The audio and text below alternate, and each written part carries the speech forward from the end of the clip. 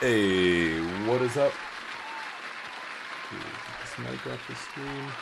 There we go. All right, starting early today, 10:30 in the morning, so nobody in here, but it's magic time, baby. Let's check it out.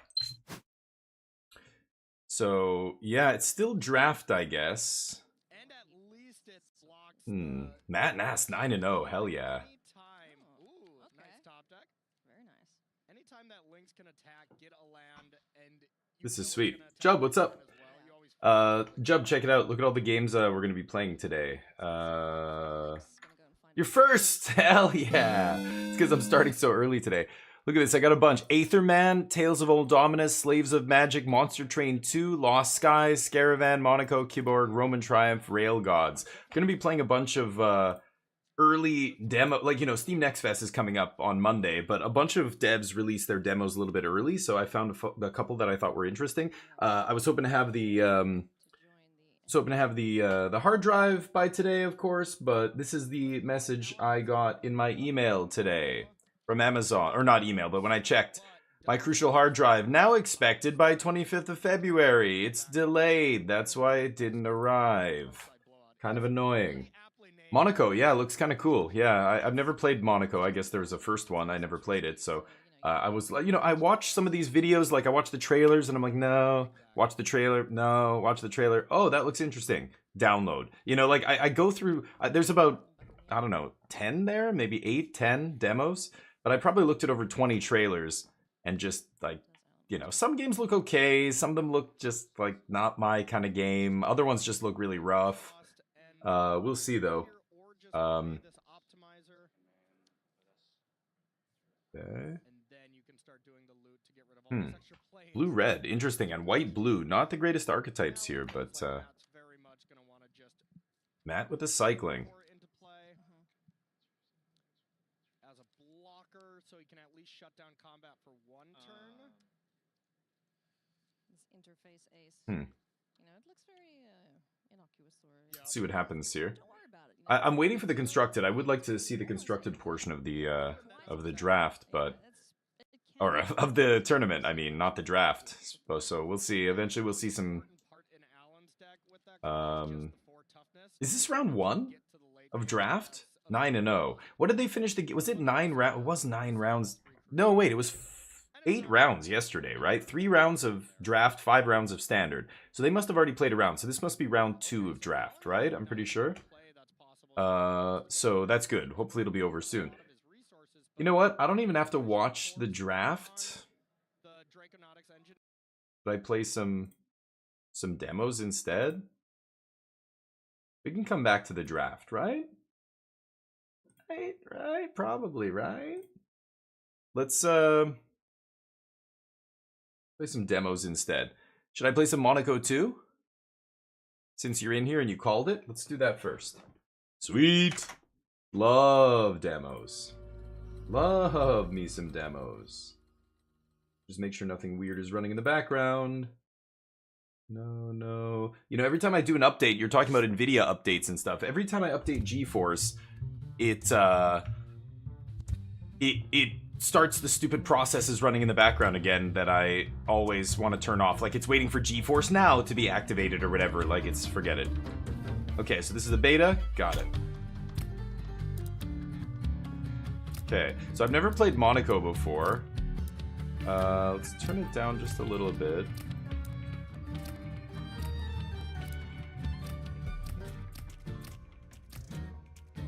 There. Graphics. VSync. Okay. Actually, you know what? Do they have... No, they don't have borderless window, huh? Gameplay input sense I'll probably have to turn down.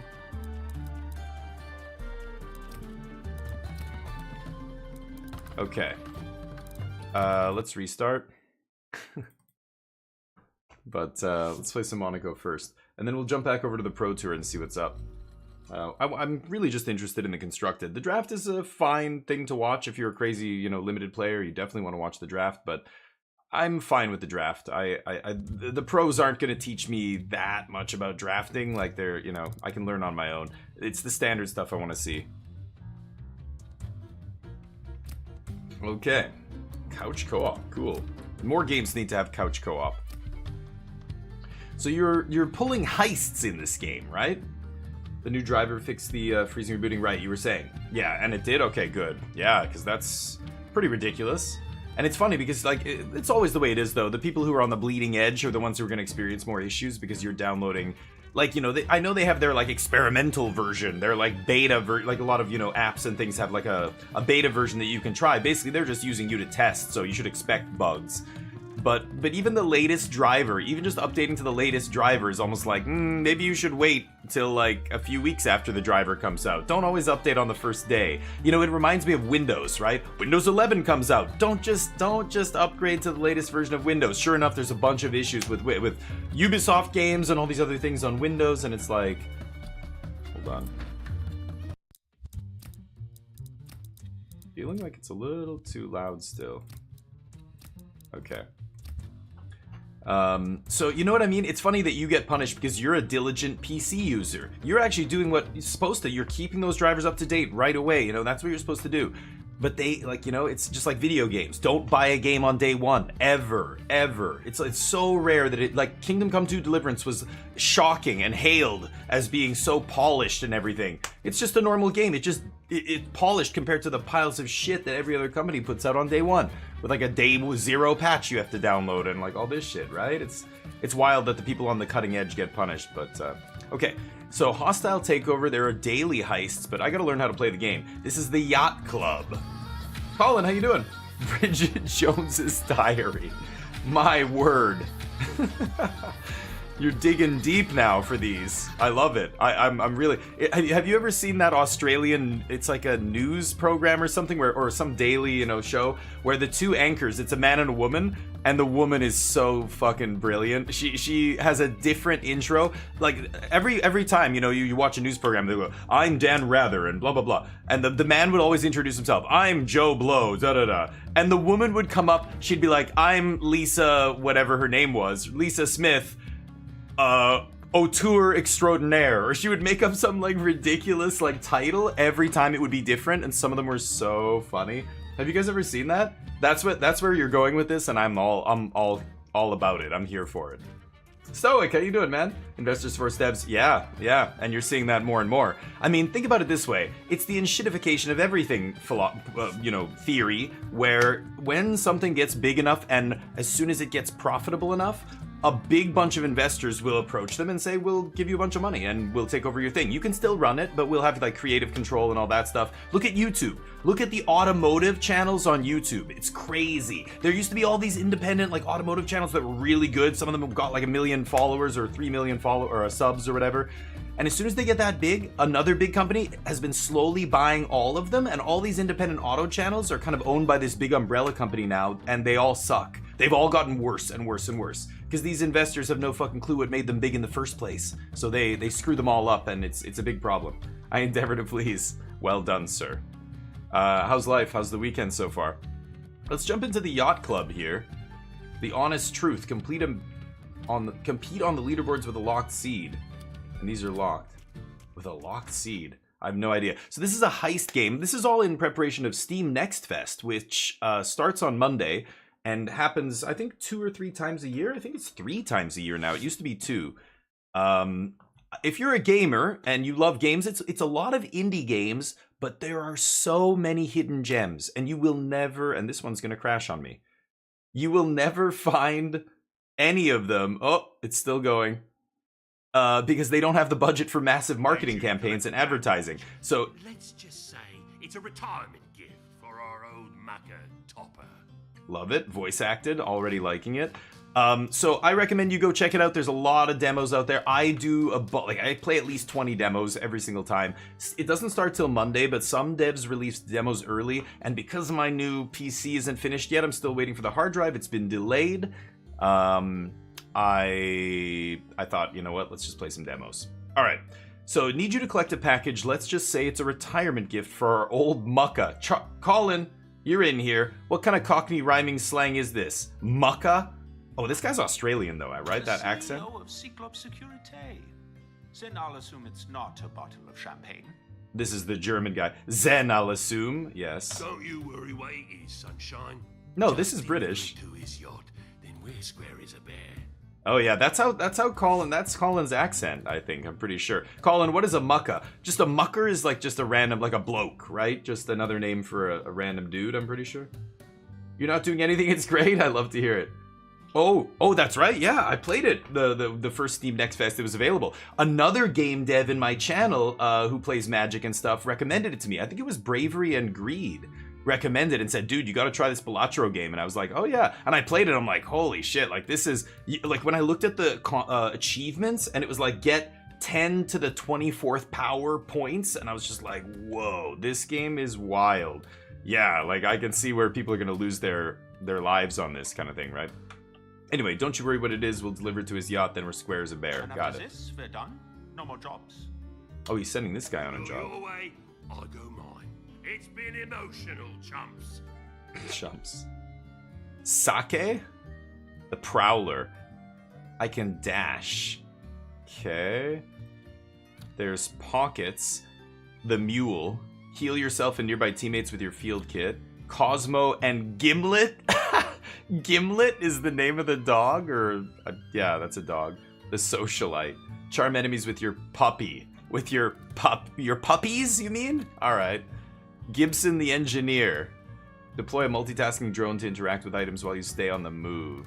A multitasking drone to interact with items while you stay on the move. Wow. I kind of want to play as Cosmo here. Just charisma my way through this. She seems good too. This guy seems meh. Healing. I'm no healer. Could try Sake. Let's try her. Not so fast, mein Freunde. I must make a plan first. Take your time, dear. We're not on the clock yet. Is your boss? The boss has given you one last job. Grab the gift and deliver it to the yacht. Once aboard, await further instructions. Oh, I can change character. Okay.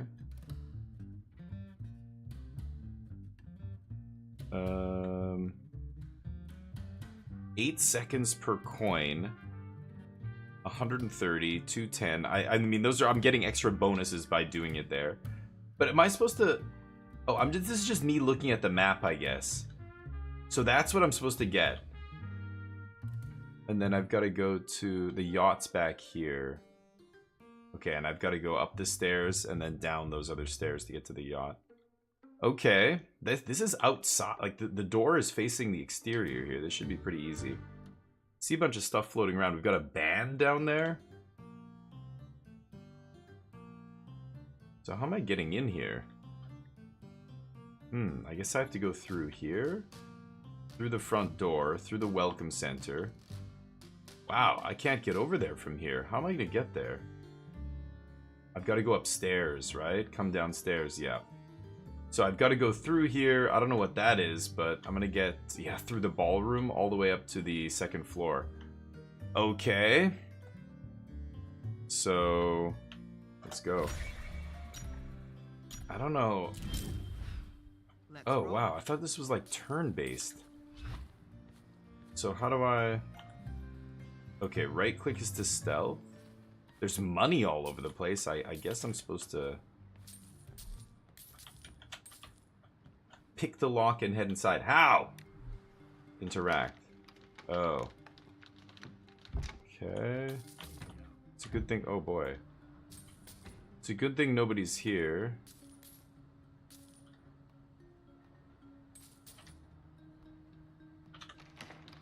I assume that makes noise, but these guys don't seem to notice. Ooh, and there's the key. Oh god. Didn't see those guys. Okay, so I've got the key for the locked door here. This is like kind of the tutorial level, right? Interact. Oh, 2 more dudes over there. Better not run. If we sneak, they can't hear us, and it'll be slower to react if they do see us. Checkpoint, yeah. Okay, where's her ability? She's got... Oh, it's space bar. Space bar is the ability here she has. That guy gonna come...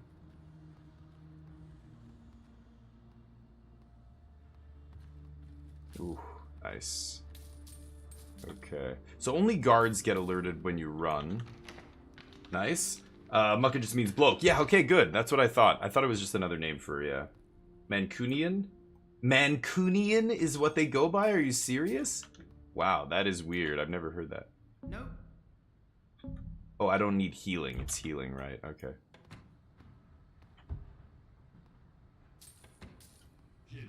Smoke bomb. And am I buying that with the money I have here? Smoke bomb. I don't... Are the guards like human? They almost look like robots with like red lights on their head. Okay, lasers. Friggin' sharks with laser beams on their head. Can I go under that? It looks like... Oh, that's not good. Okay.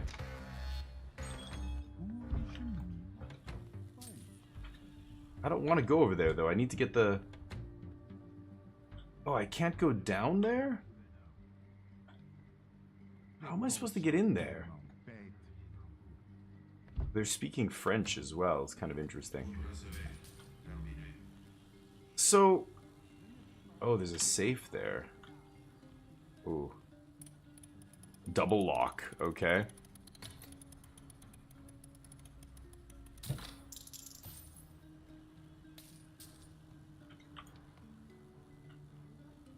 So, yeah, yellow I can go through, red it's gonna hit me. Yeah, it's all French. Oh, God. Oh, that guy almost got alerted. The guards seem very dumb. Oh, can I interact with this? Oh. Oh, okay. Once it's unlocked, I can use it as a hiding spot. Good to know. Looks like we might have to get dirty. Check that air vent. Yeah. Okay. What a weird game. Whoa. Okay. Going through the air vent. Very interesting. I should probably change the stream title here. Here, you know what? I'm going to change this to this game.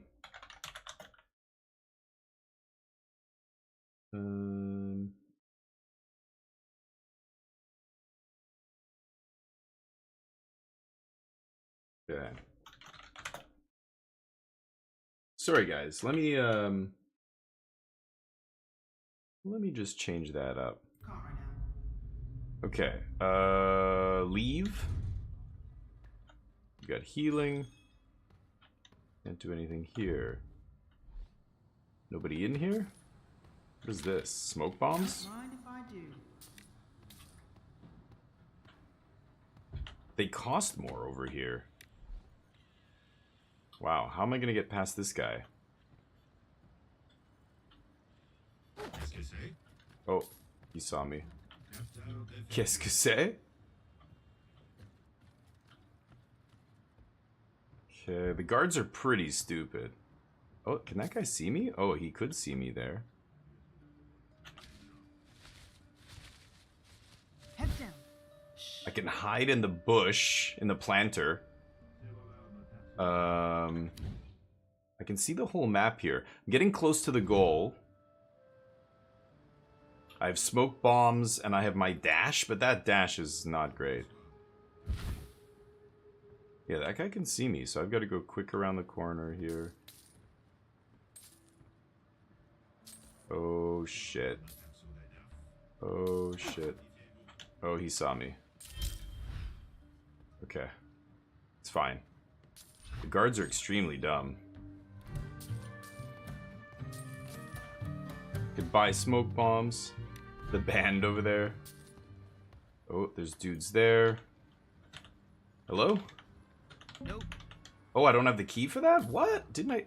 I got the key! Oh, I had to touch it. Oh, right. I thought I walked over it. I'm like, I'm good. I have it. No. Do I have to... Wait, is it... Oh, shit. Okay, well... Is it beneath me? Oh, it's beneath me. I'm literally alerting all the guards here. Smoke bomb! They were never gonna catch me. Except this guy will. Okay, you know what? I think I do have to go down here. Oh boy, he's thirsty. Oh shit. Like butter. Oh shit. Oh! Oh, he smoked me. Oh, that's bad. Let's buy another one of these. This'll keep Ah! us one step ahead. Holy shitballs, that did not work. Oh man! Okay, this is not going my way. Nope, that's not gonna work. Oh god! Okay, we gotta loop him around here. This is not good. I have 3 health left. These guys are extremely rude. Okay, that bush is not gonna be enough time.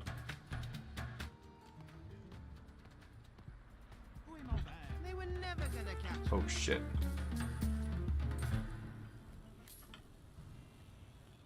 Okay.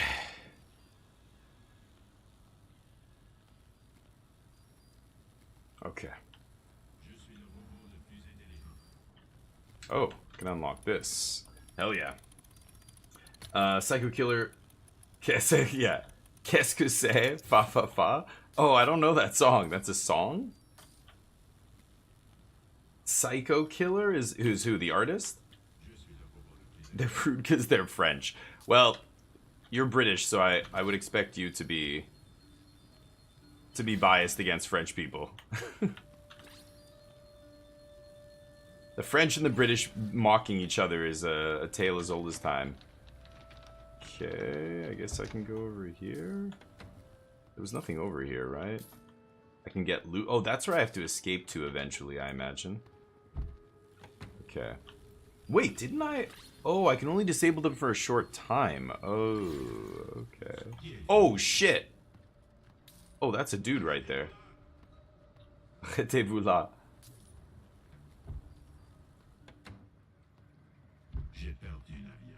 Like butter. Like butter. Wow, that was close. So I can't get in there yet. I need to get the key. Oh man, okay. He's gonna go all the way to that other side, I assume. Oh god. Is he gonna turn around? Whoa. Oh, he goes in there. Okay. Yeah, her move doesn't... Oh, you gotta be kidding me. He's coming this way now. What is he doing? He's gonna go to the other side now. Go, go. This guy's got a... Oh, don't you turn around. He's got a very erratic patrol route here. Okay. Nice. There's an air vent here. Could buy another smoke bomb. I'm just gonna go through the air vent. It's gonna take me over here?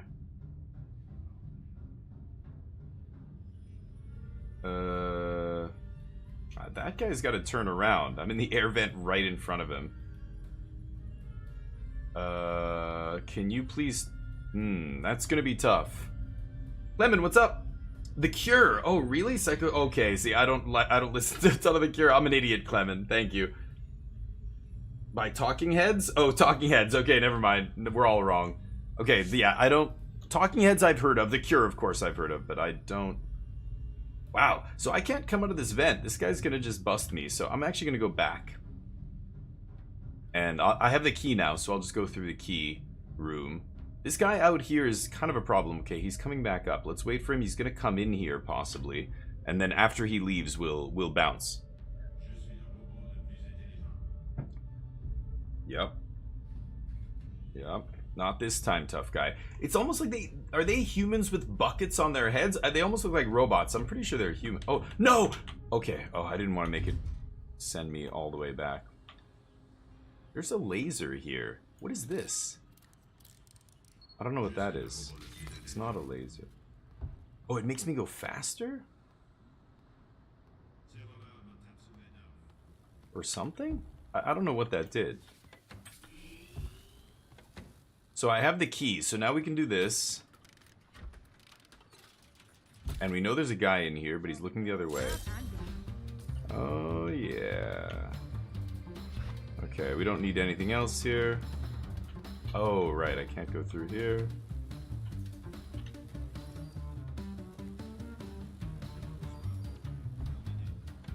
Okay. There we go. Get onto the yacht.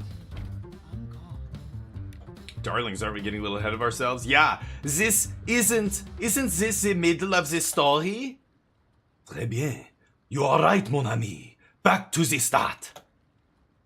Back when we were just small-time crooks, before we ran into them. Who is them? Okay, that was pretty bad. We took a long time. Oh, there's only a certain number of coins. Okay, I didn't know that.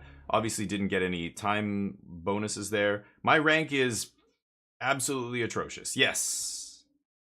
As expected. Interesting. Let's keep going. So we've got a bunch of demos on tap today. For those of you not aware of what we're going to be doing, I'm going to be popping back into the Magic tournament just to see. The Pro Tour is happening right now in Magic the Gathering, and I do want to watch some of it. But I want to see the constructed portion. Right now they're still in the draft portion of the Pro Tour. So let's do another mission here. We've got the hotel job. The first mission is basically a tutorial. So let's do a proper mission here. Not available in demo, yeah. Okay. The hotel. Mes amis, perhaps a final drink before we depart. Something to take the edge off, no? Oh, Splendid idea, Poilu. Okay. I'm positively gasping for a Cosmo. I'd love a Cosmo right now. Oh, Madame Charlotte. And you, Gigi? Always a Gigi. sake. My name's Sake. Smooth and subtle. A light, smooth, and subtle sake? That doesn't sound like any sake I've ever had, but okay. Can I interest I love you sake, in by the way. I'd I rather thought keep my mind Gibson? clear of toxins. Their names are all different in the text boxes. I don't know if that's something they haven't updated yet or what, but... okay, Scoop, what's up? Yeah, that's what I'm waiting for. So, apparently, Charlie popped into my channel and was like... Or into the Discord and was like, dude, you just missed Omnitel. Like, right after you stopped streaming, they put Omnitel, or Omniscience. I keep calling it Omnitel, because that's... The last time I played Omniscience was in Legacy Omnitel. And he's like, dude, yeah, they put it on stream, and the guy won in like turn 4, game 3 against Gruul. Just bam, comboed off on turn 4, and they lost. And I was like, yes, I missed it though. Shit. You are no Anyway. fun, Monsieur Le Général. Yeah, I'm an idiot. Well, how was I to know, right? But picture in picture with the Magic event. Oh, I could do something like that. Yeah, when we get to the standard portion, I might. I don't. I don't think I can do that, though. I don't know how to do it. If there's a plugin in OBS to do that, I mean, I can put the window up here, but it won't be like an overlay in OBS or anything, but yeah. Omni Movement, yeah. The Circus Girl is an Edwardian musical comedy in 2 acts, set in Paris. The plot concerns a group of insurers who get mixed up with the circus troupe. Way to treat a lady. Oh. What is this? Why are you telling me this, Clement? The Omni player comboed off to... Oh, really? Oh, nice. Okay, Scoop, yeah. So what is that referring to? The Circus Girl? Is that something to do with the game? I'm not sure what we're talking... Or what are we talking about? Did I mean... In the background? Oh, up there! Oh, the thing up here? Clement, you must be one of the devs or something, or I don't know. You play this game a lot? I didn't even... Yeah, I like the art style. The art style is very cool. But I didn't even think about Circus Girl. This is an actual thing that they chose. Nice. The right side, yeah, I love it. Okay, well, good to know. That's sweet. I like when devs put the you know, like little things like Easter eggs like that in the game is very sweet. But so this guy, of course, the French guy telling the German dude to loosen up, let your hairs down. No? Luca has a point. Perhaps we should focus on the task at hand. Yeah, we're gonna rob a hotel. Oceans 4. What we know is the Grand Prix has lured the pigeons to Monaco. Grand Prix on Monaco, and the yeah. fastest roost is at the Hotel Le Petit Escroc. Then why aren't you there? Cosmo. I love Gimlet. With Gimlet. diamonds. Gimlet's a good drink, but I love that her dog is named after a cocktail. If you can add to my collection of stones. The stoner, What huh? about any Cyclops Securité presents? Oh, they're called Cyclops I thought Security? you were Yeah, that surveying makes the sense. hotel. Yes, on security. Maybe on the diamonds. But mainly, we're looking for a particular violin. It's in the penthouse. The voice acting's good. I like the voice acting. So far, the script is cool. Oui. Avoid security. Find the diamonds. Steal the violin. Escape. Find the diamonds. Simple enough. Let's do it. Okay, so we got to steal the diamonds from the hotel. As you know, the Monaco Grand Prix is happening. All these whales, they call them pigeons in this game, but the big spenders are in town. There it is. That's the violin we're looking for. It won't be easy. Holy cow. On that note, I have a private stash of lucky trinkets you may be interested in. Oh, for a price that is. Diamonds. Bring me diamonds. Yeah. Choose your thief, then choose your trinket. Okay, so we start with a trinket this time. We played with her. Should we try Cosmo? I'm gonna try Cosmo and Gimlet. Health boost is the trinket? Oh no. None, you get a health boost. I have to, so I'm gonna actually start with less health. Civilian aggression, reduced by 50. Okay. Wait, can I go back? I can re-choose at the start of the mission, I believe, but... Okay, I'll try the trinket, I guess. Oh, am I buying these? Oh, yeah. But behind my... Okay, so there's some diamonds here? 2 diamonds. Yeah, so I can't buy this one now, but I could buy one of them. Whoa, do I have a skin here? Oh, there's like another skin there, but I can't... Like an outfit I can't touch. Okay. Can we start? Why isn't it... Oh, because this? There, yeah, I didn't have that selected. Bryce's violin is in the penthouse of Le Petit Escroc. Find a key on each floor. Steal the violin and then escape. Okay. So we've got to come back here to escape. A pastry van, of course. Totally innocuous. There are thousands of them in France. So one of the keys is, what is that? In the middle of the atrium here? It might be tricky to steal. One of the keys is up on the next floor. The thing we're looking for is way up top. How do you go...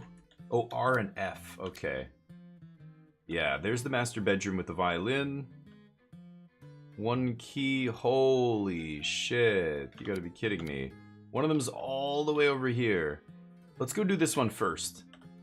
I think. All the way to the left. Yeah. So, I could change character. Let me see. I want to see some of the other guys' items here. Speed up interactions when working as a team. Drone deploys automatically. Lose 2 health for that, though. Jeez. Okay. Oh, I can't buy these, though. Yeah, right.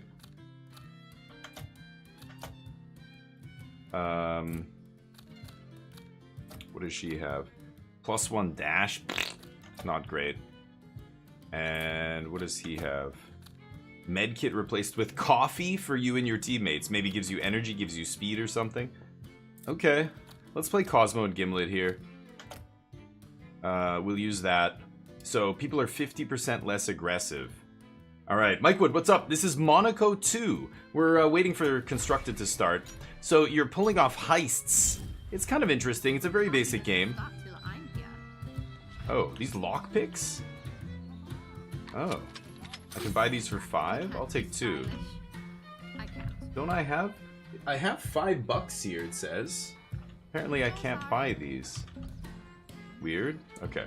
Let's go inside. So her special ability is I can charm people. Let darling, go with your magic. Oh. What? Oh, he doesn't... Okay, so he... I can hide in here.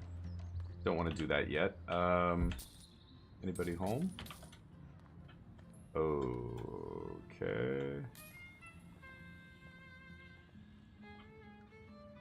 There's a gold closet there I could hide in. Lots of people in here. Here, Gimlet.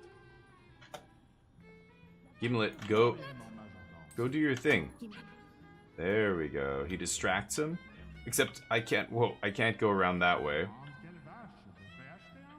Is he, wow, I can walk right in front of him and he doesn't see me when he's distracted. Good to know.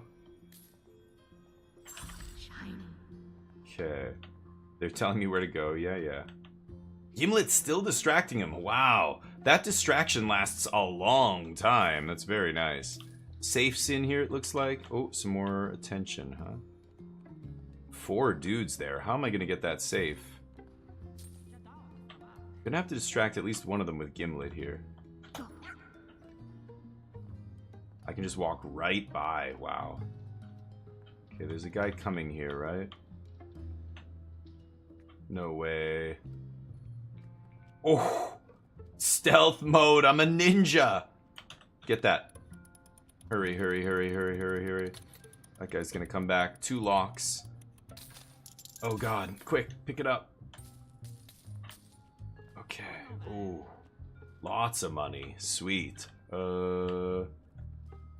Let that guy go by. No, I don't need to. I don't need to! This is no place for a lady. No place for a lady. Yeah, let him go around. Go, Gimlet. There we go. Smooth as eggs. Can I... Oh, I can unlock this. Okay. Interesting art? Oh, nice, Clement. Okay. That's beautiful. I love that you knew what that was. Dude. That's... Hey. I like people who are cultured. Alright? Very easy. Oh. Very easy to get along with. I make friends with anybody who's semi-intelligent and good-natured. That's all it takes. Oh my god. Gimlet is OP. Gimlet is by far the... Well, so far, the way better than that other lady's ability. Is that guy gonna move his arse? Gimlet. Oh, and I can just recall him? Wow. There's straight up, like, 0 cooldown on that guy. Do that right now. Why? I can't. Oh, because I have one already. Oh, so you can't have more than one. Wow, I have 6 lockpicks? Oh, so buying one of them gives you 6. Goodness. Okay, we gotta get that next key. Let's get to the atrium here. Okay, looks like some smoke bombs in the bathroom. I might unlock this for now just so that I have it available later if I want, I guess I could pick up the smoke bomb here. Gimlet, does it match my heels? Okay. Does the smoke bomb match your heels? Come on. She's smarter than that. She doesn't care about that silly shit. Perfect.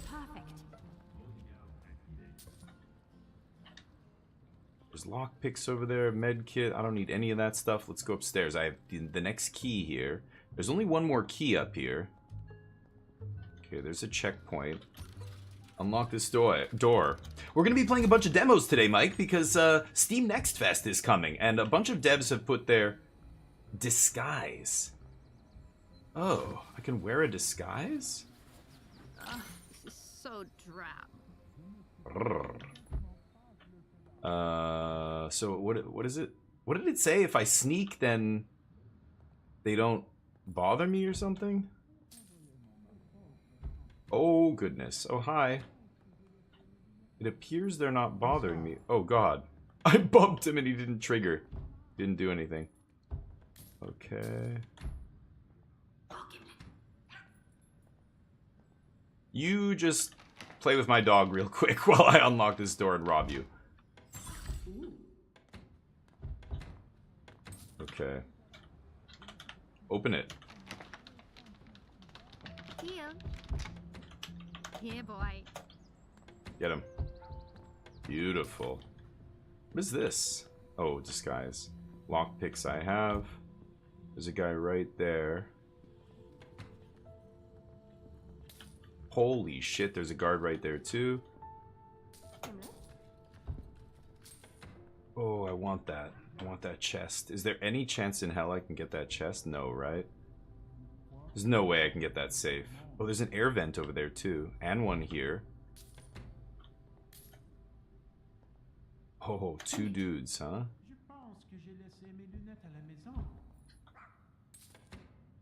Okay, doing good work here. We're almost at the violin.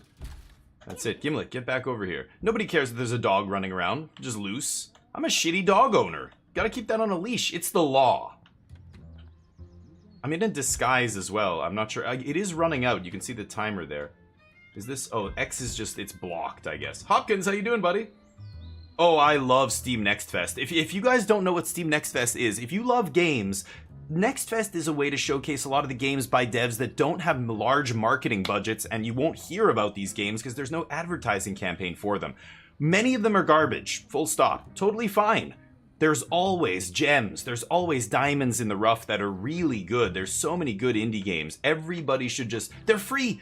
All the demos on Steam Next Fest are free. You can just download them, try them. You don't like them, move on to the next one. I just looked at about 20 trailers for different demos, and I picked about 8 or 10 that I thought were good. But this is just before it's even started. It starts on Monday. That's a few of the demos I wanted to play aren't available till Monday. So we're going to keep playing next week, but for today, it's new game day. On Saturday, I always play new games, so I had to play some demos. Like, my stupid new PC is sitting here. I'm waiting for the last hard drive. I'm running 2 SSDs. Oh boy. Oh, Gimlet can't distract guards. Oh. Smoke bomb. Easy. Gimlet, quick. Okay. Oh, I have another smoke bomb too. Oh, what is that? Oh, is that a health? There's a health thing. I don't need health here. Is that a max HP up though? That might be max HP up. I want that for sure. Oh, he can distract guards. Oh, wow. What is this? Oh, lives remaining. Okay. Kind of unnecessary, but whatever. We still got full lockpicks. Kind of wasted my money on those. I've still got smoke bombs. Man, Gimlet is bananas. That guy is awesome. Okay. Why am I going back here? Oh, this was just the way I was. Wait, where's the damn violin? Oh, I've got to go up there.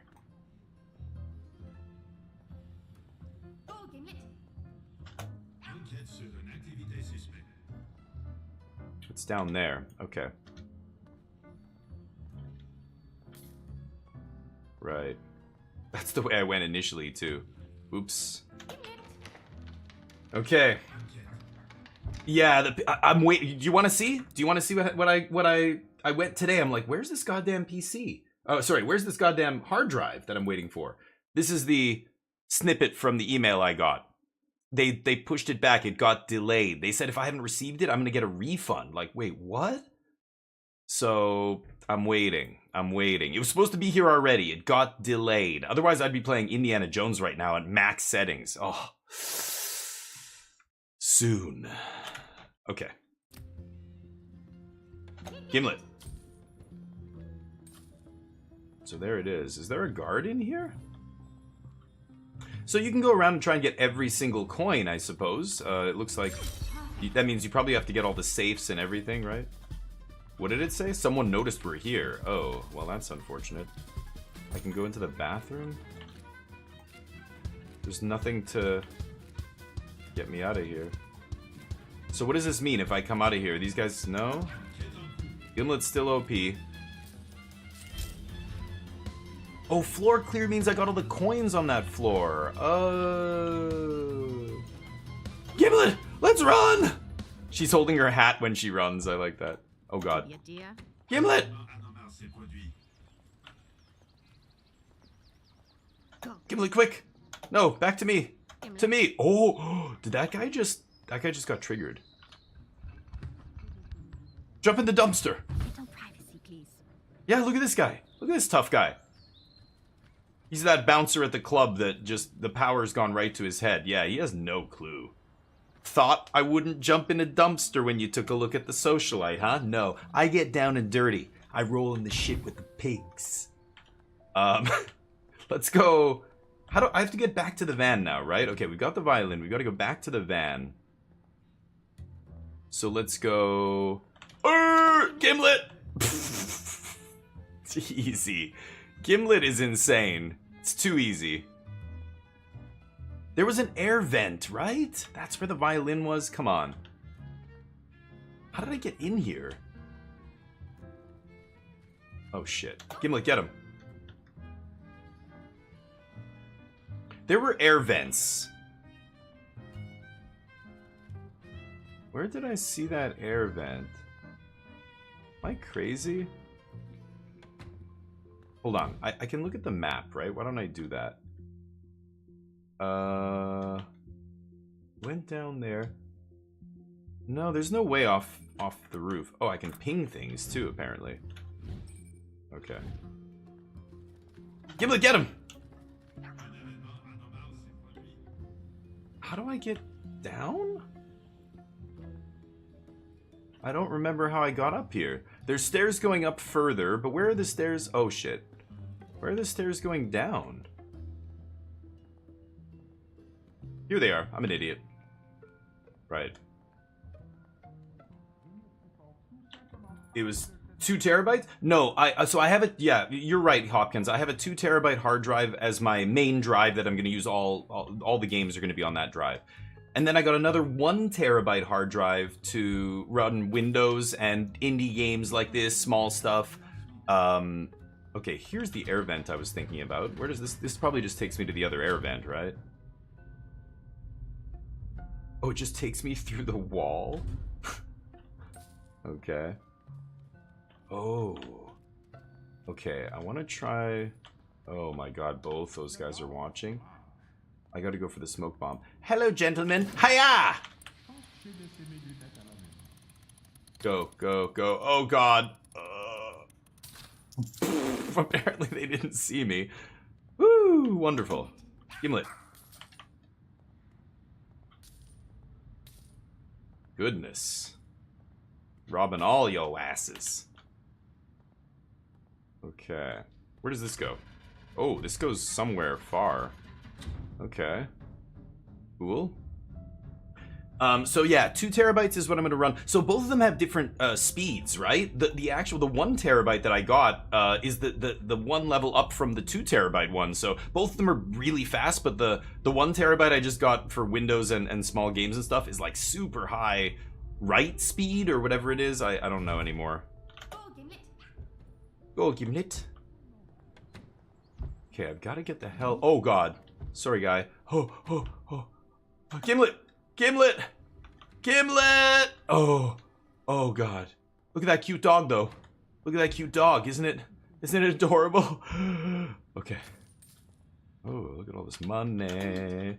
Gimlet, hurry. Oh, got him. I need more smoke bombs. Buy that right under that guy's nose. No problem. My disguise is gone as well. Maybe that's affecting things here. Let's put on the disguise again. Blending in was never my thing.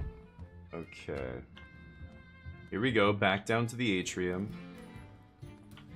Oh yeah, it's telling me where to go now. I'm just motoring. Not getting anything else. Hi. Go through the kitchen, huh?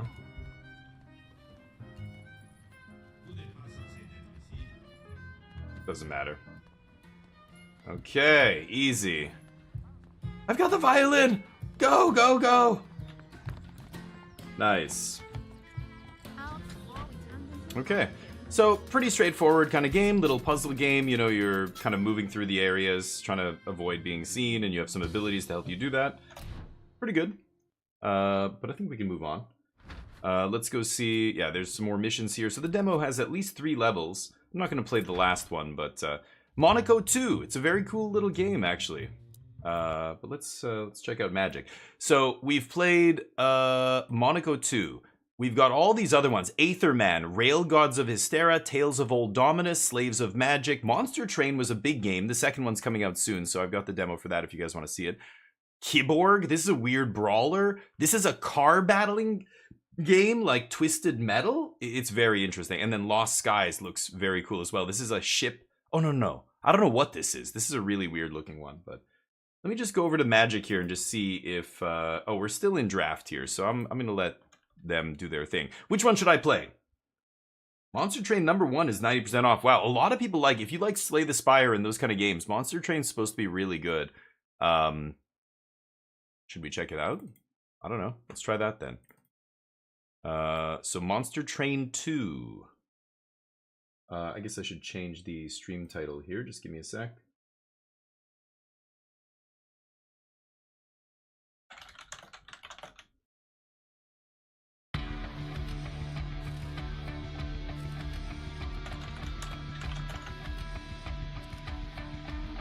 Okay. Sure. The first one was very good. I think we can turn some of this stuff down. Okay. Borderless, good. So, the last one, I only played a little bit of, but it was quite good. It was really deep kind of card-building combat and stuff, but Heaven betrayed Hell.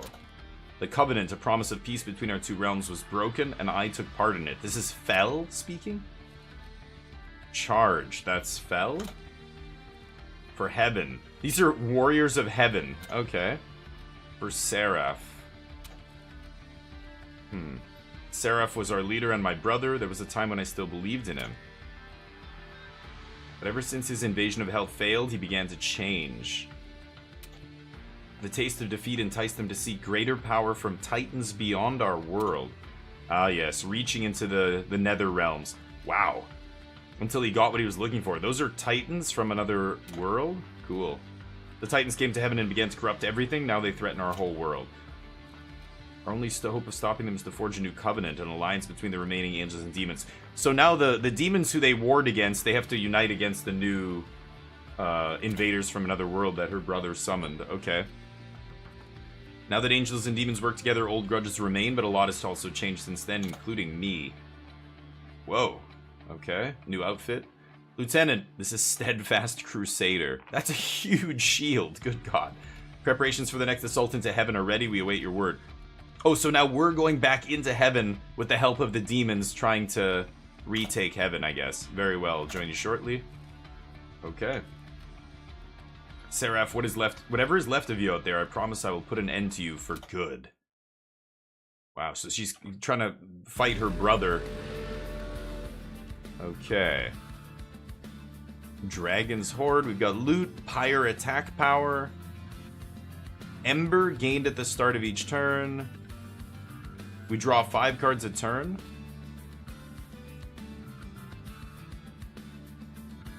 Okay, I lose if this goes to 0, yeah. Coin. We're in a clan? Oh, wait, those are the... I don't know. No covenant. Lots of stuff going on here. I assume it's going to... Oh, there's a map, okay. A battle, and then I get to choose after that where I go. Okay. So, a battle is the first thing. They're going to give me a tutorial, I assume. Dominion's Preservation. Healers blessed by Dominion bolster their allies. Attack in large bursts to achieve victory. Healers, yeah, attack the healers first. Looks like the healer back there. So protect your pyre. This is your pyre. If it takes too much damage from enemy attacks, the run's over. Right. Okay. Each battle begins with a deployment phase. You'll draw a champion and any unit card with a blue banner on it. After you end this turn, enemies will invade. So blue banner on the left side means it can start in your opening hand. And then, of course, you always start with your commander. Summon units to defend your train. You can play each unit card once per battle. Okay, so they don't come back. Behind me here, I've got end turn and another small... I guess it's my discard pile. You guys can't see it, but it's at 0 here. Okay, so Fel is a 20 health champion with 2x2 attack. It triggers when being hit. Yeah, it attacks an additional time, so 2 attacks. +1 attack per stack of Valor. After combat, if the unit's in front, gain armor up to the stack count. So she wants to be in front. Shield Steward, 8 attack, 25 health. These guys cost 1 each. It looks like I have 4 to spend. I'm going to gain 3 next turn. Why am I only getting 3? I have 12 cards in my deck, including these 3, so 15. Oh, so I can put... Okay, they wanted me to put it here. Should have came to hell with me. Okay, so I'm deploying still right now. I guess I'm going to deploy these guys.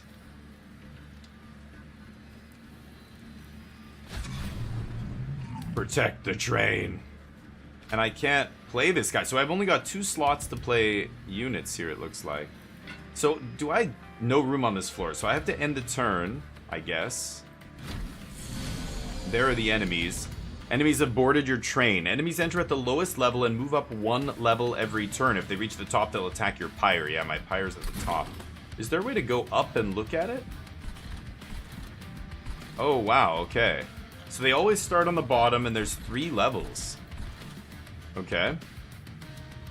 So I've got Fire Starter, Pyre Gel, +1 incoming damage per stack. Deal 1, then apply Pyre Gel 2. Nice. So that'll make them take more damage. Advance, move to the front of the floor. And then it gives Valor 2. Remember, she's getting Valor. Valor turns into attack for her, which is nice. So I'm gonna go Fire Gel. I should hit this idiot. He's got 1 health. Yeah. Let's hit this guy. And then we attack him. Advance.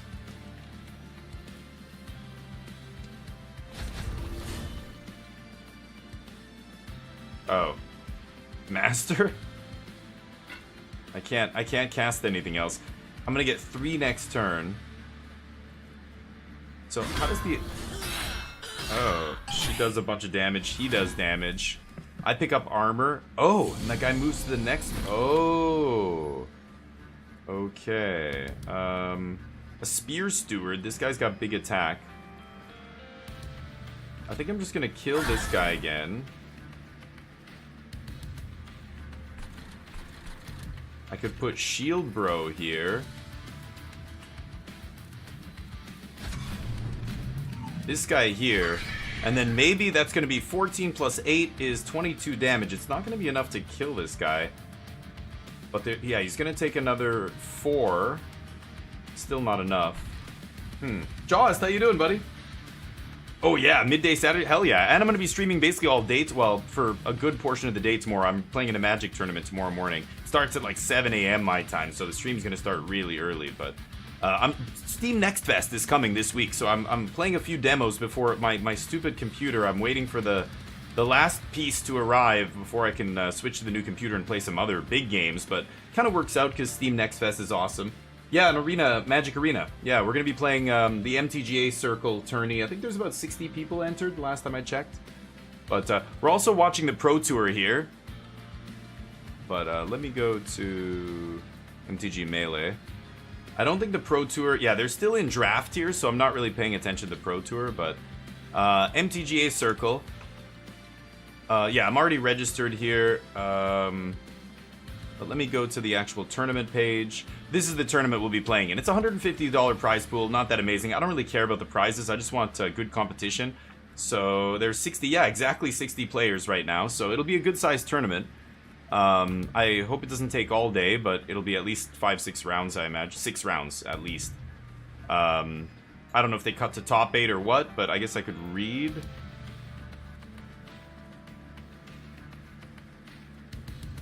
Best of 3. They don't talk about how many rounds it is here. But anyway, that's the one we'll be playing. Starts early. I think I'm gonna play the Omniscience deck, just to see how it does. Okay, so there's a guy on the top floor and a guy on the bottom. I have no more embers, so I can't cast anything, so I guess I have to end the turn here. So, they attack first, we attack back. He hits my main general guy. I really should put the other guy in front here, that was dumb. Oh, and they keep moving. Okay, so I've got to advance... Move to the front of the floor.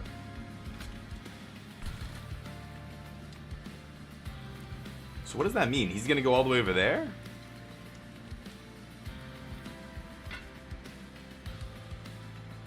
Or can I not? I don't know if I can move up.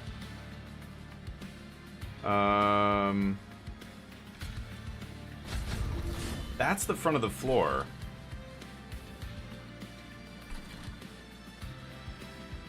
So I just have to put another guy up here, I guess? He's gonna die though, right?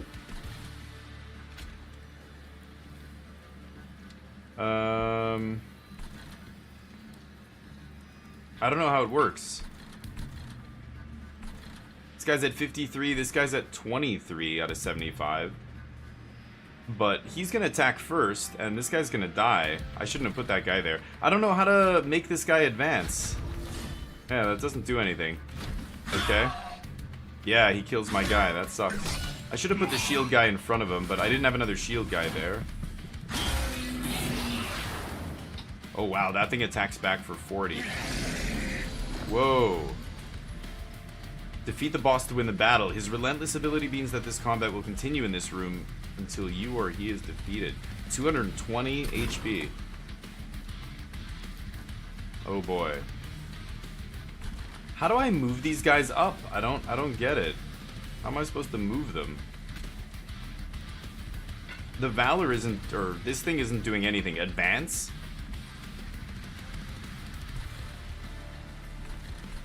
I don't know. I guess I just have to let them keep going here or something. So definitely gonna kill this guy. I will put this on him as well. The Pyre Gel makes him take more damage. He's gonna hit my guy. And he's gonna attack for 7.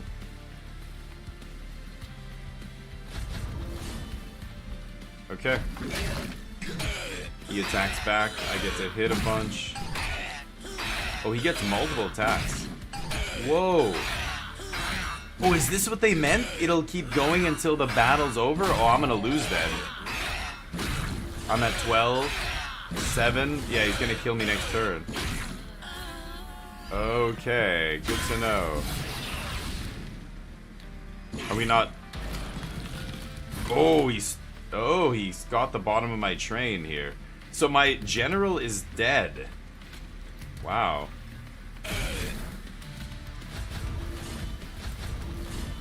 Okay. Nice. Wow, okay, weird. Get some spoils. A pack. Clan pack, so this is our primary clan that we're in. Penitent's Blood Suit. Take 20 damage, can be equipped on enemy units. Oh wow. So just deal 20 to something? That's pretty good. Gain Valor 1, trigger Shift whenever it moves. Okay. Oh, Shift is when they move. Okay, so that actually, I see. And then Divinity. I'm gonna take the Blood Suit. Flicker, deal 1 damage to enemy units, all enemy units, for 0. That's pretty good. Golden Touch, deal 8. That's expensive. Gain a Dragon's Horde. Oh. And Lava Armor.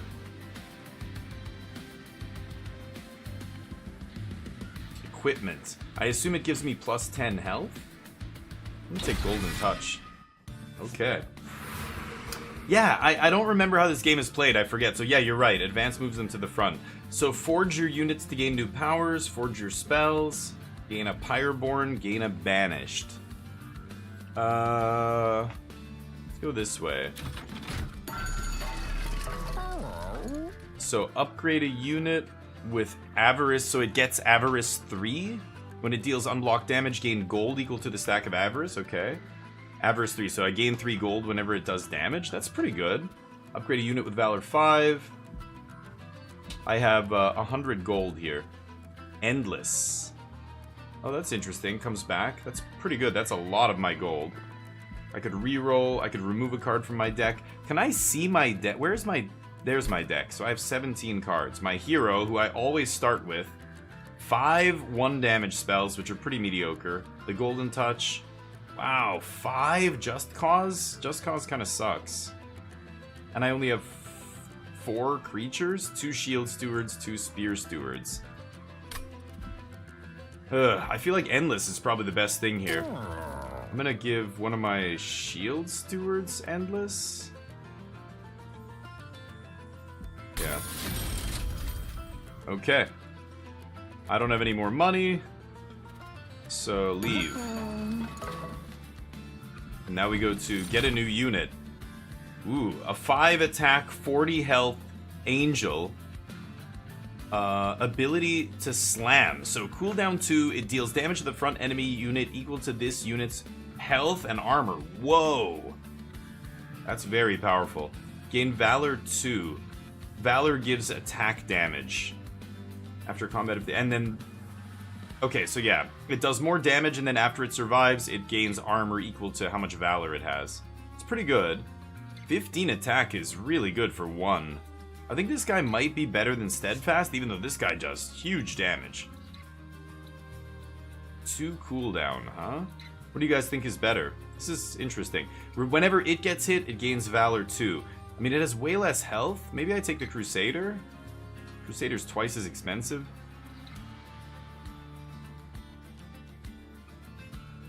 Cooldown 2. 40 damage, but then he only does 5. So in 3 turns, he'll do 50 damage, right? The other guy will do 45 damage, but he's gaining Valor, so it's almost the same.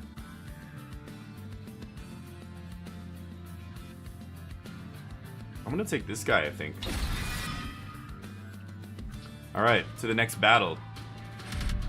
Knights of Entropy. Slow-moving soldiers blessed of Entropy will deal heavy damage if they reach the front. Yikes. Oh, I can actually see this. So that's the boss. Yeah, combat continues until all enemies are defeated. Unit's at the front of the floor. He gets +8 attack when he's at the front. Wow. Okay, otherwise he has 2 attack. Okay, let's start the battle here. So, deployment phase. And I guess I didn't realize I can deploy on all the different floors. So, first floor. Let's go...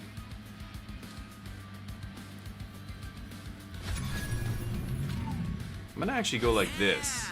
And then next floor, we'll do this. Okay. And now we pass the turn.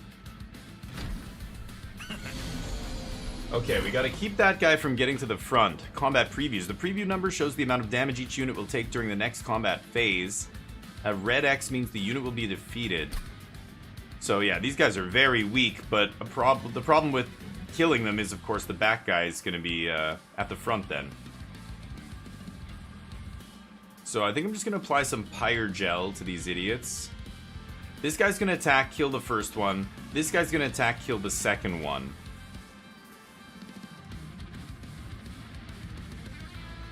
So I could kill the first one myself. That way this guy kills the second one and then this guy gets a shot on the big guy. I think I will do that. I want to put him in the back. I guess the first guy I place has to be in the front. I'll give Valor here and end the turn. Yeah, you discard your hand at the end of each turn.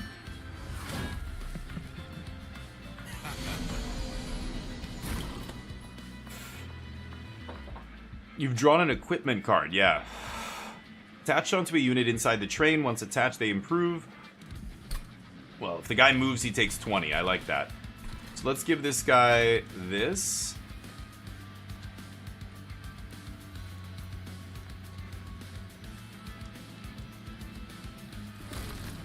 Ooh, Golden Touch is good too.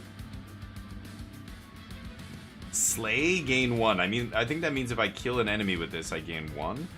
The Fire Starter kills the healer, but I think I'm actually going to kill this healer here. I got a golden egg. That used all my energy, so what's going to happen here? This guy's going to attack, kill him. This guy's going to hit the big guy. Yeah. 2 attacks from my commander. Okay, nice. That guy goes up. That guy takes 20, nice. This guy's gonna kill whoever I put in front of him, unfortunately. Wow. I didn't realize they just go up immediately after they attack. Oh man, that's bad.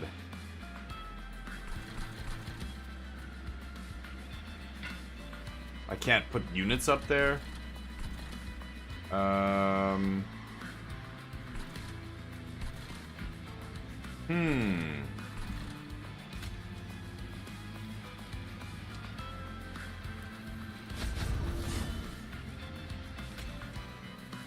All I can do is fire starter here. That guy's definitely gonna hit my pyre.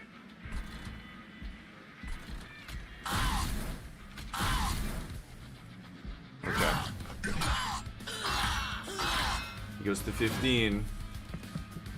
Yeah. Pyre does 40. Ooh. Pyre down to 57. Yeah, that guy moving kills him, so nice. Okay, here's the boss. Relentless. So this guy's just gonna keep fighting and fighting and fighting and fighting until everybody on this floor is dead. This guy's dealing 6. This guy, I can kill this guy. Let's just do that now. This guy's dealing 6, and then he deals 8. Then I get to attack. I have 12 here.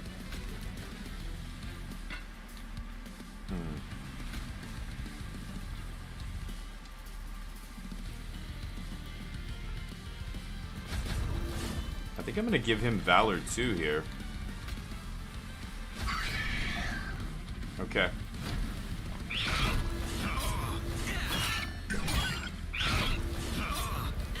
Ah, he died. Okay, speed up combat, sure. Wow, this guy still has 300 HP? I'm never stopping this guy. There's not a chance. Okay. I guess I'm gonna do this. Should I just kill this idiot? Get another thing? Yeah. This guy's gonna murder me. I'm only attacking for 2 here. There goes my commander. Oh boy. This is a... He's got 281 HP. I'm never killing this guy.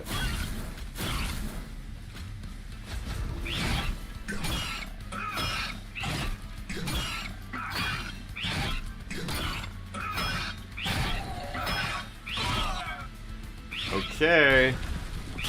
40. 40. 40. Wow, we survived. Holy crap. We took a ton of damage there on our pyre. Yep. Valor 10. This was pretty good. Consume only once per battle, okay. Damage shield 2. Wow, just cancels the damage? That's kind of sweet. I like this, actually. We took Golden Touch. 4 Pyre Gel to all enemy units? That's pretty good for 0. Whoa. It's also very good. I'll take this. The Pyreborn clan can earn Dragon's Horde. Rewards grow as you collect more. You can loot it now or save it for later.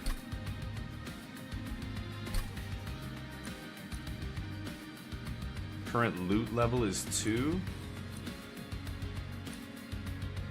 How do I get to 3? I need 3 dragon eggs and then the rewards go up?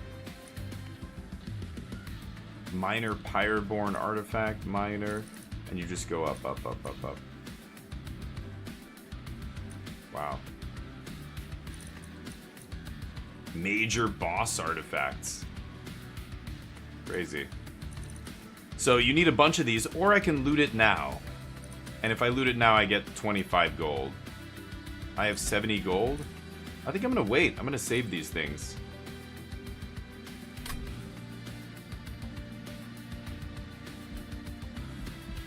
I'm gonna save it. Okay. I have to go back? Oh, weird. Okay, I guess I'm going this way. Is this a new area? It looks exactly the same as the other area. Okay.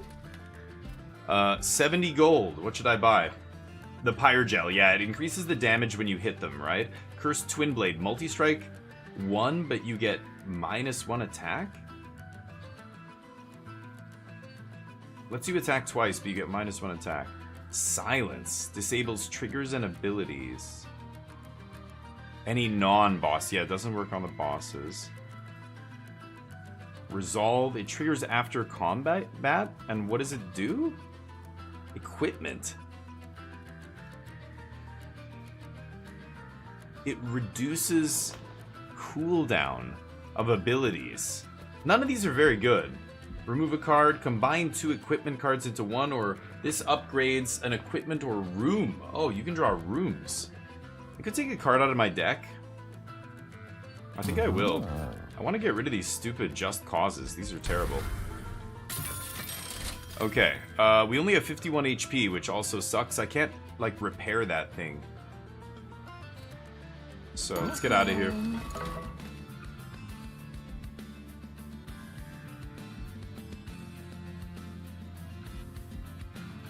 Oh, that restored my health. Okay. Where am I supposed to go here?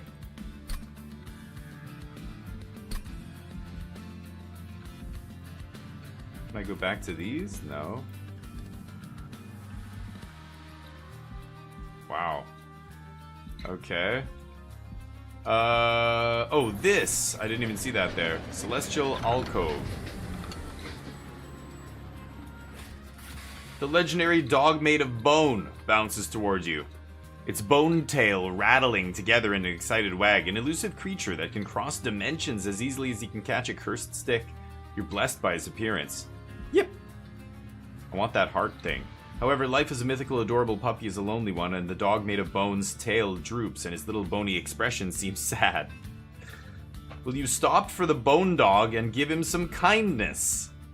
Pet the bone dog, I get his pendant.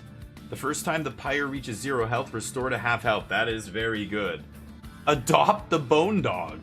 I get it as a card in my deck. 8 attack, 3 health. Celebrate? Triggers after defeating a boss. Whoa. That's super hard to set up. But if I can set this guy up and then kill a boss with him in play, I get plus 10 pyre health, I guess. I'm gonna pet the bone dog. Yeah. Places a gift in your palm. Thank you, buddy. Wow, that was random. Rooms are also, yeah. There are rooms with, okay. So I can't do those ones, but I can do this. Okay. Rooms that affect, you know, the rooms on the train, I guess. Archeon Scion of Savagery. Archeon's draws power from the defeat of his forces becoming enraged at their failure. When an enemy unit dies, Siphon triggers, and he gets Rage 3+, so he gains +6 attack. But it decreases every turn. Okay. Is this just one dude that I'm fighting? 10 attack, 575 health. He's large.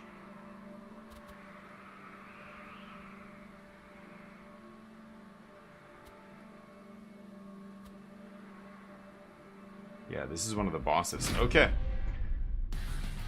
Let's see if we can do that. Yes. It tells me the track it's playing. I love it. The music's awesome in this. Okay, so again, 3 levels, and then they get to our thing.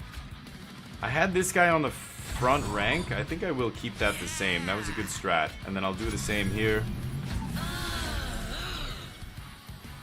Let's go. Okay, gotta kill the healer first. Archeon is the strongest boss you've faced yet. He moves between floors freely, but can be attacked if you clear out other enemies on that floor. Oh. Wow. So I can't attack him unless there's no other enemies on the floor. And every time an enemy dies, he gets stronger. Awkward. I assume Can I put this on him? No way. So every time he moves, he takes 20 damage? I'm gonna go for that. I don't know if that's good enough, but...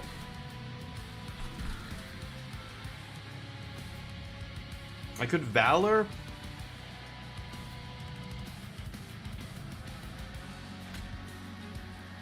I think I'm just gonna put Pyre Gel on this guy. +2 damage from both these guys' attacks. So I'm gonna be doing 17 plus 10 is 27. And he's gonna do 4 here. This guy's gonna do another 6. So this guy's gonna hold, but I'm gonna take a bunch of damage here. Oh, and that guy. Oh.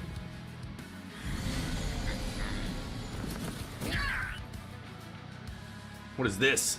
Watch out for triggers. This unit has a trigger. Triggers activate when specific events or turn phases happen. Flagellant. triggers after combat. He gains +3 attack and takes 20. Starting with 110. But he starts with a low attack here. Oh boy, this guy's gonna take a bunch of damage. He's in trouble. He did take damage. Nice. When he moved. Can I stack this? No way. I bet you can only have one equipment equipped at a time, right? So I'm doing not enough damage to kill this guy. I think I'm gonna... He's gotta go to the next floor, huh?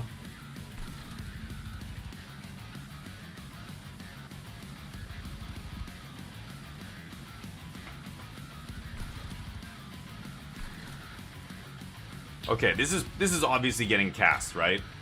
Oh, all enemy units on the floor. Oh. I mean, it's gotta still be this. Pyrogel 4. Okay, that's a consume, so it's gone. Yeah, it never comes back. In the consume pile? Where's the consume pile?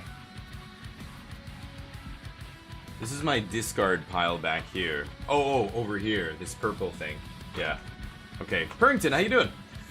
It's so damn good, yeah. One equipper, sadly, yeah, that's what I thought. Right, but I like that I could put that initial Penitent's Blood suit on him and just get that every time he moves, because he's constantly moving between floors, right? So I think I'm going to Penitent's Blood suit this guy. And then I can either Golden Touch or play both of these. The 1 damage Pyrogel is not amazing here. Neither is Valor. I think I'm just going to kill a dude and gain a...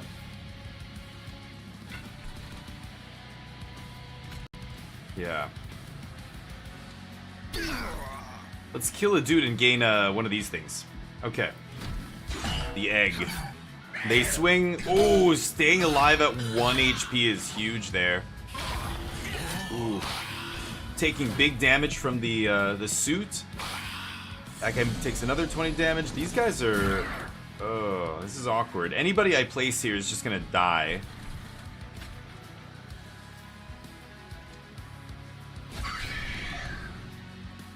Okay, 2 random easy guys. This guy's gonna move and take damage. 24 damage? Or he's minus 24 already. Or I don't know what that means. He's taking 24 damage from these guys? Is that right? I could start Valoring up here.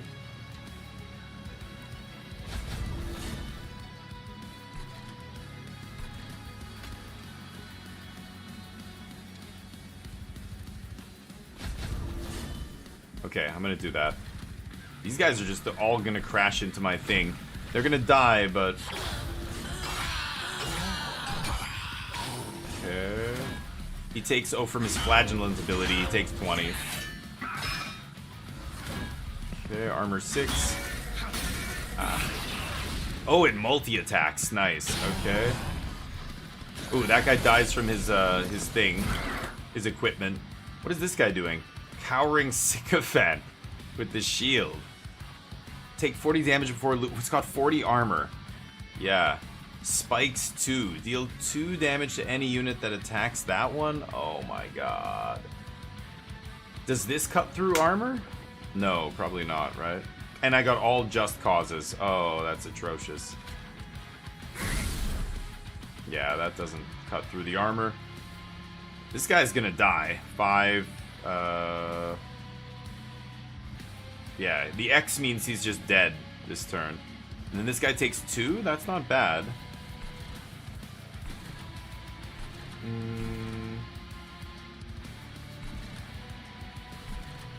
He's got 6 armor?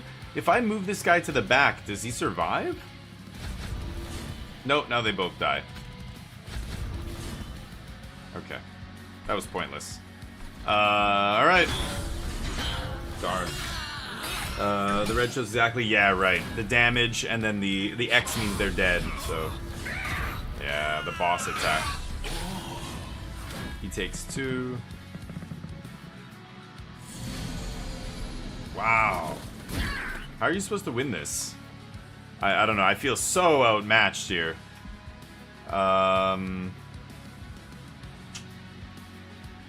This is, again, just gonna reduce shield. 4 and 4.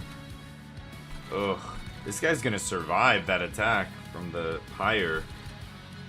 Ugh, this is awkward.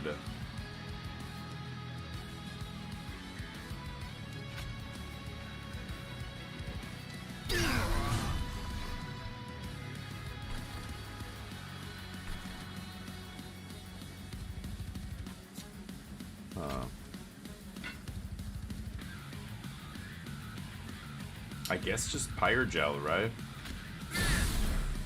God damn it. This is bad. I could play another dude, but he's just gonna die no matter where I place him, right? Oh, getting crushed here. I'm at 29 HP on that Pyre. Final wave. Oh, so he's threatening to close this off now, right? I guess. Is he still taking... Yeah, he's still taking a bunch of damage from that. Oh, this is bad. This guy's gonna take 20?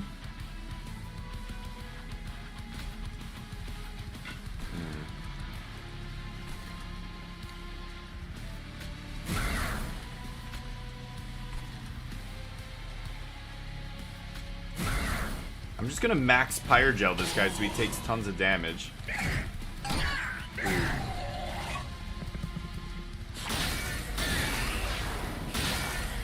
Oh, that's bad. 3 HP. I think I'm losing this one. That area gets sealed off. I think I am losing this. Yikes. Abusing Valor. Oh, interesting. Okay.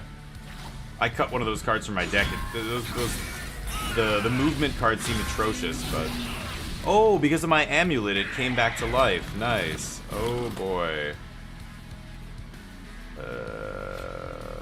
So you abuse this? The Valor too? I guess you just spam as much as you can on one guy or something?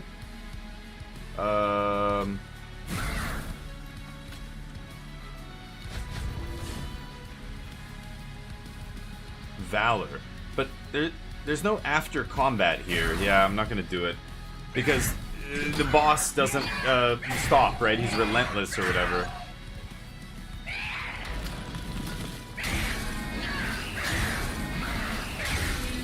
I lose. Okay. Good to know. Alright, yeah, that seemed impossible. I don't know. I guess I could try it again, and now that I know what to expect, but the first time, I don't know, is the Valor great? Really? Holy crap. That seemed like the worst card in my deck. I actually paid to remove one of them. Pyreheart. Oh, nice. When he attacked your Pyreheart. So, what did you get? You got something to buff your Pyreheart or something? So yeah, the full game has a bunch of other stuff. Cool. That's Monster Train 2. Oh, the corruption is spreading. Okay, yep. This is his Pyre Gel? I used a lot? Yeah, and we still got our ass kicked. So your Pyre Gel sucks, buddy. Nice. Had your profits. Yeah, that's true. We did invade them.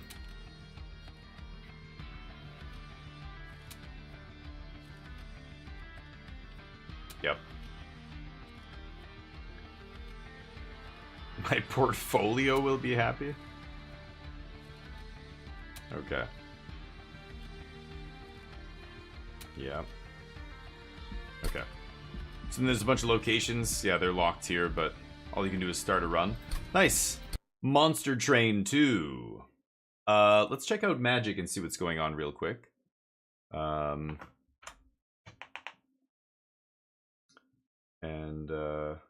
see if they're in Standard yet.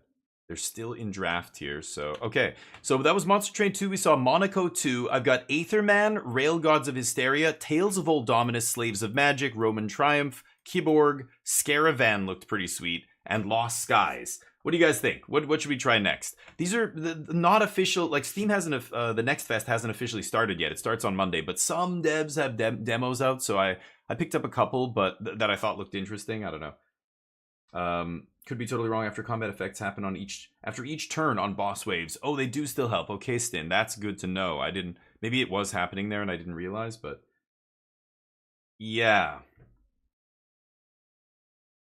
Really? You just stack it on the hero. Wow, interesting. Yeah, I didn't think about that, but I guess I could try that after.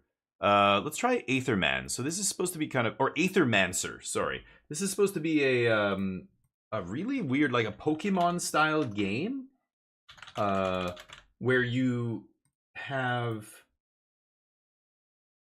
actually, sorry, let me get the browser window up again one more time. You collect monsters basically. Let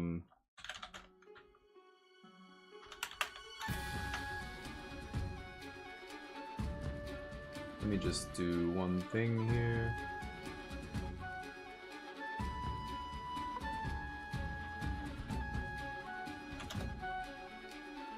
Okay.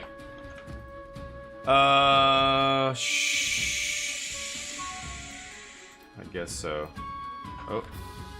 Oh, I might use a controller for this. You ready to go on your first adventure in the Fractured Ruins? This is a compressed demo experience of Aethermancer. Yeah. Anton, Dennis, and the rest of the team. They each have a little icon. The art looks sweet. Let's turn down the audio just a bit. No. Oh, Q and E. I think I should probably use a controller for this, but...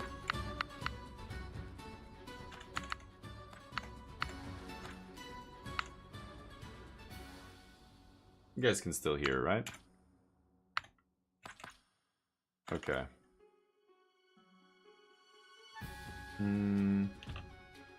Move, interact, so... Yeah.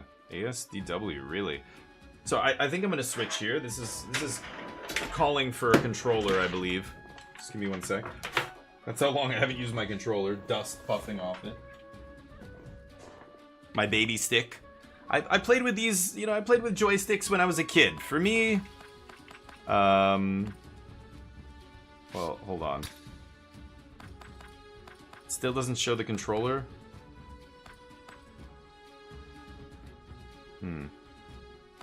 Okay. Let's go. Aethermancer.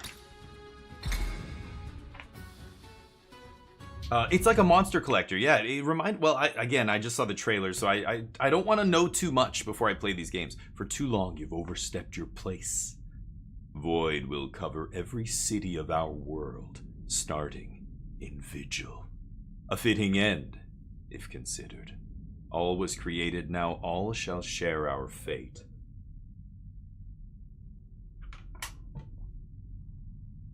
First the Fractured Ruins, then all Terraste. Terraste is the world.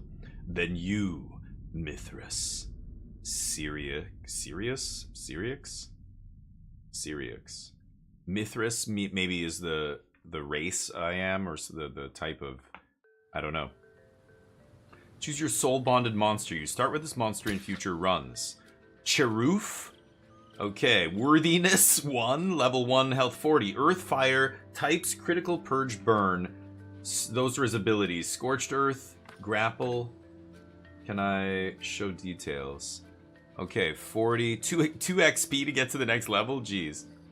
How do I... Okay, Scorched Earth. Whenever this monster applies 1 or more burn stacks to an enemy, break 1 poise on them. Burn. When this monster consumes Aether to use an action or gets interrupted, deals X fire damage to it.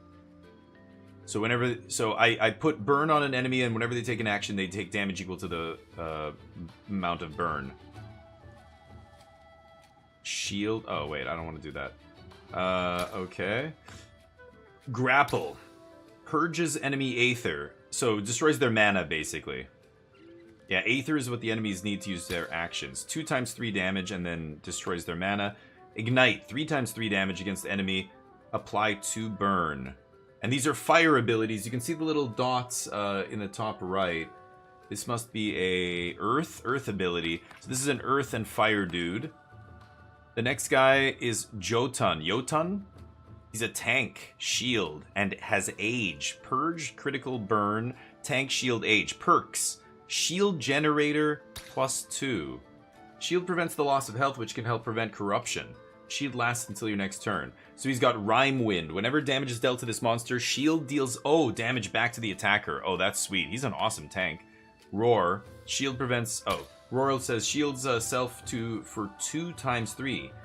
So he gets 6 shield and applies redirect to self. Oh, he has essentially lure, right? Okay. Ice Smash, 3 × 3 damage. He's a water and wind guy. A water and wind tank. Sweet. And then there's a bunch of other dudes that I don't know. They're not in the demo. Okay. Let's take, should I take the tank? I kind of like the tank guy.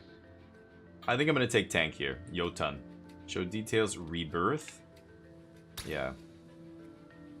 We're inside the void now. The entirety of the fractured ruins has been devoured by it. Wild monsters roam this area. My old friend, I will once again require your support. Yeah. Oh, cool. Okay. Nothing down here. Oh. The tent appears to be rather new, which means there are people actually living in the void, and they call me mad. I can interact with things, apparently. Oh. Okay. Wild monsters blocking our path, we'll have to fight it. Level 1. Oh, that's like a threat level. Oh, and then it comes at you. Okay. So, 21 HP, round 1. Monsters can use different actions in combat. Most actions cost Aether to be used. There are 4 different elements of Aether. Fire, Earth, Water, Wind. Pretty straightforward. You currently do not have much Aether. Your only option is to use your monster's basic attack, which can always be used to generate additional Aether. Oh, Garethor, come on, buddy. 31 months? Thank you. Thank you very much. You're not going to Vernon for Tyler's birthday, are you? I don't know. But you're probably, yeah, what am I saying? But anyway. Garethor Joe, you're a legend. Thank you so much for the support, dude. I appreciate it. We're playing Steam Next Fest games today. As I'm watching, I'm checking back in with the Magic Pro Tour that's happening this weekend as well. But Steam Next Fest is awesome. There's so many good indie games. Some of them are garbage. There's a lot of trash you have to sift through, but there are some real gems. But anyway, this one's kind of a Pokemon kind of game, it looks like very similar to Pokemon in a way. Monster Rancher, I don't know. So you use your basic attack that generates additional Aether based on your monster's elements. Okay. This guy's got, yeah, generates water, wind, Aether. And then this second ability requires... Yeah, you can see in the top right corner of the tile, that green dot right here. This roar ability requires one, what is green? Wind Aether? And this requires water and wind Aether. And this generates both. So we're going to go with the basic attack here on the Tatzel Worm. Water -2. Poise? Water -2. I don't know what the poise means. Okay, so he takes 4. I generate water. And you can see my mana, essentially, my energy up at the top left. The opponent's generating energy as well. The enemy has a poise weakness. The color of the diamond icon next to their health bar corresponds to the element they're weak to. Ah. Attack those enemies with enough hits of that element and they'll be staggered. Okay, so I can hit him. A staggered enemy skips its next action and all damage against it is increased by 50, so you're stunning him almost, staggering him, yeah. Okay, so I have exactly green-blue here, so I can go for Ice Smash. 3 × 3 damage. Let's get him. Stagger, he takes 10, he's dead. Okay. Interesting. He levels up. This is the worthiness screen. Your monsters gain worthiness in combat through a variety of means, like dealing damage, healing allies, or preventing enemy actions. Worthiness provides a small permanent bonuses to your monsters, which persist when you rebirth your monsters on future runs. Oh, okay. So, I got +1 damage. Actions prevented, +3 worthiness. Combat duration, okay. I didn't quite get to the second level. Unfortunate. Gained Ooze Soul. Okay, so they dropped loot. Let's see here. Ooh. There is a monster shrine over there. These constructs have been created by my kind over the course of thousands of years. I don't know what I am. I can perform a monster rebirth there. We should do so. Safety in numbers. Okay. Allows you to add a new monster to your party. You need a soul to do it. Okay, so I just picked up that ooze soul. You start each run with a random soul in your inventory. Oh, and each monster shrine has 2 random souls that can be reborn for free. Whoa. You may only find and use souls of monsters that you've already have a memento of. A memento is an object that represents an Aethermancer's bond to a monster. Craft mementos. Or capture them. Oh no, I have to capture them to get a memento. Wow. Okay. And then I use the memento to summon them. Like, it's like they're in my spell book. Mandragora? Wolfpertinger? What is that? There's some other... This guy's got like 2 levels. Like a Pokemon, like a... Or something. I don't know what's going on there. And then these guys I don't have. Mandragora. This guy has Wholesome. At the start of combat, applies 1 regeneration to itself. Whenever it triggers, applies regeneration to everybody else. Okay. Spore. And Refreshment. Healing. So this is a healing dude. I guess Wholesome probably generates earth and water or something. And then, yeah, his other abilities costs double water. That's kind of interesting. I could take the healer with the tank if I want. And then there's the slime, the ooze. Putrid odor applies 2 poison to itself. And then whenever poison triggers on it, enemies also take damage from it. That's kind of interesting. 2 times 4 damage applies 2 poison. Heals all allies. Oh, another healer. I'm going to take the ooze here. I'm going to take the ooze. Okay, sweet. This game's kind of cool. Okay, I get an ooze. So you can see them on the bottom left there. I'm sure there's a way to see my party. I guess that's how. And there's a map, which I can't access currently. A journal, an inventory, a monster flask. What is this? Mementos. Wow, so I have a bunch of blank mementos I can use to craft. Okay, the Mandragora, Wolfpertinger, Tatzelworm, Orthus. Okay, interesting. I don't see any, secrets or anything, so I think it's pretty straightforward. Can I go? I can't go into these trees, yeah. Okay, let's get out of here. This time, let's initiate combat by performing Avoid Blitz. This ability allows the Aethermancer to ambush the enemies, which removes 2 poise from the targeted enemy and makes them easier to stagger in combat.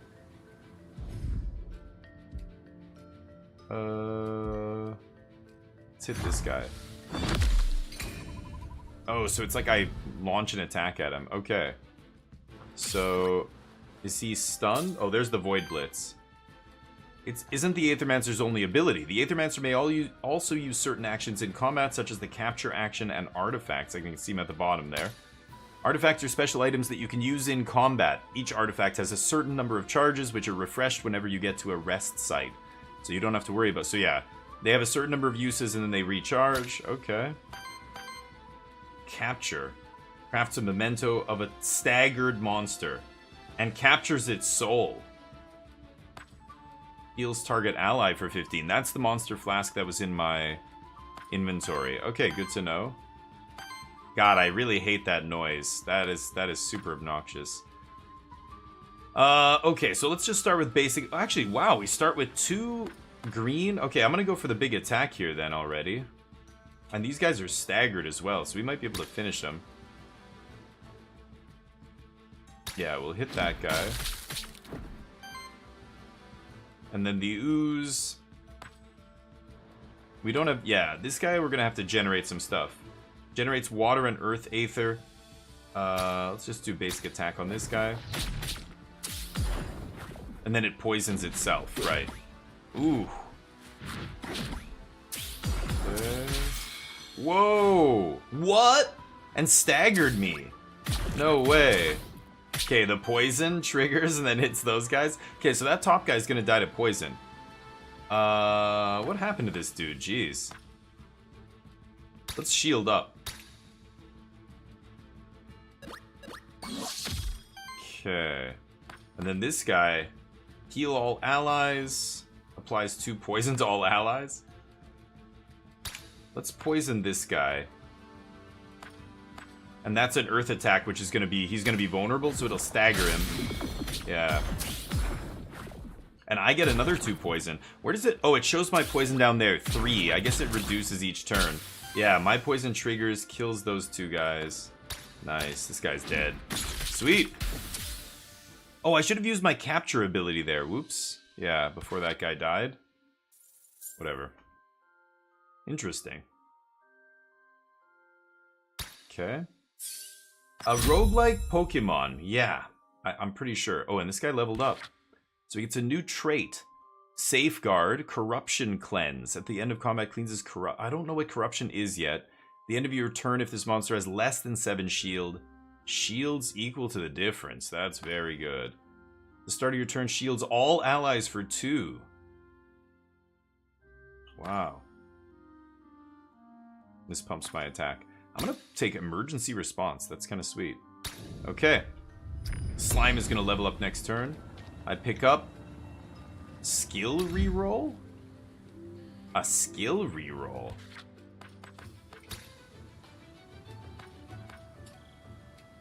There's no... A skill reroll. Okay. Void jump. Oh. I'm up at a height now. You can use the void dash to dash between cliffs. Try it out by dashing to the other cliff. Shift. Shift? I'm playing on with a controller, dude. Oh, there we go. Okay. I don't know what these are. I guess they're not really anything. Okay. What?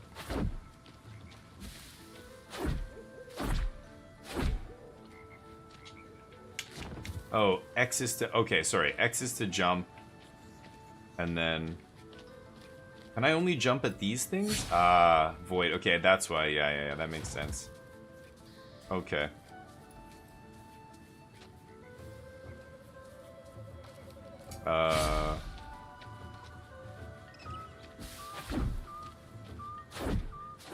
Whoa! Okay. Lily, a body made of aether and a fellowship of beautiful little monsters. You must be an aethermancer.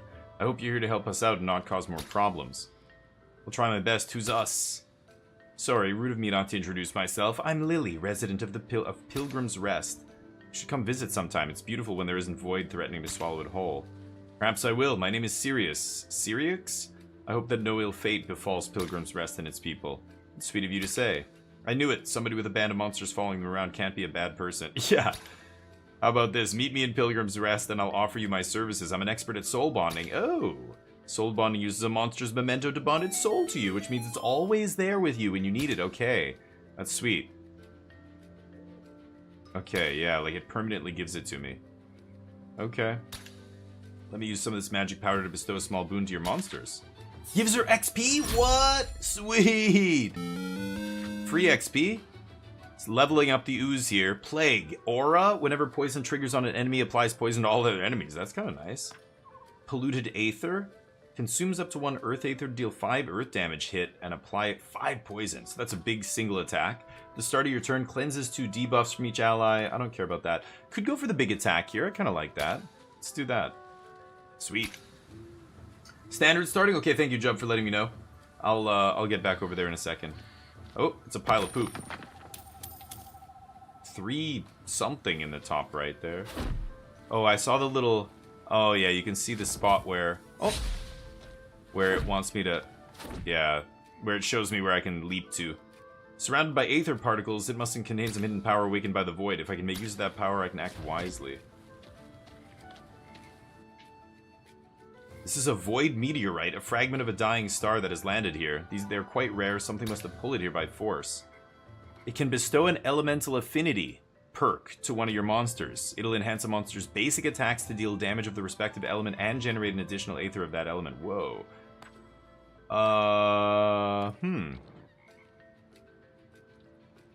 Okay. Earth or water? He already generates earth, right? So I'll have him do water here. Does that make sense? His abilities don't care about water.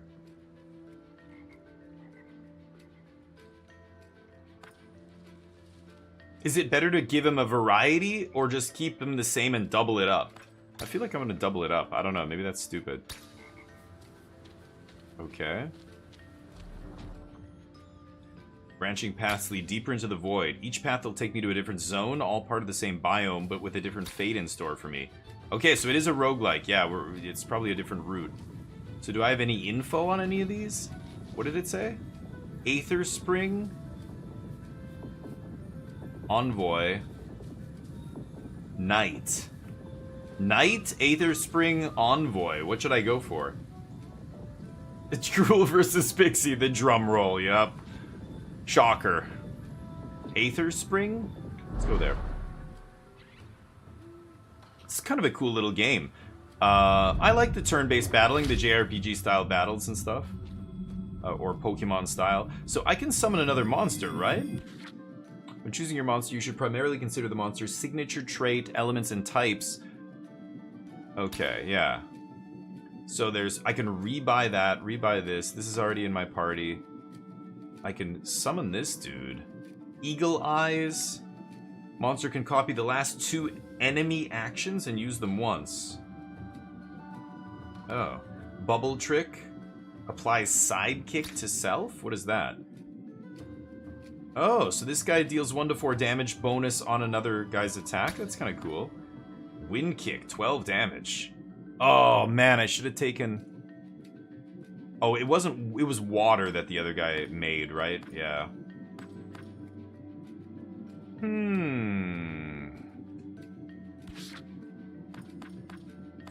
I could summon this dude. I haven't seen him yet. I mean, I beat him, but...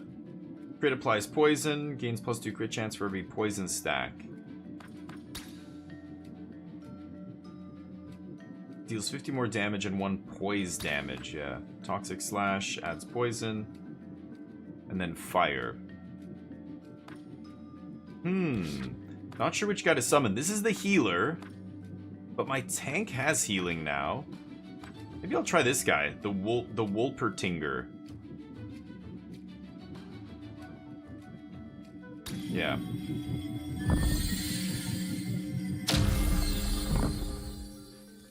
There we go. Wolpertinger's on the team. Okay. What is this? Oh. Whatever that is. Great. I don't seem to have any ability... Oh! Oh, there we go. Oh, I can dash through those. Good to know. Can't dash through these. Oh, yeah, you can see the... Oops, sorry. You can see the sparkly lights where you can do stuff, you know, with these things.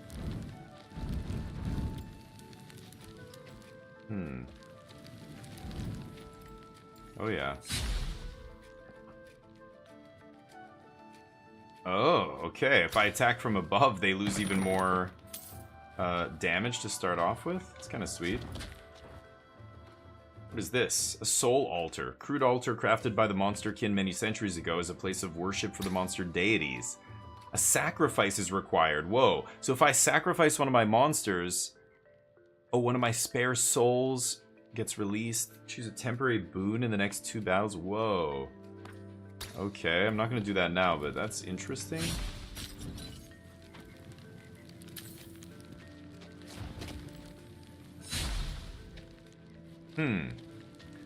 I kind of want to keep going here, but...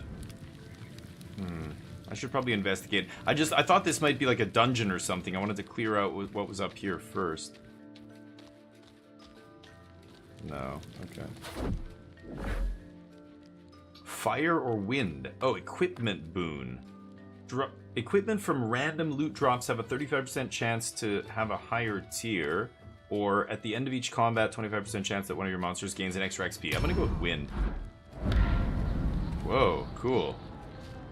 Okay. This is kind of a sweet game. We did all the stuff up here. Okay, bunch of monsters up here. Now I could attack them from above. I want to check this other thing first. Aha.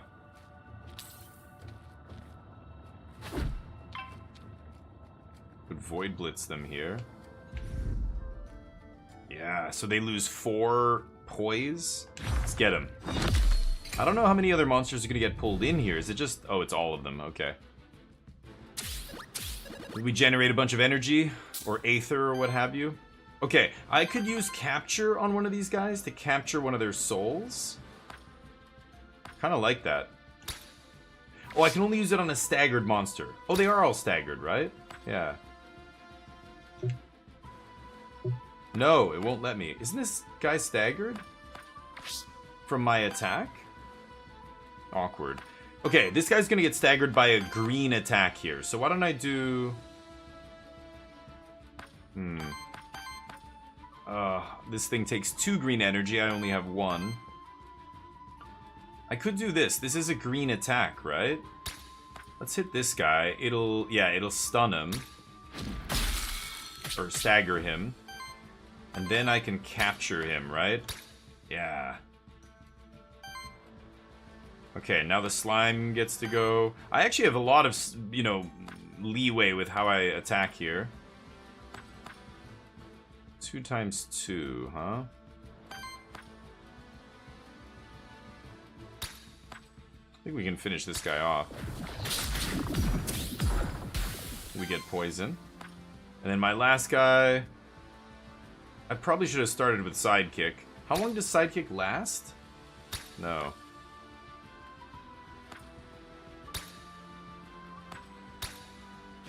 Okay, we'll hit this guy. And now I have Sidekick. You can see the different effects on each guy there. Ooh, man, they are beating the hell out of him. Might heal him here. There's the poison triggering. Every time he gets poisoned, they get poisoned. I'm gonna use Monster Flask on this guy. Heal him. And then this guy can do 3 times 3 attack. Or he can roar and just get their attention. I think I like that more. That puts taunt on him, basically. And then this guy can go for... Heals all allies. Oh, that's not what I want. This. Let's see if we can get that wolf out of here. Give him the poison. Oh, and there's the sidekick attack. Very nice. And now I can do 3 times 2. That'll kill the wolf. Yeah, with the poison, right? Nice. Oh, the wolf dies. Nice. That guy has to attack me. I get poisoned. No big deal. Energy gets generated. Poison happens. At least one of your enemies is going to reset their poise this turn as part of their reset action. Oh, that's what that means. Apart from resetting their poise, reset actions generate 1 random aether and trigger an additional effect based on the monster. Enemies use reset actions the turn after they were staggered. Oh, or enough turns pass in combat without them getting staggered. Weird. Okay. I think we win this fight, though. Yeah, nice. Big poison stacks over there. Okay. Leveling up here. Good. Nobody got an extra level or extra XP, sadly. Mandragora Soul, I already had that. Blank Memento, nice. I did use a capture action already, so I got another one. Okay, and it looks like we've cleared out this whole area, so let's move south again, and we'll see. There was another pathway to go south. And I believe this is the only other pathway here. I like that they have these torches to kind of, you know, mark your progress, the breadcrumb trail, so to speak. Okay. Make sure we don't miss anything over here. What is this? Some monsters will attempt to ambush you. Oh, that's a monster. When you get too close to them, you can use the Void Parry to counter their ambush, giving you the same advantage as when you perform a Void Blitz. Wow. Oh, did I parry it, though? I don't know if that worked. Ooh, I want to capture that guy's soul. Fighting an unknown monster. A monster that you don't have a memento of yet. Yeah, exactly. So capture it, but I've got to stun it first, right? So it tells me the attacks that they're going to do. I think I'm gonna start with taunt on this guy, right? Okay. And then I can...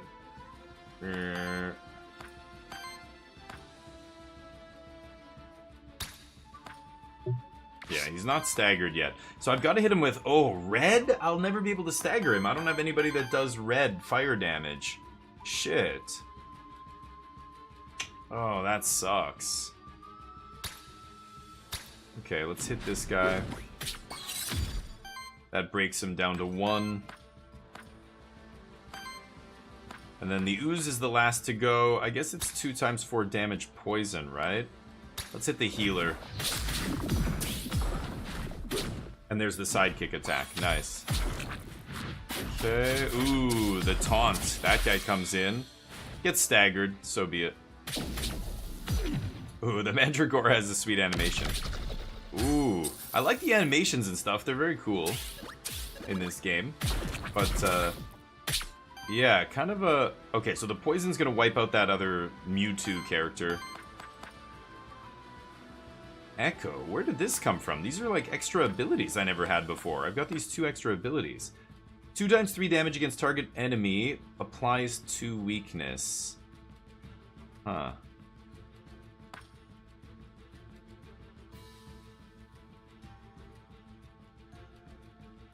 Ooh. So this guy in the front is doing an attack that uses 3 of the earth energy, and they only have 3. If I wipe one of their aether... I think... Let's see. Let's see if that happens. I'll attack the healer here, I think.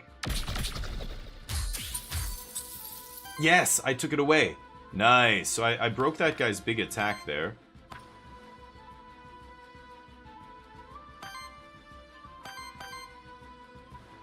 Redirect...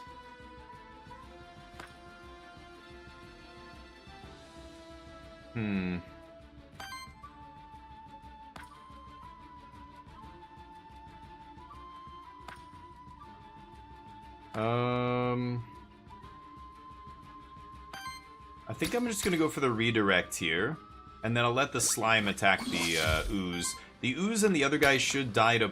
the ooze and the Mandragora should die to poison here. That guy's got 3. Oh, and then he heals. Yeah, I gotta kill that Mandragora. Okay, there's the redirect. Nice. Yeah, they've got a lot of earth energy over there. Okay, there's the poison. Yeah, we gotta kill that guy. Never mind. I'm gonna redirect again with him. And I think I'm actually gonna heal him as well. And then this guy kills the Mandragora. I get 2 poison. So I have 4 poison. So when I take poison damage, that guy's going to take poison damage. He's going to die. So that frees up this guy to attack this. Let's get to work on this guy. Redirect that attack. Ooh, taking it all. Weakness, sure. Reset action. Okay. Firestorm. Wow, what an attack. Holy shit. And then reset. And that gives me poison. Whoa, one dude has 8 poison. Ow. Okay, I'm spitting 8 poison back on these guys, though.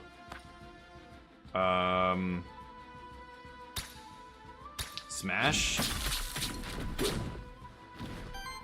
Yikes. Could heal all my allies. Healing slime. Nice. We all get a ton of poison, though. I can't stagger this guy, so I can't capture his, I can't capture him. I don't know how to get rid of his, Oh, this guy can only do a basic attack. I can't get rid of his stupid fire, like, vulnerability thing there. Whoa, did he heal? Holy crap. Okay. He has 3 different effects on him right now, but I don't know what they are. Retaliate. That must have been one of them. Ooh, big attack. Shield self for 2 to 6. Applies redirect to self. Retaliate. Oh, that's exactly what I want. Because that'll force that guy to attack him. Oh, and it reduced a bunch of his Aether. Nice. This guy can only do a basic attack.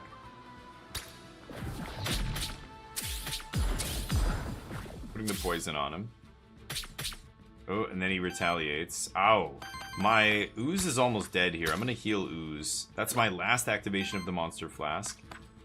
And then I'm going to hit him. Oh, we're killing him? No! Maybe I shouldn't have killed him. Damn. Okay, whatever. Might pop over to Magic after this. This game looks very sweet. Yeah, we level up the Wolpertinger. Oh, and Jotun levels up. Lightning Shield. Wow, that costs a lot of energy. How am I ever generating fire? Shields for 2 by 7. Ooh, retaliate poisons all the enemies. 2 by 6. Let's go with this. And then we've got level up here. Every 3 crits generates a wild Aether. Every 4 crits. Let's go with this. Okay. Cool game. Pick that up. Meteorite equipment. Oh. On a support action, converts 1 random Aether into wild Aether. At the start of combat, applies 1 temp power to self. Okay. Give it to the Ooze. I don't think I can go through here, right? Yeah. Okay. Dujio, how you doing, buddy? This game is cool. This game is like Pokemon, except, it's obviously a very different vibe, but the combat actually is kind of sweet. Oh, interact. Collection of statues related to local monsterkin tradition. Yeah. Okay. Okay, we haven't been down here. Oh boy. Bunch of monsters. I'm gonna go back and I'm gonna see... Where was that place that I could refill my flask? It was back here somewhere.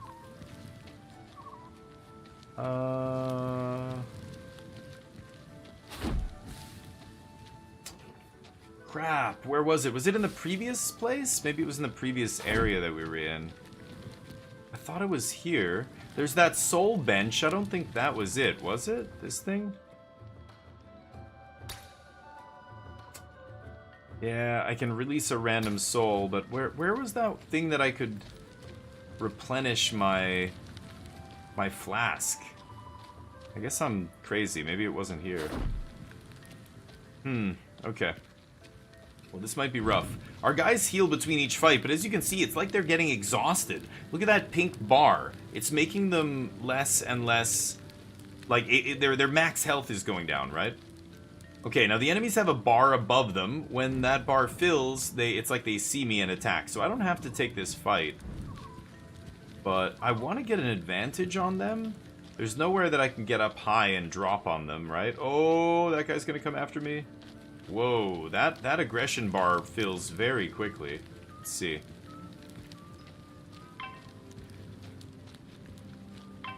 Yeah, if I get close enough, I can Void Blitz them.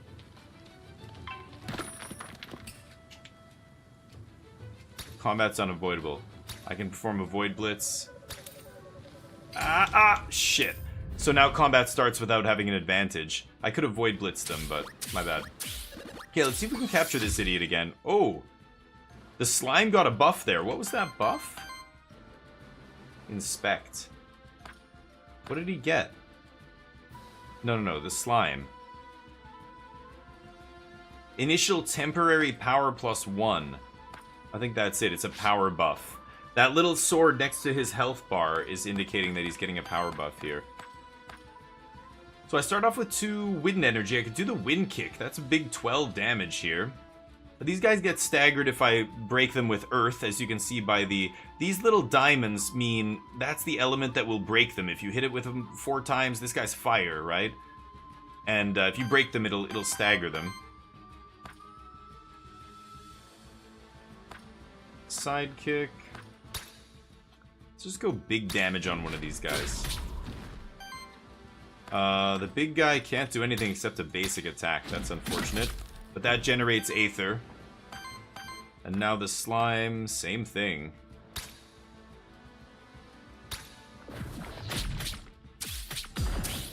Oh, see, those were earth attacks, so that brought him down to 1, and then he gets staggered and dies. Nice, the poison. Ooh, he drained one of my energy. Okay, that guy generates energy. Energy gets generated at the end of the turn. You can see all the different colors of energy. Slime says at the beginning of his turn, he deals damage equal to how much poison he has to everybody else. Healing slime I don't need to do. Let's just put some poison on this guy. So, there is a fire attack here. Yeah, stagger him, sure. This guy has a fire attack. Firestorm.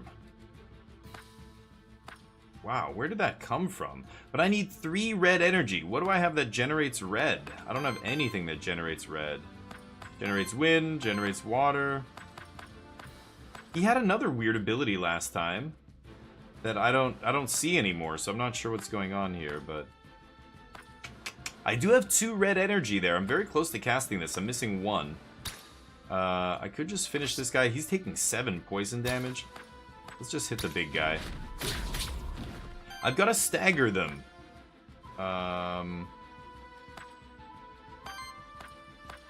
This guy already did his thing. 3 times 3. Yeah, let's do that. And then... Oh, that's already lethal. Okay. Because he's getting a buff. Okay, no red this turn. Picking up a bunch of block. Yeah, missing 1 red still. Purge his Aether. Let's do that. And he loses a red. That ruins his attack. Nice. Now he's got to do a basic attack. Let's just redirect damage to this guy. Okay, so he gets the taunt. And then this guy can poison. Man, I really wanted to... Let's do Healing Slime. I'm going to try and stagger this guy and see if I can capture him in a memento here so that I can summon him later. He's going to die to poison though, actually. Weakness. The ooze is going to trigger here at the start of my turn and deal 6 poison damage. Yeah. That's it. Damn.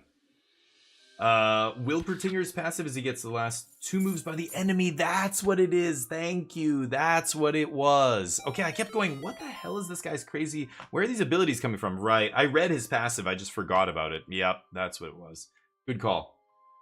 So, the Thief Eye. Yeah, I saw the eyes. Yeah, that makes sense. I'm an idiot. I like how basic the XP bars are. They're pretty straightforward. Really easy to tell who's leveling up when, etc. Nature Guard. Another healing spell. Applies redirect to self. Cleanses 2 corruption. So what is... Oh, that's what the purple is. Ah. Right. So your monsters... I thought it was like an exhaustion bar. I saw the purple bar kind of pushing their max HP down. Eventually you're going to have to lose these guys. Sacrifice them at the altar. Summon new dudes, right?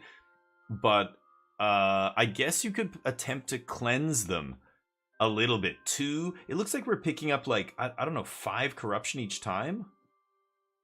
That could be interesting. I already have a heal though. How am I generating red mana here? Red energy. Or Aether, whatever it's called in this game. Am I ever... Like, I don't have a monster. You need to kind of start pairing certain monsters together. Some that generate fire. I have none currently. So I'm not going to take an ability like that. Free action? What does free action mean?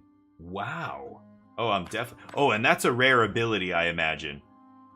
Because that's a gold letters there. Yeah, this seems way more powerful than the other stuff. Yeah, easy. Okay. Pick up that loot. Skull? Oh, it's an equipment. Whenever this monster applies a debuff to an enemy, 15% chance to apply another stack of the same debuff. That's pretty good on the ooze, right? What happens? Oh no. What happens with his equipment? Can I give it to somebody else? I hope so. Because he's putting debuffs on the enemy with the poison, right? No, it scrapped it. Crap. Okay, well at least it gave me gold. Okay, good to know. So equipment is fused to your creatures. Oh. Okay. Open the map. Yeah, but I'm on controller, dude. Okay. Use the map to teleport to any points of interest? Yeah. So I can teleport to that point of interest. That's where I started, right? There, yeah, I explored everything in this zone. There's nothing to explore. Okay. Let me see if I can find... Is there... Okay, yeah. Select is the map. So, Aether Crystals...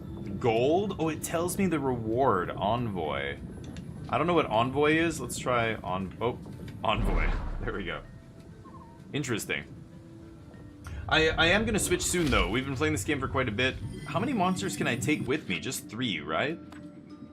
So this is another, yeah, Fire Guy, if I want to take Fire Guy to go with my slime. And then I used a memento on this guy. This is another fire and water. This guy's earth and fire. I've got a bunch of earth. I could take Fire Water Guy.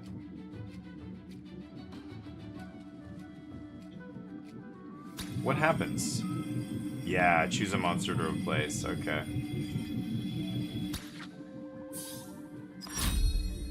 Oh, he just gets the levels. Oh, wow. Okay. Apply power every 4 attacks. Healing.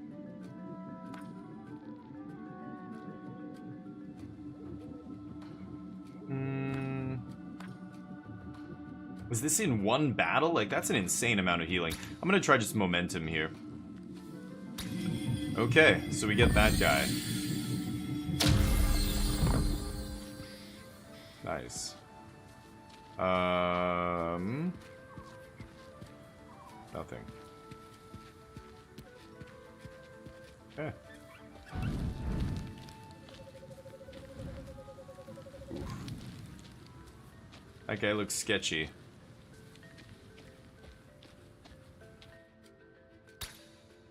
Yeah, I've seen that before. Hi there. Alioth. Do my eyes deceive me? Another Aethermancer here inside the void? Yeah, they look very similar. I'm called Alioth. They sent me here to investigate the massive void phenomenon. Are you here to assist me? I'm here on my own.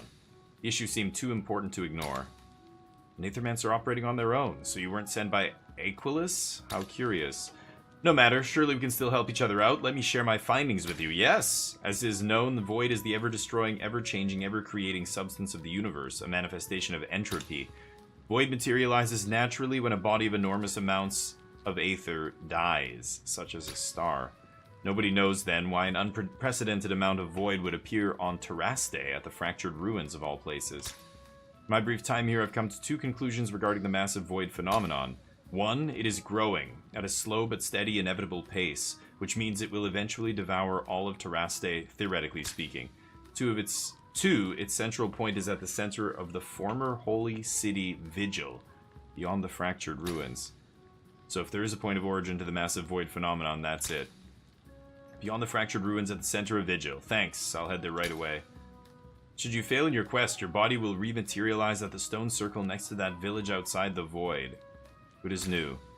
Your monsters will be quite dead, however. Before you leave, I take it you're proficient with artifacts, aren't you?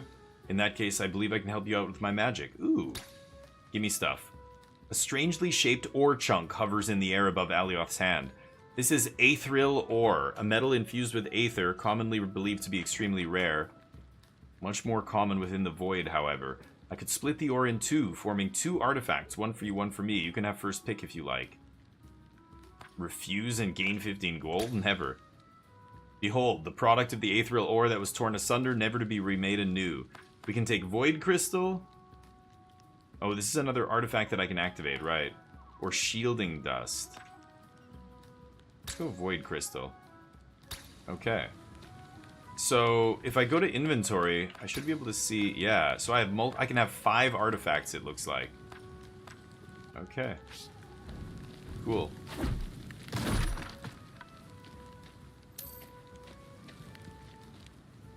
I don't think I'm going to be able to get... Oh, I might be able to get up high here. There we go. Now I can Void Blitz from above.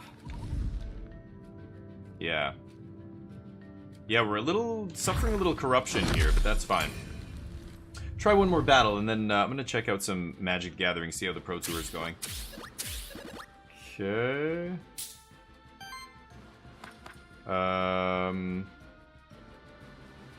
Well, that new enemy up there looks like he's soft to this. Should probably go with that. Generate Aether, but I don't need to do anything too crazy. This costs green and yellow? Nobody can generate yellow now, except him.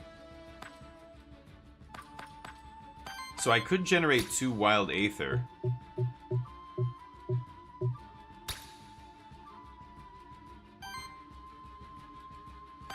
So yeah, Wild, it's gonna use one of my Wild to do this now.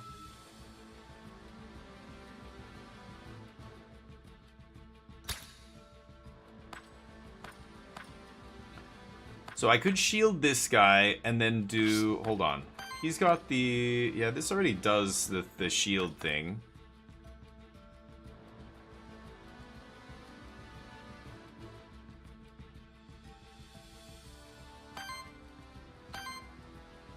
Ooh, Fire Fang. Okay, let's start with that. And then... I kind of like this. And I'm going to shield this guy. Nice. And then this guy can roar. And he's going to shield as well. Okay. And take an attack.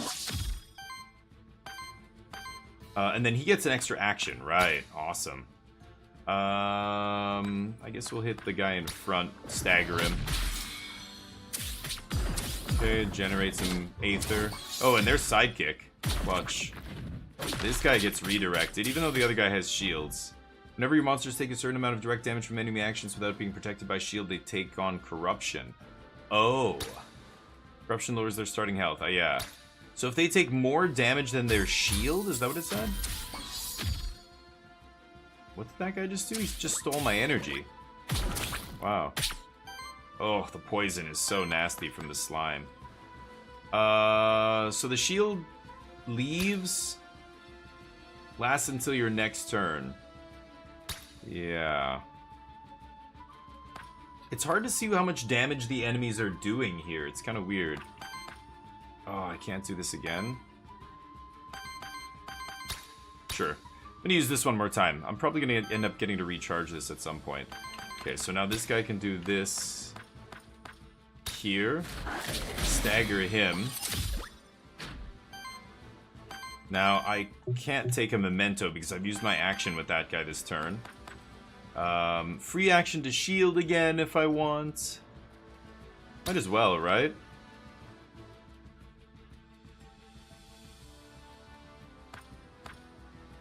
Maybe I'll shield myself.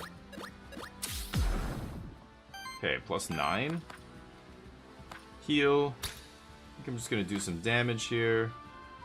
I don't want to kill that guy, so I'm gonna hit this guy. Sidekick getting in there. And then this guy just gets to do a basic attack, I guess. Okay.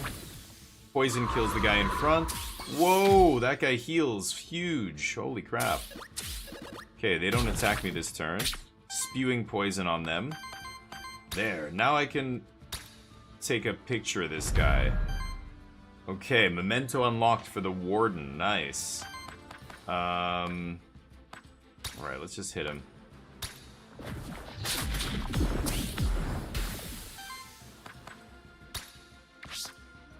Glacier Shield. Nope. Okay. -2 corruption. Nice. Okay, very interesting game. I like it. The worthiness going up. Okay. A staff. 75% chance for hit +1. On a hit, it's a rare item. Sweet. 15% chance to apply poison. Yeah, let's give it to this guy. He uses water as well, right?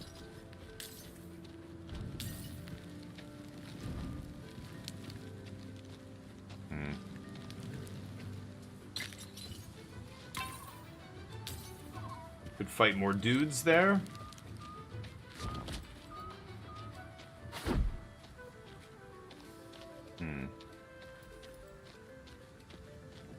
This pond is weird. Can't interact with it. Okay.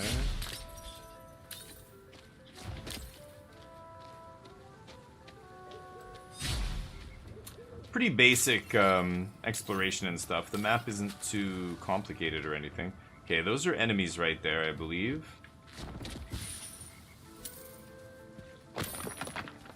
Okay. Void Meteorite, right. I can give them an Elemental Affinity perk. I'll give Orthrus Fire Affinity. Sure. Nothing left to do, yeah. Can I... Yeah, I can't attack those guys. Void Parry. Okay. I'm waiting for a save location in this game, but I don't know how the saving works. 3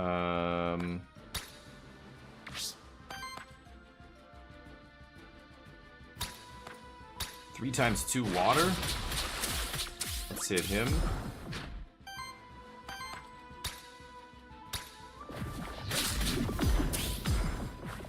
Taking poison. These guys are gonna attack. Yeah, let's do this. Nice. We absorb. Okay, that guy hits him, weakens him. Oof, his corruption is getting kind of crazy.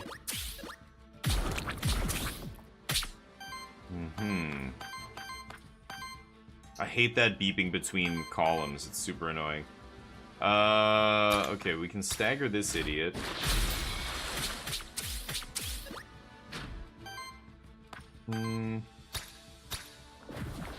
Need to kill these guys. 10 poison, holy cow.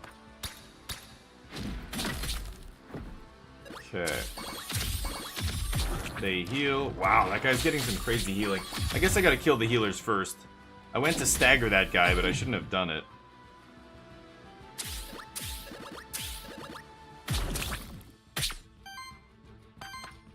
I'm gonna do healing slime.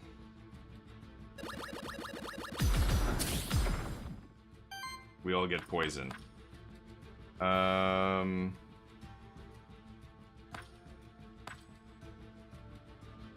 It sucks because I want this to taunt as well. It doesn't, though.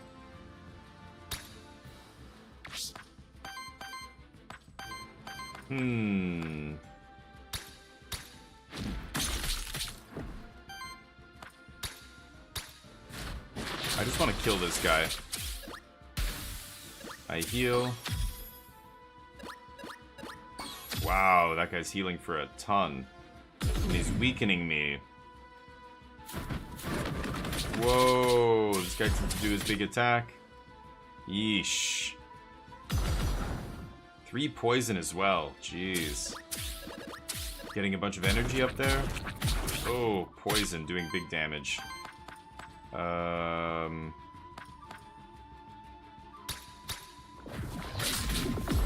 Gotta get these Mandragoras dead here. That was my mistake.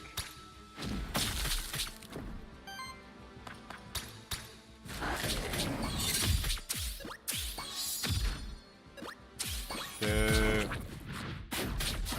Oh, he killed him. Whoa. Killed one of my guys. Damn, the slime had equipment on him too. I'm not really caring too much about this right now. I just want to get this over with. Try and find a save spot here, and then we'll switch games. Gotta take out the healer. There's the companion attack. You love to see it. Okay.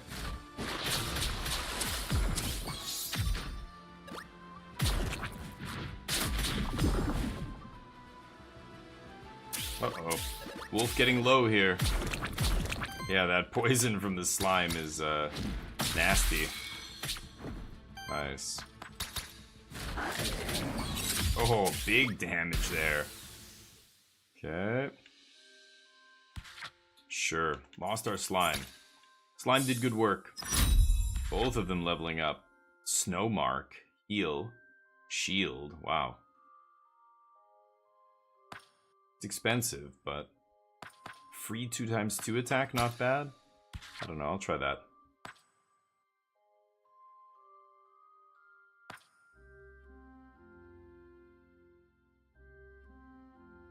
Wow. Sure. Okay.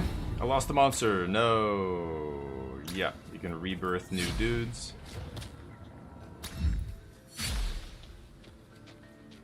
Okay.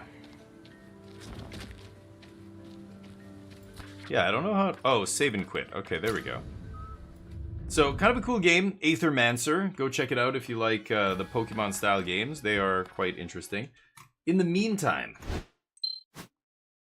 let's get some Pro Tour action going here. I'm gonna see how the pros are doing. We'll switch it over to Magic the Gathering for now. And then I'm gonna play some more demos. We have a whole bunch more to try here, but I wanted to check in with the Magic Pro Tour that's happening right now. This is Magic the Gathering, of course. Round 12, Standard. Let's see here. It is happening live. Unmute. What do we have here? Esper Pixie versus Domain? Yeah. I still want to see the combo deck that I'm playing on camera, but we'll see.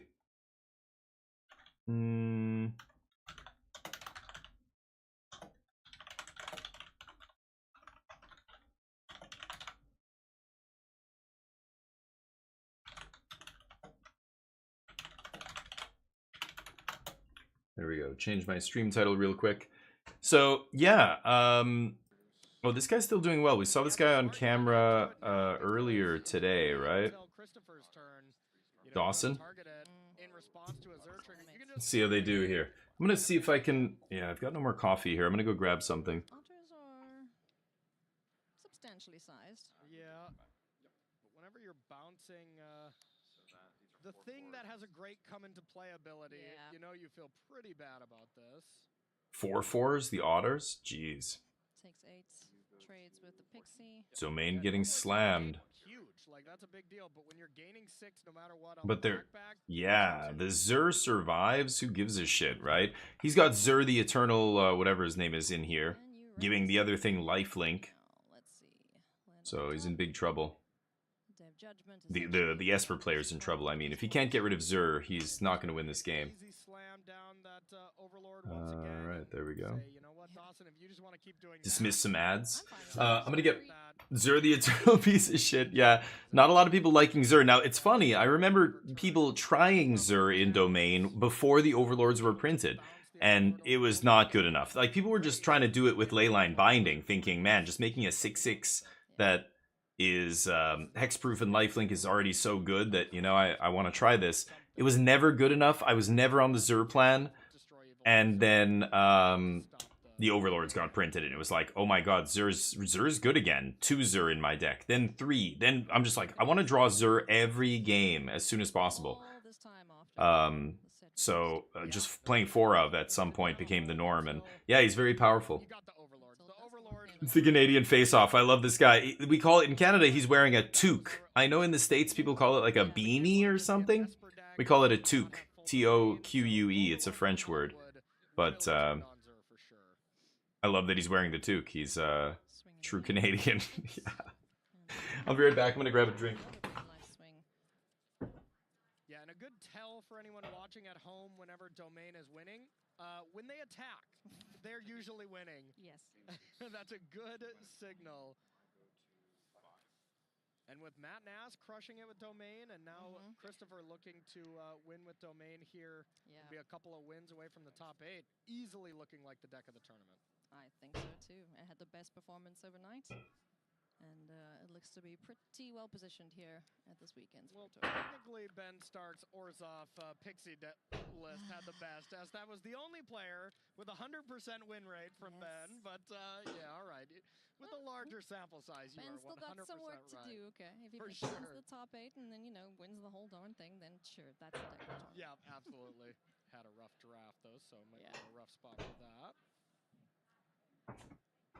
So there's land space. Right. Now you do have the talent. This town ain't big enough line. Mm-hmm. Online, you can do that basically. I'm gonna run to the bathroom. But it's, once again, what do? Do you just keep bouncing the Overlord? Do you bounce the Zur? Like, none of the lines point to anything too amazing. Dawson doing his best here, you know. He's also got to keep spinning his wheels until something off the top of the deck plays nice with the current board state. But, you know, while Zur's hanging out there, next turn is going to be painful because that Overlord of the Mistmoors is going to join in on the fun. Yep, absolutely. He's got no flyers. Zur plus the insects. Yep. You know, just that alone is enough.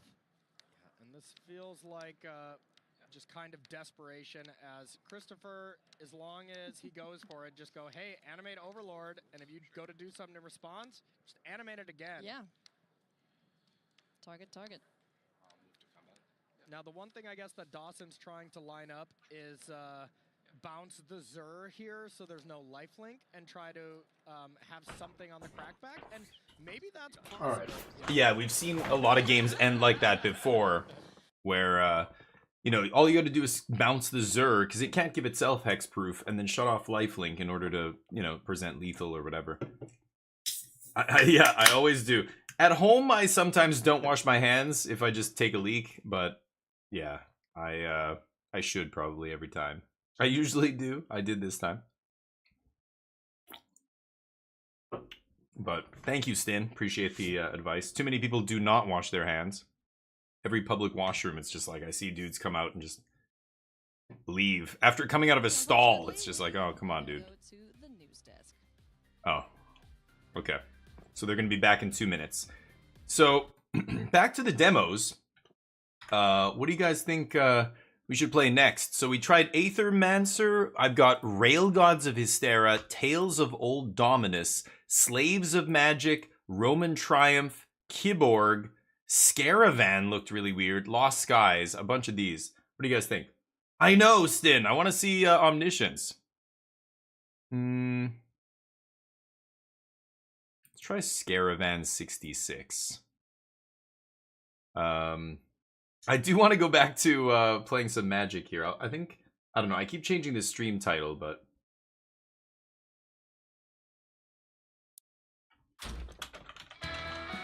Scaravan 66? No, what is it called? Scaravan 66. No? Is it not on Twitch? Okay, never mind. Okay. Pre-alpha build, jeez.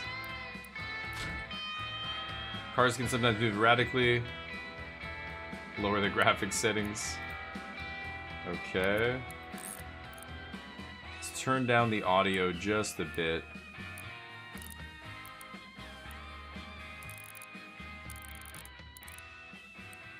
Wow, you can get really precise with these sliders. It's crazy. It's gonna trigger me. Whatever. SFX voice UI. Okay, we'll leave it like that. I don't want any blur. Okay. Aim assistance. 0, please. Controller settings coming soon. Okay. Saving not available. Scaravan 66. For some reason I can't find this on Twitch. I wonder if they... Hold on. I don't think they have a Twitch category.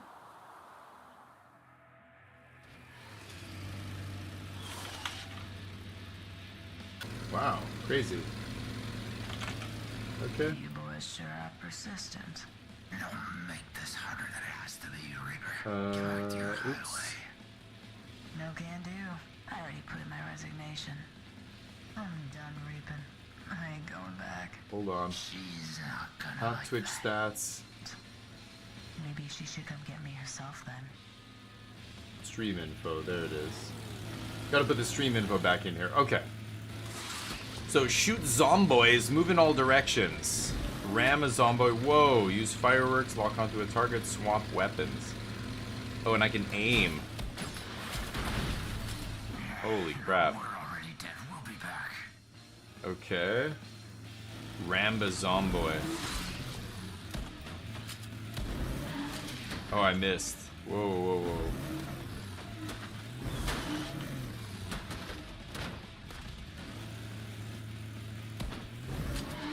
Oh god, whoa! I went way off the road. There we go. Ram. Use fireworks. Whoa. The fireworks. Hold shift.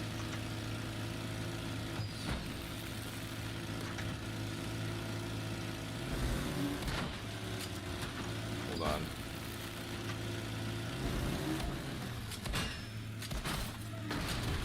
Swap weapon. Okay. Oh, this is a sniper rifle. Wow. Okay, I'm driving while I'm shooting this. The sensitivity is way too high here, too. This one down. Gonna be a long road. God, the models. Scoville says it's true. I only need to reach that end once. This game. Hope he's right. My tap Thank you, is Stid. I appreciate getting it. Smaller.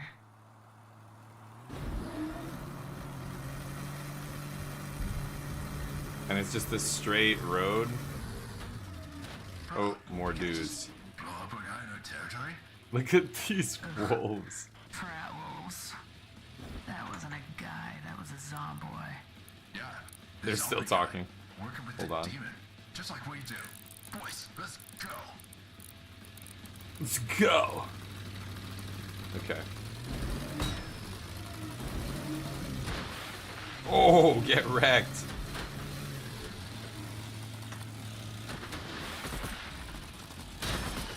Oh, wow. What weapon am I using? Crit. Nice. Oh, I overheat. Okay.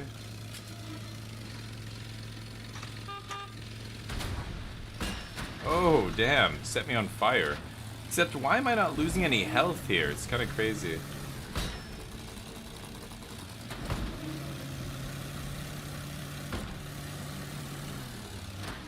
Ooh.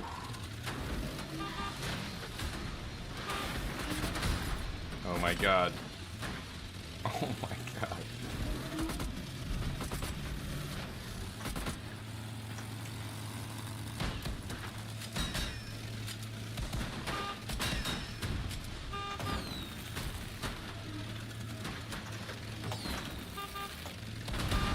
Oh, the landmine.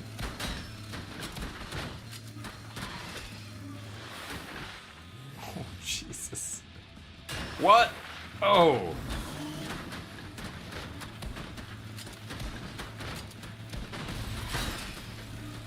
There we go.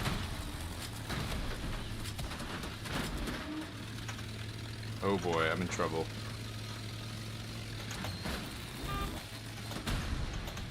Oh boy.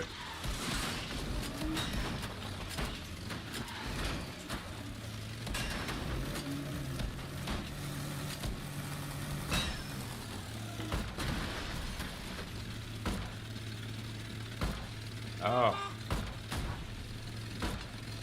There we go.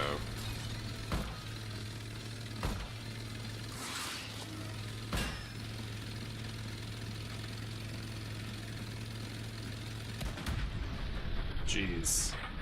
Okay, this game's pretty basic. I can see them in my rearview mirror there. Diner and campsite.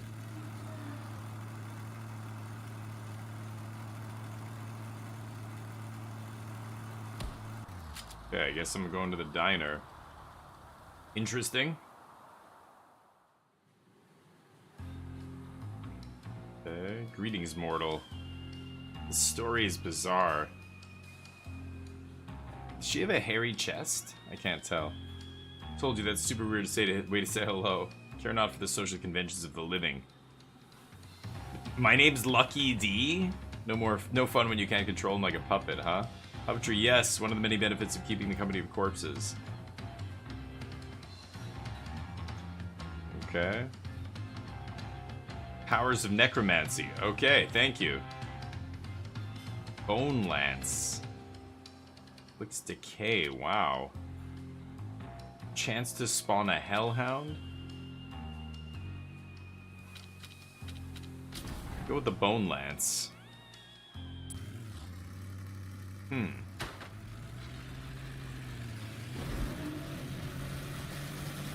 Look at these enemies. It's like a werewolf with a teen wolf with a really lame jacket.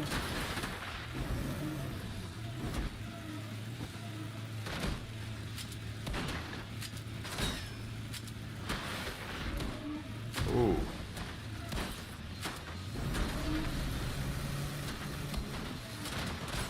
Whoa! Holy shit. Oh, that was big. I'm in trouble now. I'm in trouble.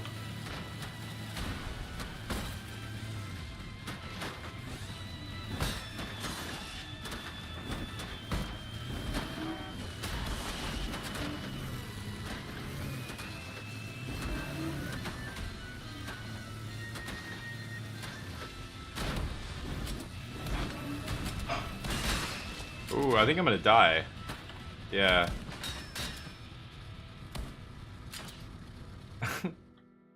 Okay. End of the line. Okay. Interesting. These characters are ridiculous. Oh, the hubcap. So I can go to the garage. Change my vehicle, maybe? Oh, get perks and stuff. Yeah, upgrade my weapons. Okay. Is that it? Okay. And then this is the trailer park. Not available. Okay. Interesting. This is... Scaravan? I'm not dead, I guess. Okay. Interesting.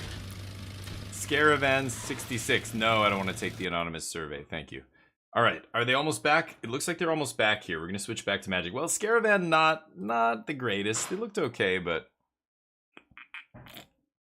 Who am I kidding? It did not look okay at all. We've got 5 more games here we can try. But I think they're about to get to the next match here.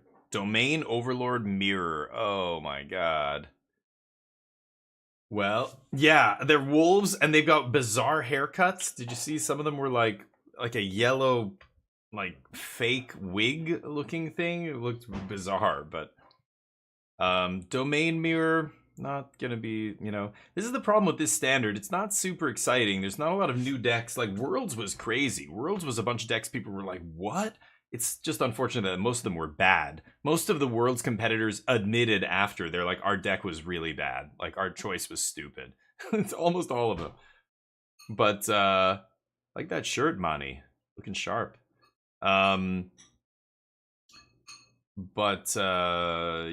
this Pro Tour is nothing really too exciting. Like, it's all the decks we've seen for so long. Domain is still Domain. There's no weird thing they're doing. They just got Ride's End as an upgrade. That's it. So it's kind of, and I mean, they got the Verge. I guess they got Wastewood Verge, sure, but it's kind of whatever, right? Like, who cares? It's the same deck. Like, it's not doing anything differently. But yeah, the enemies look awesome in that other game, but you do not. I'm drinking raspberry bubbly. It tastes like cancer. Ugh. Yunjong? Did you try the raspberry bubbly? Tastes like a diaper full of Indian food. It tastes like a turd covered in burnt hair. My wife's like, what? Tastes like Bigfoot's dick. Don't try it.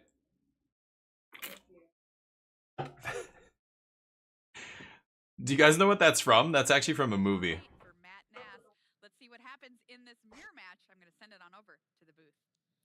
Thank you, Maria. Welcome back to the booth here at... She wants me to close the door because she hates what I do. And, all right. It's a little early for win and ins, but we do have one here. At least Paul looking tanned. That Vegas sun. Vegas winter.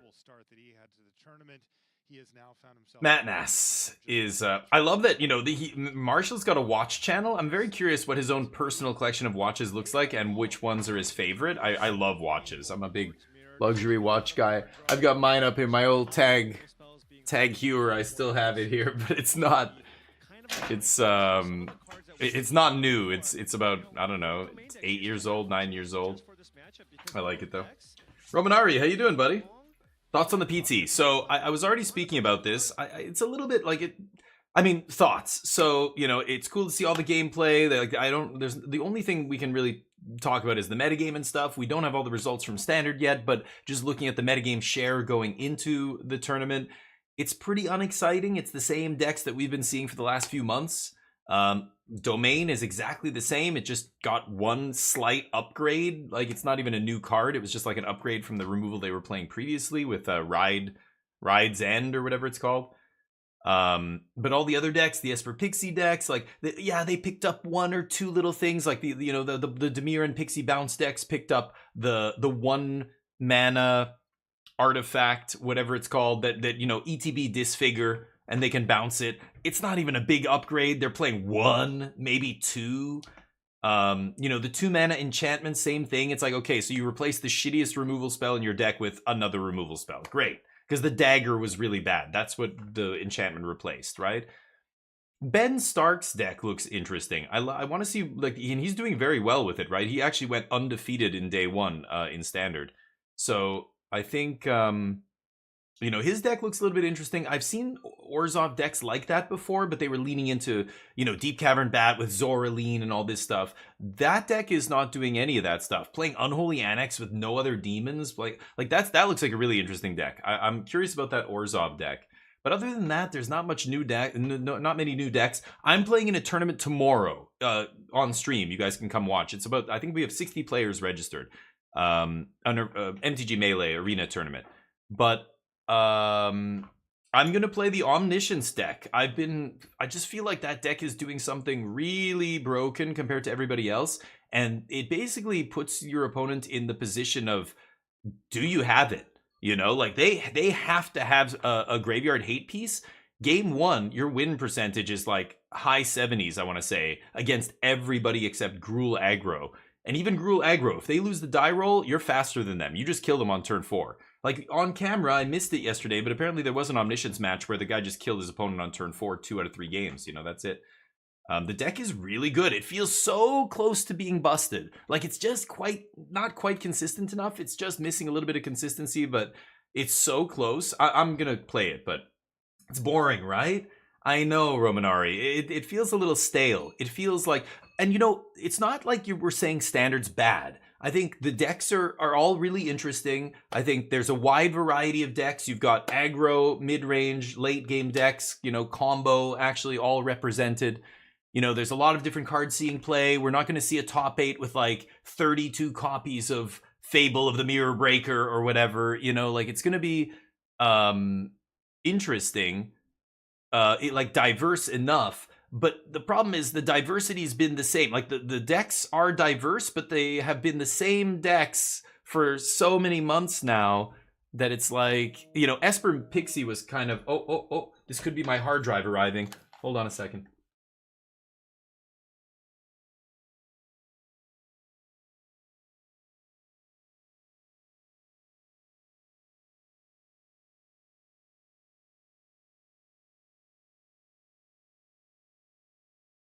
Ooh, I think my hard drive just got here, baby. We're going to be upgrading that machine tomorrow. There it is. My rig. Boom.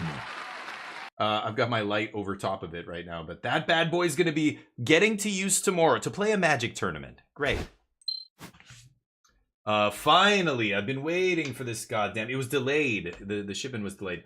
Let me just pop out. I've got to run outside and just grab this off this guy. You guys listen to the commentary. Just 5 mana to kill something, especially with up the Beanstalk here. The Exile Clause also being very, very relevant.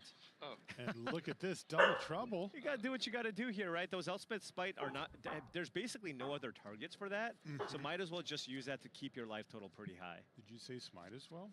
I don't know that I did. Okay. 2 of them. Get the job done. Christopher here actually draws the 1 copy of Attraction, but not in a position to play that here. And doesn't actually have a card that allows him... He can't actually draw a card here after off the Beanstalk, other than the Leyline Binding that he has. But Leyline Binding on this board, it's kind of awkward, right? Do you really want to Leyline Binding and Overlord the Mistmores?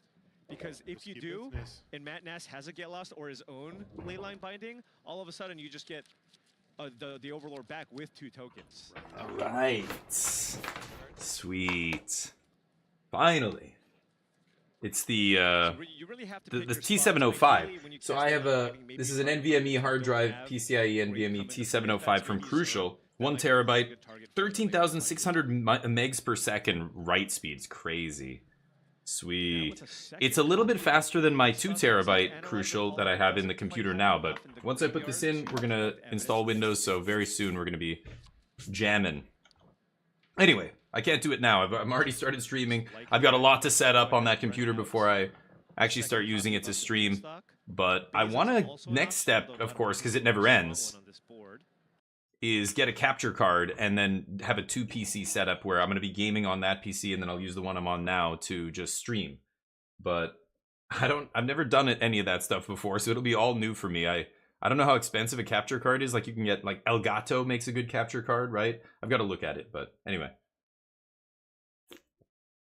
Yes, Intuin, and I mean, that's not surprising. I mean, like, the new set came out. People were like, what about Monument? What about, River, both monuments, right? River Churn Monument, the mill deck. I was like, there could be something, you know, what about the other monument? Oh, there's, you know, all these builds using artist talent and whatever.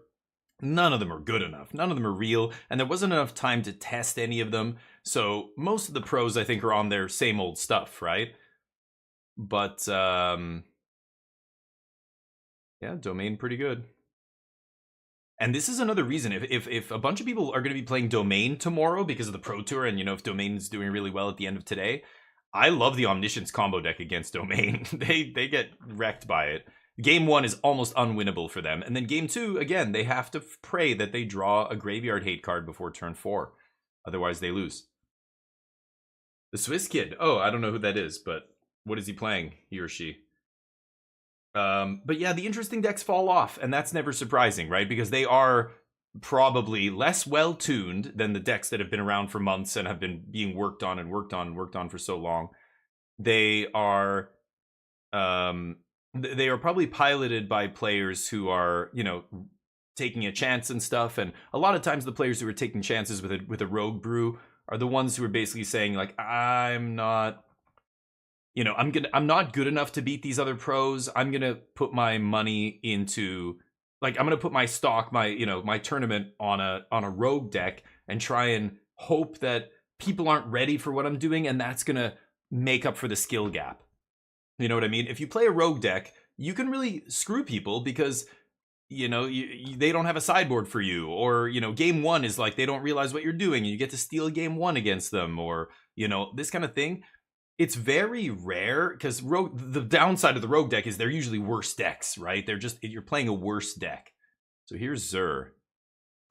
So now it comes down to how much interaction instant speed does the other guy have? I see a Leyline Binding in his hand, but so is he responding to Zur here? Yeah, you got to respond to Zur, Get Lost the Overlord, yep, and then Leyline the other Overlord. Or Leyline the Zur, or let Zur resolve Leyline Zur. Oh, the other guy's playing Lumbering World Wagon, I just saw. That's a weird choice. Okay. And he's got Atraxa in hand. And Zur, huh? Leyline his own up the beanstalk. What? Oh, trigger. Okay, I'm like, what is he? Oh, you can't even leyline your own permanent. What am I saying? He pointed it as up the beanstalk. I'm like, what is he? Okay, right. He's triggering. Sure. Yeah, leyline the Overlord. This is all with Zur on the stack, so making sure Zur can't come in and do anything here. Matnass has... What does he have? Oh, he has a Get Lost in hand. So he could Get Lost the leyline binding, get the Overlord back, but this is on his main phase, so there's no point in doing that now. He surveils to the yard.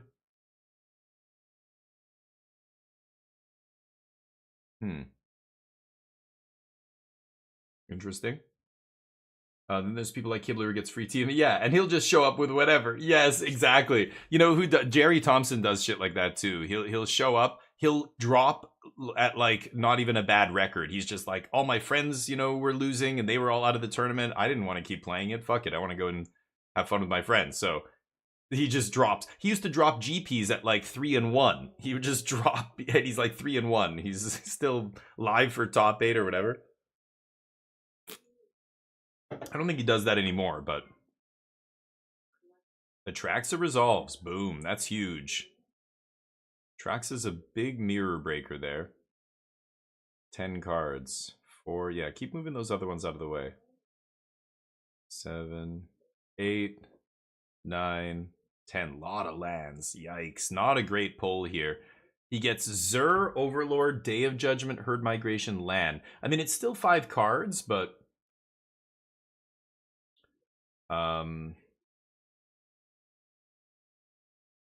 But yeah, that's not a great selection of cards there. Oh, he can't take Herd Migration if he takes Day of Judgment, right? That's the only choice here. And then whatever land, yeah. 4 cards, right. And the other Overlord. Whoa, he's got another Overlord. Yeah, careful, buddy. Yikes. Almost left the Overlord sitting on the battlefield there. That's dangerous if they, you know, that they find out a turn later or something. Like, oh my god. I don't know how they would ever miss that. He kind of missed it, but the judge didn't. So... swinging with World Wagon, saddling with Atraxa to swing with the World Wagon. World Wagon right now is a 7, and he's going to be an 8 here. 8 power, 8/4 basically. Which is pretty big, but of course Matt's just going to take it. You're never blocking with Zur here, ever. And even though Matt has Get Lost, I wouldn't... Oh, he's going to Get Lost? He's going to Get Lost the binding, right? And then block? I could see that. What is he doing? He's got Up the Beanstalk in his hand. What? What am I seeing here? What just happened? He tapped 2 mana on the other guy's combat step, and Up the Beanstalk went to the yard. What did I just miss? How did he kill?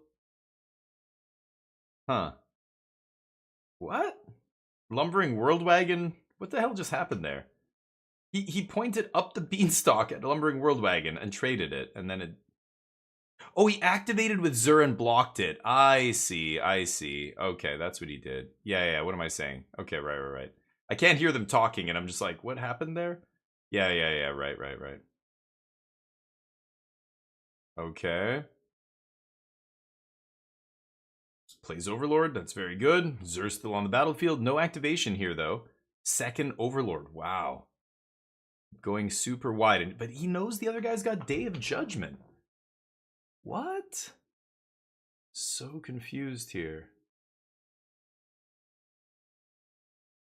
Why would he overextend like that? We know he has another Zur, so maybe he's baiting the... But why both Overlords? That's so weird. He's got Analyze the Pollen. He's got the 2nd Zur, so he can slam Zur, make both Overlords. I guess that's the plan next turn, right? Yeah, he knows that the other guy's gonna wipe. He wants to get Atraxa off the battlefield. Atraxa is gonna connect here though and gain 7 life for Christopher.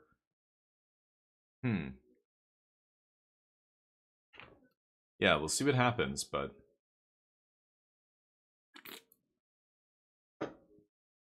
So that's the line. Go for the big swing next turn. It's kind of all in on Zur, though, right? It's weird. I don't know. I don't know if I like that.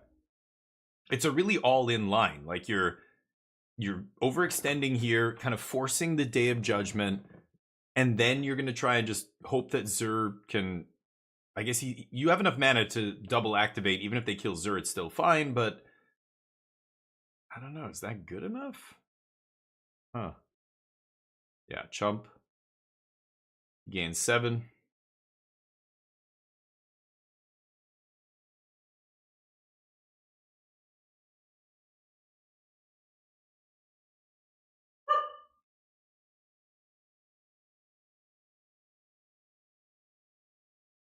Four drops. Yeah, has to play Day of Judgment.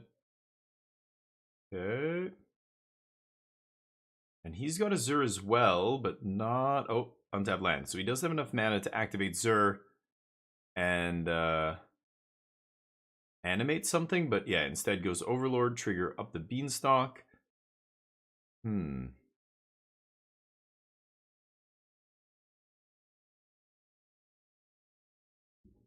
Matt takes his turn, so how good is this Zur going to be?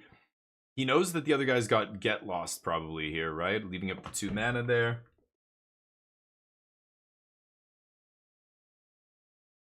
$11 mana. Big mana advantage here for Matt, which is a big deal in this mirror, right? 12 mana. 4.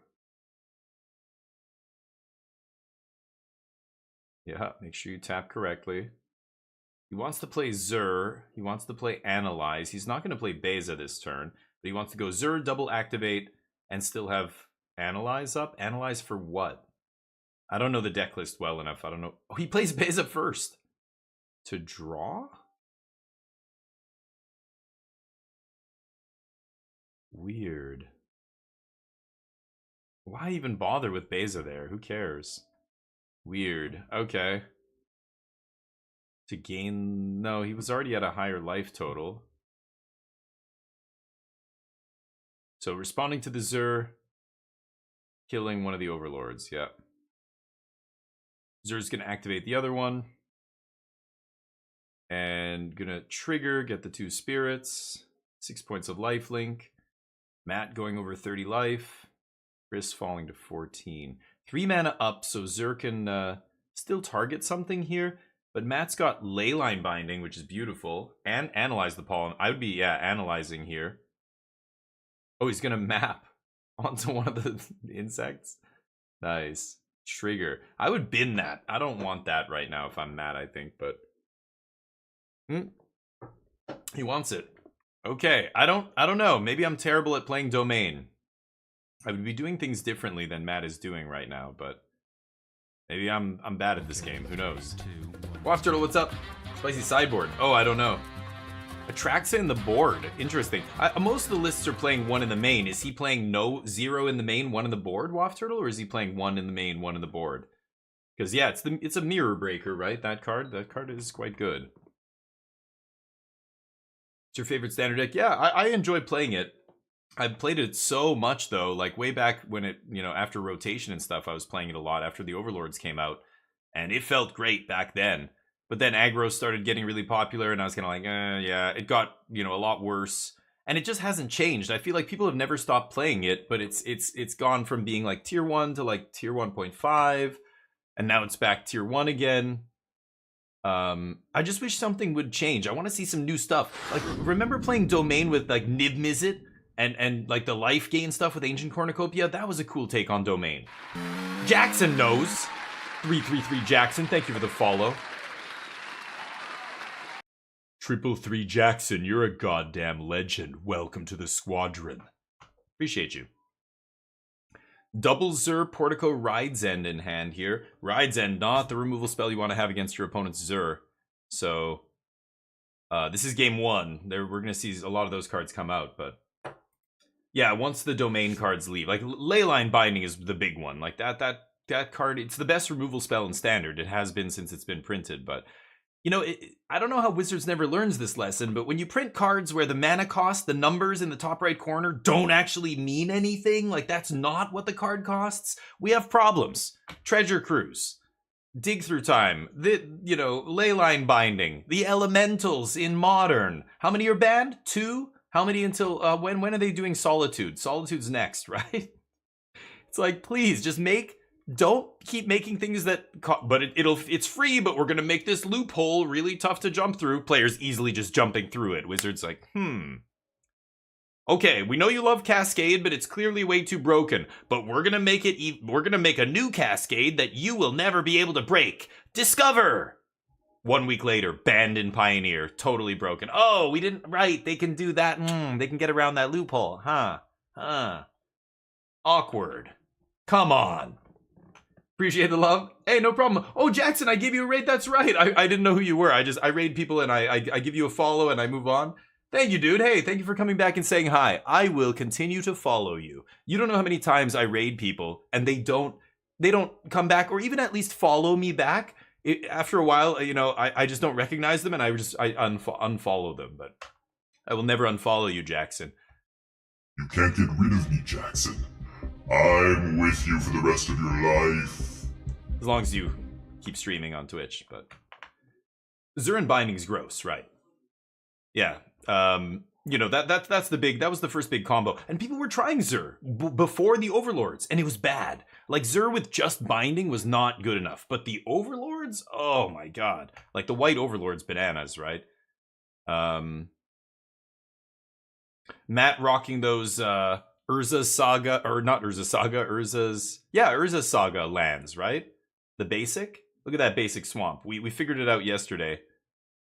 I'm a big fan of checking out, show me your basics, all right? Take it all off, just show me what's under there. Yeah, okay. That's old enough. It's got pedigree, it checks out. Urza's Saga basics, deal. All the basics are the consistent, same set. He knows what he's doing. Matt Nass knows what he's doing, of course. Now, they're not the correct choice, but, I get it. There's nostalgia. He probably has some personal reason, maybe for the Urza's Saga lands as his choice, but we all know what the only correct choice is for basics, right? Jackson, what are your basics that you go to? What are your go-to basics? Maybe you don't have them on Arena, but in real life or whatever. Yeah, exactly, Jackson. Constantly underestimates the smartness of Magic players. Watsy? Yeah, I know. It's funny.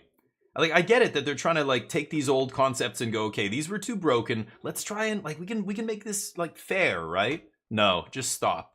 Please stop. Just no more delve, no more domain that makes 6 mana spells cost 1, etc. Don't underestimate us, please. Hey, King Case, what's up, buddy? Basic Island, yeah. Yep.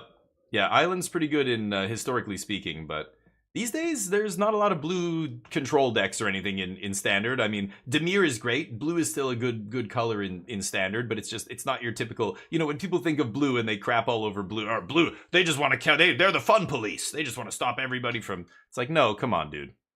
Counter spells are a necessary part of Magic, but you salty. You don't like getting got.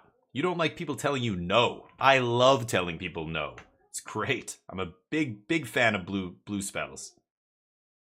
Paper, really enjoy Midnight Huntlands. Oh, interesting. You mean the full art ones, right? Oh, that was your first set. Okay. And a very unpopular opinion. No, yeah, because this is what I'm saying. It's a personal thing, and this is why I love asking people, what's your go-to basic? Everybody's got a story. It's like, oh yeah, I started in this set, and I just love that. Oh, I see that art. It just brings me back to, when I first started playing, and blah, blah, blah. Or this is the deck I won this big tournament with, and I was playing those lands. I always bring these lands, superstitious thing, right? Like the athlete not changing his jersey. There are dudes I know who play the same basics they won that other tournament with, not just the same type, the actual same cards that they used. They will not change them because it's like, good luck. Stuff like that. It's funny. My go-to is John Avon Unhinged Full Art Basics. Not only, I think, are they the most beautiful basic lands, but I think they, for me, they just remind me of when I got back into Magic. And it was one of the first things I just ordered a bunch. They were super cheap. They were like $1-2 each.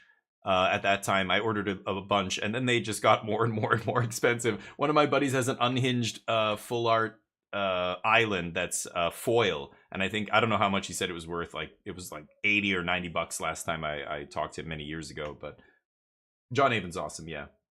Emo boys with the emo gothic looking lands, nice. Yeah, that too. Personal preference for the art, yeah. For me, like, everybody's different again. Like, I don't mind some of it. I remember the Theros basics coming out and people were like, what the fuck is this? It looks like a Pokemon energy card. Like, this looks ridiculous. I actually don't mind them. I think for me, there's a few conditions that need to be met for, like, primo basic land. Number one, it's gotta look like the mana or land that it's representing. So when they print an island that looks kind of like a swamp, or a swamp that, you know, look at the Kamigawa swamp that looks red and it looks like a mountain. I hate that. That is terrible land design. Number one, it has to clearly look like the land or like the mana that the land is representing. I wasn't a big fan of, I don't know if it was Midnight Hunt or Crimson Vow. They had these full art lands, but they weren't lands. It was like the gate of a castle with a guy riding through on a horse, and that was the swamp. And I'm like, what? Or that was the whatever it was, the plains or whatever. And I'm like, that's not a land, that's a dude on a horse. Give me some Bob Ross, baby. Give me some, I want to see the geography. You know what I mean? So that's number one. Number two, you gotta give me the real estate. Give me the full picture. I don't want to see this. Give me a full art land. I don't do half-ass lands anymore. That's what I grew up with in the 90s. As soon as full art lands happened, it was like everybody, that's why they started putting them in every other set. They know people love them. Before, it was only the unsets that had full art lands, and that's what sold those sets, right? Like, again, those basics from Unhinged are gorgeous. Full frame, textless, just all art, baby. 100% art. Give me all that art. Unglued came out. They shrunk the frame. The frame is taking I like unglued lands. They have the mana symbol. It's cool. But too much screen real estate, card real estate taken up by frame. Don't like thick frames, all right? That's number two. So it's got to look like a land. It has to be full art. Like, use the full card. And is there a number three? I don't know. I think that's it. Those are my two conditions. That's all I ask. But and oh, maybe I white border. Get out of here. I'm not a big white border enjoyer. My first box of Magic cards was white bordered cards, but do not like. Black border better. Black border best. Always best. Or no border. Borderless also fine. Galaxy foil lands are sexy. Those ones are gorgeous. Yes, that is another land when I saw them, I'm like, holy fuck, these are gorgeous. Now, again, it kind of fails my first test of does it look like a land? Like it's a planet, but it doesn't, you know, at least it's got to look red, or it's got like the dual lands are pretty cool. Like the Godless Shrine looks awesome, you know, it's like black and white, the art, like at least it matches the colors of the mana that I'm producing with it, you know? But, yeah, those are gorgeous. I see them on Arena all the time, and I'm like, should I craft those? Should I waste gold on this shit? No, save it for drafts. And then I never do. Herd Migration. So this is game 2. Matt taking down the first game. An early Zur here, bringing out the Overlord. Now, if Chris goes, he's going to go Herd Migration. He's going to drop 5th land here. Oh, he takes, I thought he was not going to fail to find or something there. He's going to go Zur himself, probably? Oh, no, we know a Zur in his hand, yeah. So Zur, activate, swing with Overlord. That's going to be trouble for Matt. Big, big swing.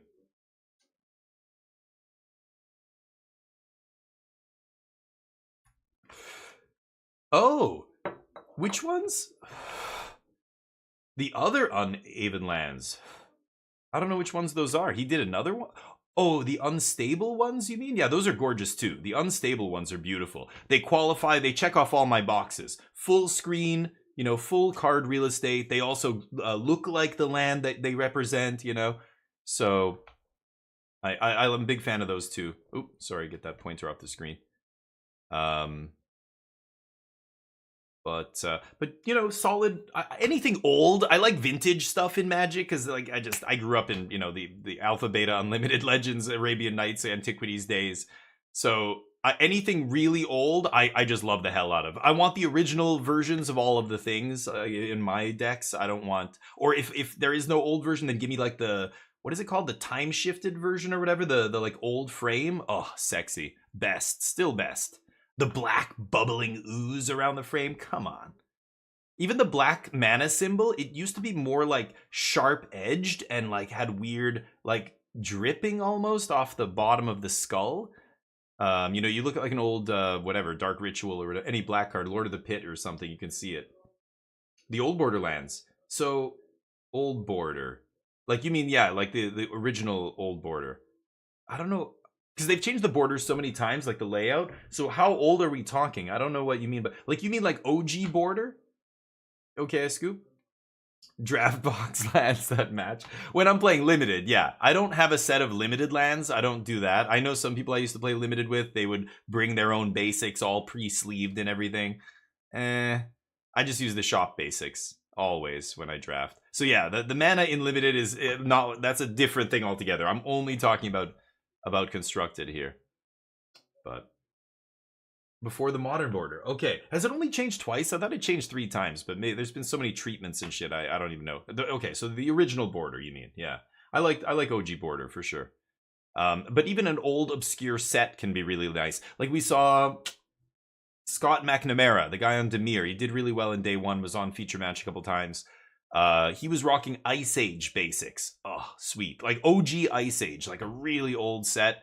I kind of like I don't know what it is. Those old cards, they look like an old parchment from like a, you know, ancient temple that hasn't seen the site. Nobody's laid eyes on it for, you know, thousands of years. Those old Magic cards have that venerable, like the venerated kind of feeling tied to them. You know what I mean? I don't know. For me, they do. Tap 4 for Armageddon. Yeah. I hate people who play Armageddon. That's why. You're gonna torch my John Avon full art unhinged basics, you savage? What is wrong with you? But yeah, that would be sad. People spend all this money on their lands and then Armageddon. Good thing I don't play Commander. Jockle hops. I remember people doing that back in the day. I do have a Commander. I have a couple Commander decks, but they're not fun to play against, so... You know, unless I'm playing with people who are like, what? They have levels now, right? Wait. What? This happened when I was on vacation. They released a statement or something saying here are the different levels for Commander, right? And they're like, in this level you can't take infinite turns. In this level you can take an extra turn, but not infinite. And then there's everything else, right? It was something like that. I think I'm in the everything else category, the CEDH category for my Commander deck. But the other way we modulate, my cousins got me into this. Instead of just playing Commander, so Chris taking it down there, game 3. My cousins started me playing Pauper Commander, and it is so much better. You don't need to have this rule 0 bullshit. Just only play with commons. That way you can't really do anything too insane. Nobody's killing you on turn 1. But man, can you have really sweet decks. I have a blue-black Ovira deck that's a combo deck that can wipe the whole table in 1 turn. With all commons. And the general has to be an uncommon legendary creature. You can't use like an uncommon planeswalker, you know, when they started printing those. They need to tweak it. Yeah, it's like brackets. Right. This is a 6 swamp. Let's see. Oh. Probably shouldn't have. It's just, I gotta keep another browser window open, otherwise it'll open it over top of this. Sorry about that. Whoa. Brain Dead Lands? I've never even seen. Oh, this is a picture. Oh, I thought you sent me a link. Is this a... What the hell? Why does this look so weird? I can't click on it. Okay, I'm actually gonna save the image and then open it. That's easier.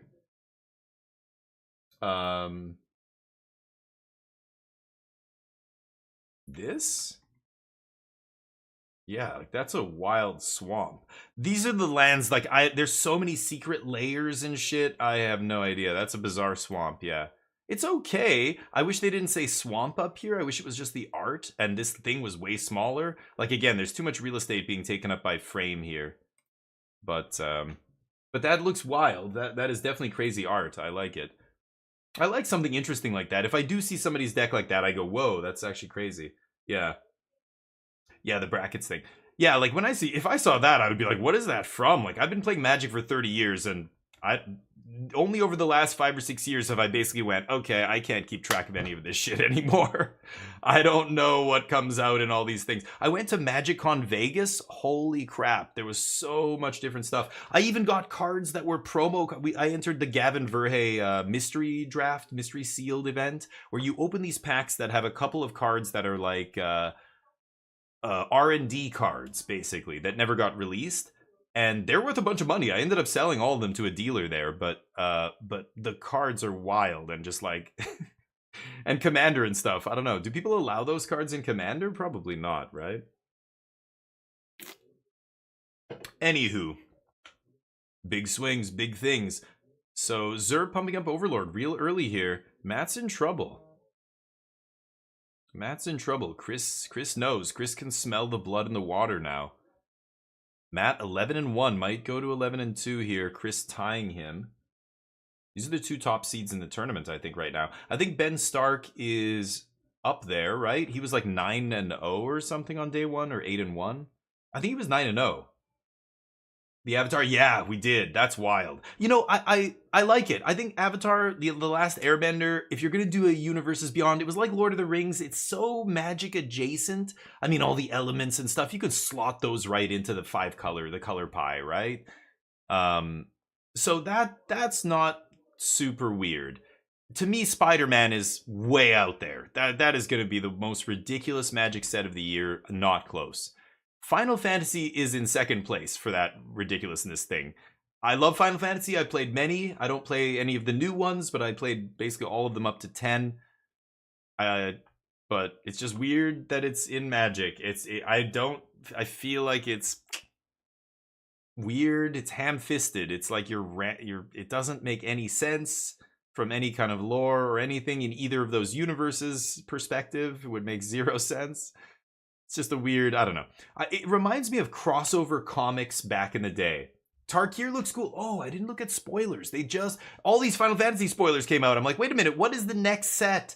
It's Tarkir. What's going on here? And then I think they released them yesterday, right? When the start of the Pro Tour. So we could go look at some after this, actually. Mox Jasper. Oh, I have no idea. I haven't seen any of them yet. Yeah, totally, Jackson. Fits better, right? He was 8-0 day 1? Okay. Lost round 1.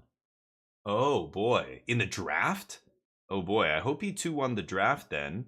It is Ben Stark. That would be really unfortunate if he bombed the second draft. Yeah, Tarkir's getting no love. It's crazy. SpongeBob, yeah. But that's not a set stint to win. SpongeBob will be a secret layer. It is not going to be... There's not enough material there to make an entire set out of. So, yeah. Yeah, what Okay Scoop said. Yeah. 15 streak. Thank you, Mr. Hyde. Appreciate you. Tarkir's your favorite. Yeah, Tarkir was my favorite draft format. It was one of my favorite draft formats of all time. It's right up there with like OG Innistrad, and I loved Rise of the Eldrazi, I think it was called. The third set of those of Zendikar block, the OG Zendikar block. The first set sucked, and I think it was the third one where they had the level up guys. That format was fucking awesome. And then I don't know, there was some Ravnica sets I thought were kind of okay, but Ravnica, once the whole block comes out, Limited was it was a different time back then when they were doing these 3-set blocks. It was sometimes they blew it, like cons. The first set came out brilliant, like one of the best Limited environments ever. They even brought it back on Arena because people love it so much, and they wanted to test to make sure Emrakul wasn't bugged to shit, probably, or morph, the morph mechanic. Yeah, the second set, was it Fate Reforged? Was that what it was called? Was atrocious. It was brutal. And then the third set tried to tie it all in together. And I mean, because the second set was so bad, it kind of dragged the first set down. It just ruined the entire format. It was not fun. Yeah, Tarkir's cool, though. You don't like his personal beliefs. Oh, well, okay. You know something I don't. And you know what? I would prefer to not know it. Would I, though? God damn it. Never meet your heroes, kids. Okay, Scoop. Is there some drama or something? I don't know what you're gonna say about personal beliefs here, but what did he say or do? Is he some like rabid? I know he lives in Florida. Is he Florida man? Is he legit? Is he Florida man, really? Oh, really? Jesus Christ. Okay, well, unfortunate, but you know, he's out there. I mean, you can even tell when he talks about Magic. He's somewhere. He's on the spectrum somewhere. I don't know. And poker and everything. He's like a Rain Man kind of like savant when it comes to card games and stuff. So I don't know. Yeah, he's an interesting guy. That's unfortunate to hear though. What are you gonna do? I don't know. And again, I haven't seen him say anything. I can't even speak to anything. So, but. Yeah, I'm sure there's a lot of people. Like, I mean, we've seen even bannings and kind of like people getting blacklisted over the years for like being creeps towards women every single time they were anywhere. Like Owen Turtenwald, and like he was like one of the best pros in the world at one point. And then he is apparently a giant douchebag whenever they're out, you know, because a lot of these players would end up in big groups, you know, socializing and stuff. And back then there were basically no female players at the top level. Like you would never see a female player at all in the Pro Tour ever for years and years and years. And then finally, like it started getting to the point where women felt comfortable playing this game. And it was because of assholes like that. You know what I mean? But so good that he gets, oh, Matt wins the match. Crazy. Good that he gets, you know, called out for it and everything, but it's like, God, he was such a good Magic player. Like fucking idiot, you know? Can't you just be a decent human being and stand up for other decent human beings and call out bullshit, please? It's not hard, right? It's really hard for some people, apparently, to not be douchebags. I don't get it. Give me broken dragons. Yeah, we're going to see some busted-ass dragons, probably. Let's see if I can find the spoilers here. We'll take a look at a spoiler while these guys are setting up the next match. Newest spoilers. There should be some... Yeah, here we go. Oh, I haven't seen the set symbol yet. Weird. It reminds me of a dual deck. There's like a dual deck. Mox Jasper. Yeah, holy shit. Did they give us another Mox here? We'll come back in a second to that. Mox Jasper? Activate if you control a dragon. So quick, the first thing everybody does when this drops, go to Gatherer, go to... Not, who uses Gatherer? Go to Scryfall and look for every cheap dragon in Magic and buy them. If they're guaranteed to be really cheap, buy all the... If there's a cheap dragon that's like 2 or 3 mana, what is the... I mean, there's the artifact creature dragon that's 1 mana. Phyrexian Dragon Engine, or what is it called? Oh yeah, shapeshifters could do it too. Anything like that, yeah, like a 1 mana or 2 mana changeling creature. What did we just say about things that cost 0? Even if this doesn't activate, it's still just a 0 mana artifact. That is just going to be good in a bunch of different, you know, artifact type decks that care about artifacts and stuff, right? Storm decks and whatever else. Like, yeah. Anyway, okay, Mox Jasper. What is Jasper? Is the stone, the name of the stone, right? That was the Narset that I was like, I don't want to look at this until they officially spoil it. You know, I don't care. We can wait one day. So here's Narset, no longer a Planeswalker. 3 mana, 3/4 at the beginning of your end step. You may discard your hand if you do draw cards equal to the number of spells you've cast this turn. Oh, wow. That's... Okay, that's kind of crazy. Huh. I mean, it's powerful, but it's a 3 mana, 3/4 that does nothing. Because you've got to play... You're not going to do it the first turn you play this unless you have so much mana that you played, like, what, 2 other spells that turn? 3 other spells, and then you draw 3? It's pretty good if you can do it. Sarkhan enters, you may behold a dragon? If you do create a treasure token to behold a dragon, choose a dragon you control or reveal... Okay, so didn't we have a... This mechanic's been around before, but it wasn't called Behold. Huh. What was it called before? You could reveal, you know, a card from your hand to do something. There was one that triggered on upkeep. I can't think of the name now. It was from Ravnica. Some Azorius cards had it and stuff. You like Sarkhan. I mean, a 2 mana 2/2 is at least cheap, and you're not getting a terrible body, but it's pretty mediocre. ETB, make a treasure, you reveal a dragon, so 2 mana ramp, makes a treasure, reveal the dragon. Whenever a dragon you control enters, put a +1 counter on Sarkhan until end of turn he becomes a dragon and gains flying. Yeah, I mean, that's not going to be good enough for standard. I would be very surprised if a Dragons deck became, you know, one of the best decks, because again, like, most competitive constructed formats, casting cost is king. That is rule number 1. That's the golden rule of Magic. If it costs 5, I don't care what it does. I don't care if it's a 2020. It's never going to see play. How much would you pay for a vanilla 2020? Would you pay 5? That it doesn't matter by then. You're trading with a 2-mana Doomblade and it's no, right? Like the casting cost matters. So dragons are generally very expensive. So it's very rare to see a dragons deck unless it's some kind of ramp deck or they're cheating the dragons into play or whatever.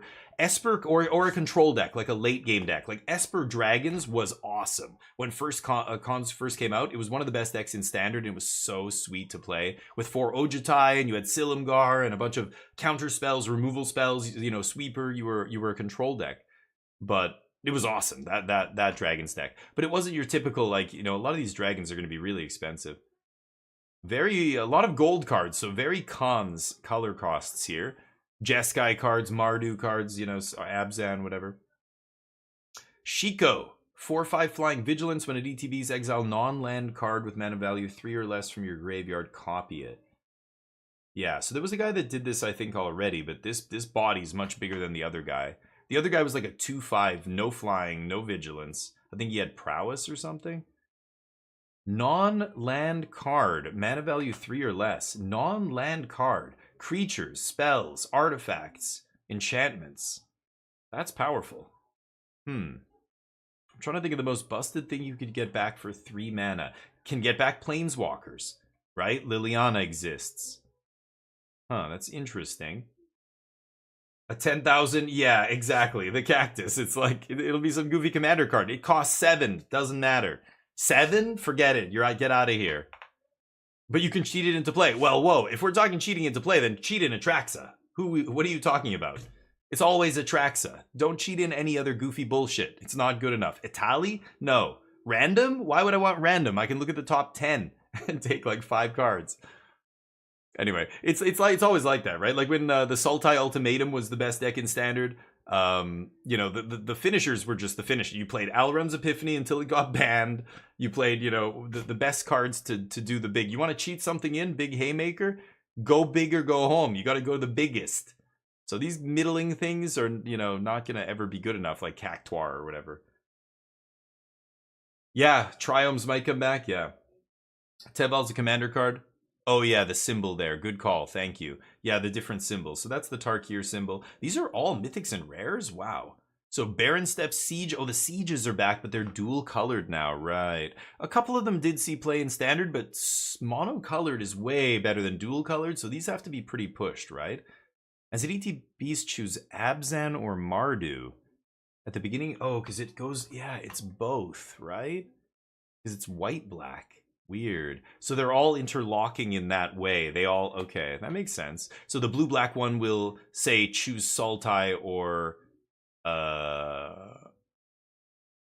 wait, maybe there's not a blue-black one. Is it only Sultai?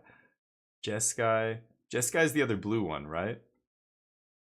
So blue-green could be like Sultai and Temur, right? There's a blue-green one, I'm sure. Things like that. Hadar, Elvish Piper, Progenitus. Oh, to cheat in, you mean? Oh yeah, I was just thinking for competitive constructed. But yeah, if you're playing Commander, God, Commander, the sky's the limit. There's probably some weird ass fucking Fallout card or something that I don't even know exists that is insanely busted or something. Who knows? Doctor Who card. Baron Step Siege. So at the beginning of your end step, +1 counter on each creature you control, but it's 4 mana. Beginning of your end step, if a creature die, each opponent sacks a creature that tries. That's weird. It's not amazing. You know, we already have this kind of effect, right? We have Virtue of Loyalty. That's a 2 mana flash 2/2 with Vigilance, and then 5 mana, so just 1 more than this, but it's only 1 color and not 2. Pump your team every turn. Untap them, even better than this. This doesn't even untap your creatures. So it's kind of weird. Like, you're going to go down a mana, that's great, but you're adding a color, that's worse. And then the ability's worse. I guess you get the flexibility of maybe doing this, and is that good enough? Boy, that is tough to evaluate. Having both options, I think you're going to put this in a deck where you're going to choose one of the options 90% of the time. You know what I mean? Like if you're playing this card, you're playing some creature, go wide deck, and you always cast it on turn 4 for the Abzan side. Like Are there going to be games where this is better to do? Possibly. You know, that's weird. Okay. I don't know. I'm reserving judgment on those. Those don't impress me yet, but it's hard to predict because I don't know what kind of a deck wants both of these disparate effects. You know, they're kind of very different. They don't overlap. Azorius control? Okay, I will go back to that then. Hold on. Ely, finally. Ely on camera. I've been waiting to see blue-white control. What is the other guy on? Esper Pixie. Right. Oh, Etienne. I know. I've seen this guy at the Pro Tour before. Yeah, he's good. Or they are good. So, blue-white control. I dabbled in blue-white control. It was okay, but it was not amazing. I liked that Blast Zone. I've been very impressed with Blast Zone in a lot of my decks. I played it again for the first time in the Omniscience deck, and I was like, why is Blast Zone not in more decks? This card is awesome in a slow deck. But Domain's the slow deck. They can't afford to play colorless lands, right? So usually these decks will go with Fountain Port and Demo Field and stop. But Blast Zone is a sweet one. I would definitely be playing a Blast Zone instead of another Demo Field or something. I'm sure he's got both. I haven't even seen the lists, but ticking it up, yeah.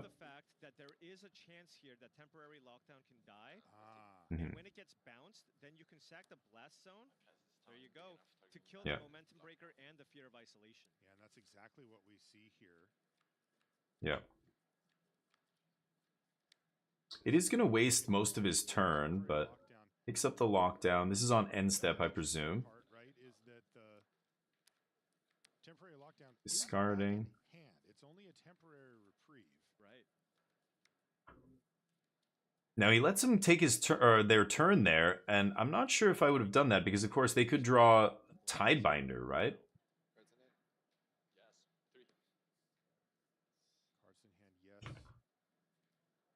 Mm-hmm. Yep, cards in hand. I was talking about this yesterday. Always ask players, how many cards are in your graveyard? Okay, how many cards are in your hand? You have 5 mana? You have double white? No triple white, right? Okay. You know, like, just keep track of everything they're doing. Kaito. Damn, that's good. Yeah. Yeah. Planeswalker is the worst thing a control deck can see. Anything that sits in play and just starts generating value immediately erases the advantage you have as the control deck. Ooh, Overlord, okay. No more lies. Love to see that. Okay. Man, that guy was about to flip cards. Ely's just patiently like, no.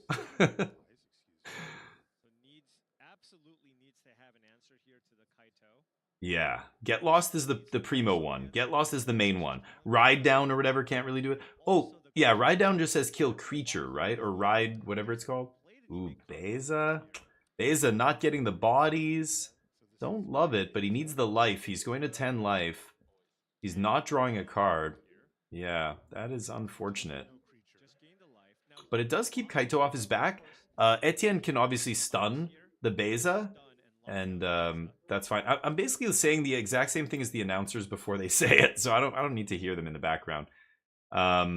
Yeah, firing up the Restless Anchorage. So going full face, trying to get this guy dead. Etienne knows that if Ely gets any breathing room here, he's going to win this game. So yeah, instead of... what did he draw? Oh, he drew a Go for the Throat. So he didn't even have to minus Kaito. Instead, he can plus, do more damage. So this is going to be 6. He goes to 4. And top card has to be Get Lost here. Plus he has to have something else in hand, like Ride Down. Or Ride Away, or whatever that... White Doomblade. He needs double Doomblade, basically. Jace is not good enough. Kaito not a creature, so can't be shrunk. Land not a creature, can't be shrunk. He mills 3 to redraw. Pulls a negate. Negate is not good enough. Yeah. Okay, unfortunate. But I want to see these sideboards. I haven't seen the lists yet. Does anybody... I know they released the lists, right? I want to go see the deck lists, but I don't... If anybody has a link for it, please let me know. Sorry. Get Lost can suck ass at times, Mike. Yep, absolutely. Etienne's really good, yeah. Hey, Spider Dude, how you doing? Sorry I missed the message. I was commentating here. Ride's End, that's what it's called. Ride's End. Yeah, no, you would think so, right? But I think it's just actually a good Doomblade. Like, you know, White never gets a good Doomblade. Fateful Absence sucked.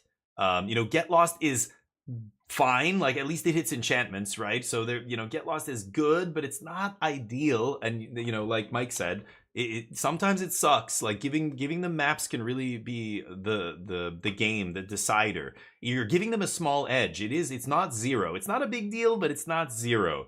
And so having something that's just clean is nice. And the Exile's sometimes relevant, but you're a big mana deck with a control deck, right? You're trying to make those land drops all the way up to 7, 8, 9, so you can double spell. And that's what all the card draw is for. Keep those lands flowing, and then eventually once you start double and triple spelling or activating fountain ports, casting spells, then it's impossible for your opponents to come back usually, right? Because you just have too much velocity going at that point. You're drawing more cards all the time off stuff, and at least it's like that with like Caretaker's talent decks and stuff. This deck's playing Stock Up as their main card draw, I assume. And Jace, and maybe 3 steps, but 3 steps and Deduce and these kind of cards aren't like big bursts of card draw. Kaito coming down, nice. That's the perfect draw there. And it's so good against No More Lies because it can't be countered, the ninjutsu ability. It's the reason I just don't love control right now, but yeah, a bunch of pros chose to play control. Esper kind of running circles around Ely here this time. He's so calm and like kind of the way he moves his hands, he's so slow almost compared to other players. Etienne looks basically like jittery compared to Ely here. It's so funny, even though I think normally most players would be like closer to Etienne's level of activity there. It's funny. Ooh, talent coming down, triggers, but no attacks. Map, yeah, and this is why Get Lost is a pain in the ass. It drew him a card. Yeah. Playing tap land go. So he does know that one of the other cards in his hand is a land, because he didn't play the one he drew there. He's got a Caves of Koilos in his hand. But he's got 2 other cards. They have 2 other cards. And Ely draws and plays Blast Zone. Activate Blast Zone. Wow. Blow up all the 1-drops. That's pretty good. He's at a comfortable 16 life, but missing his land drop here is devastating. That control deck needs to keep making land drops every single turn, at least until 6 or 7. So him playing the land and then immediately, he made his land drop, but he had to sack it. So it's like he didn't make his land drop that turn. That is rough. But he had to do it, I think, there. Yeah, Etienne's just pushing as hard as they can. Not even contributing anything else to the board, just trying to put in as much damage as possible while they know that Ride's End is not up. Ely can't Ride's End here. So get in for as much as possible. Because you know that eventually he'll sweep, he'll play a temp lock, he'll do that kind of thing. Restless has to finish it at that point. So any chance you can get in with Restless and you know that it's going to get a hit, I would take it over playing another card. Overlord's huge here. Huge. Oh, I don't know if he's drawn that or if it was already in his hand. I can't tell. They don't show the hands on the left. But that is the best card in his deck against the flying and all the stuff that Esper Pixie's doing. Yeah. Gonna map onto the Anchorage. Oh, gets the counter. So that's gonna make it big enough that even a double block here won't kill it. So now Ely has to chump. He was threatening a double block there on the Anchorage, but the map hits a spell on top. And this is Get Lost being punishing, right? This is exactly what we were talking about. That map made the difference there, made his blocks bad. So he trades with the Otter, takes 4, goes to 8. Okay, what does he need here? He needs a way to kill the Restless Anchorage, but with 4 cards in their hand, Etienne knows that, he needs to stock up resources because this game goes long. He's going to have to keep putting wave after wave after wave. So any chance he can get in for damage with the land is perfect because it allows him to save his other pressure for later. So Ely's in trouble. No land drop this turn? He made a land drop last turn. He didn't make a land drop this turn. Oh, that's unfortunate. It does mean he has all spells in hand, but leading with Overlord of the Baelmer can pay for the No More Lies here. Might see a 3 steps ahead. If he's got 3 steps plus Ride Down, he just goes 3 steps here. If Etienne goes for the swing with... Etienne can't. Etienne cannot swing. Oh, is it a negate? Oh, this is post sideboard. Could be negate. Oh, he lets it resolve first? Okay, I thought it was still on the stack. He let it resolve, so he's going to get the trigger here. That's not good. 1... 2, 3, 4. And then he picks up probably another Overlord, right? I would take Overlord here and just keep digging. He could take Kaito. No, Overlord of the Baelmerk says what? Just creature? Yeah, you can't take a Planeswalker, can you? I don't think so. So I would take another Overlord here, but and just keep chaining, keep digging. Overlord return. Oh, it is Planeswalker. Oh, so we could get Kaito. Ah, is that even good? He's trying to figure it out right now. I'm trying to figure it out too. He takes that guy. Oh, interesting. Because you can kind of chain Overlords in a way, right? And just keep them going. Eventually they'll come into onto the battlefield and do work. He goes for the swing? Whoa, dude. Playing right into Ride Down or Get Lost or any 2-mana removal? Ah, I wouldn't have gone for that swing there. Wow. Okay. Wild. That was wild. I don't know what Etienne... Why would he throw away the land there? The land is so good. Just play that, idiot. Use some maps and pass. Right? Or leave up something? Leave up 2 mana? Use 1 map? Oh, that's so weird. Okay, well, that's huge for Ely. He's got to be like, wow, I killed the creature land? Like, that's one of the hardest things to do against that deck. Okay, there's Beza gaining him some life. Now Beza not gonna make fish, but gets a treasure. Yeah, because he's been missing land drops here, and I think he gets to draw a card there too. Soul Guide Lantern. Whoa. Okay, so sideboard Soul Guide over Ghost Vacuum. That's an interesting choice. I kind of like it. He exiles 1 when it ETBs. And now he's going to have potential exile your graveyard up after this. Very interesting to see an anti-graveyard card come in against Esper Pixie, but I guess if they're going to be playing a bunch of Overlord of the Baelmerk, you do it, right? It's very interesting. Just woke up, SP. What's up? What decks are doing good? I have no idea. I haven't seen the standings or anything. All I always see is Domain versus Domain, Esper versus Esper, you know, like, this is the first time I've seen Azorius Control, so I guess Ely's doing okay. Map number 4 goes down. Map number 3. Yep. Oh, wow. Keep going. He's ripping lands off the top, but he's... Oh, wow. Holy shit. Etienne just uses the last map. Another land. Wow.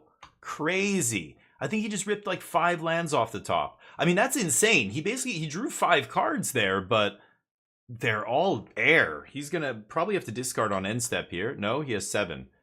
He has 7 cards and like 4 of them are land? Wow. Ely's just watching going, okay. I mean, it's bad that he's... Remember, those lands on the top would have meant the next 4 turns would have been like brick. But instead, he clears them. He gets to take them off the top. Wiltleaf Liege. He's turning the tables here. His team all getting +1/+1. 5/6 Beza and a 3/2 flyer coming in now. And Etienne takes it all. So that's 8. Etienne goes to 10. 2 mana up. Overlord ETBs. So we've got Soul Guide Lantern activation. 3 mana up, sorry. There's a treasure token. I hate it when they put it in the same row as the creatures. Keep that shit separate. Etienne scoops. Wow. Okay. It's 1-1. Going into game 3. Interesting. Sorry, let me catch up with you guys. So, you guys both put, okay, you guys both put the melee link, nice. And it's gonna, yeah, sorry, let me get that out of there. Hopeless Nightmare gotta be the most broken card in Standard? No way. This town ain't big enough. This town ain't big enough. It's not even close. What would cause the game to end in a draw? Infinite loop that's like the cards don't exist to do it really in Standard right now, but back in the day of O-Ring, you could like play an O-Ring or time running out, that could also do it. Yeah, in this tournament, it's going to be just time. I don't think that anybody could establish some kind of loop or kill both players at the same time. Something like that, like, you know, you both draw at the same time with no cards in your library or something. There's nothing that would cause that kind of a draw. So yeah, really, it's probably only time. Yeah, I know, SP. Yeah, Charlie told me. So, okay. So these are... Who am I? It's Jeskai Oculus. Zorius Control. Yeah, let me see the list here. The turn 3 Kaito again. Nice. 4 Jace, 3 Beza, 2 Overlord. That's it? 3 Templock, 4 Stock Up. Yeah. 3 Day of Judgment, 1 Sunfall, 4 Rides End, 4 Get Lost. Only 2 No More Lies. Change the equation in the main deck. 26 lands, 2 Blast Zone, 1 Demo Field, 2 Fountain Port. Yeah, playing all 3. Devout Decree in the sideboard. I like that. Dissection Tools? What? 2 Overlords in the sideboard and Dissection Tools. Wow. What is Dissection Tools for? Against aggro, I guess, right? 5/5 Vigilant Life, or 5/5 Lifelink, right? You just, like, sack a token, put it on an Overlord and crunch or something? Can't remember. Hire Damien to be the clean board police at these events. Yeah, dude, I want people to keep their shit organized so the viewers can easily discern, is that a creature? Oh no, it's a land? It's a what? Is it a token creature? No, it's a treasure token. Especially the tokens, right? There's so many different arts and versions. Like, I don't know what all the tokens look like. Anyway, yeah, we've talked about this already. Stint to win, you know. Tell me big enough, yeah. Oh yeah, sure. Hopeless Nightmare is very good in that deck, but you know, Hopeless Nightmare's been in Standard for a long time, and it's never really seen a ton of play until people started doing the bouncy bounce stuff with This Town. This Town Ain't Big Enough is just so good. It's in so think about it. The Storm Chaser talent This Town is in, you know, Simic Crabs and the Esper decks and the Dimir decks and the Temur Otters decks before them, and it was just like the best core combo in that all those decks. And it's because of This Town Ain't Big Enough. That card is ridiculous for 2 mana. Triggers up the Beanstalk and, like, it just does everything. Yep. And we see it here. Bouncing a Beza. That's a bold move.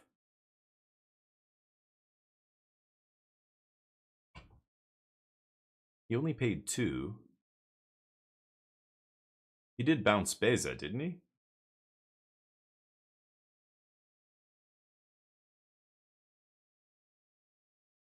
Oh, up to 2. Yeah, and as long as, yeah. So he only chose 1. I see. Okay, so yeah, you don't want to bounce Beza there. Okay. Stun Beza.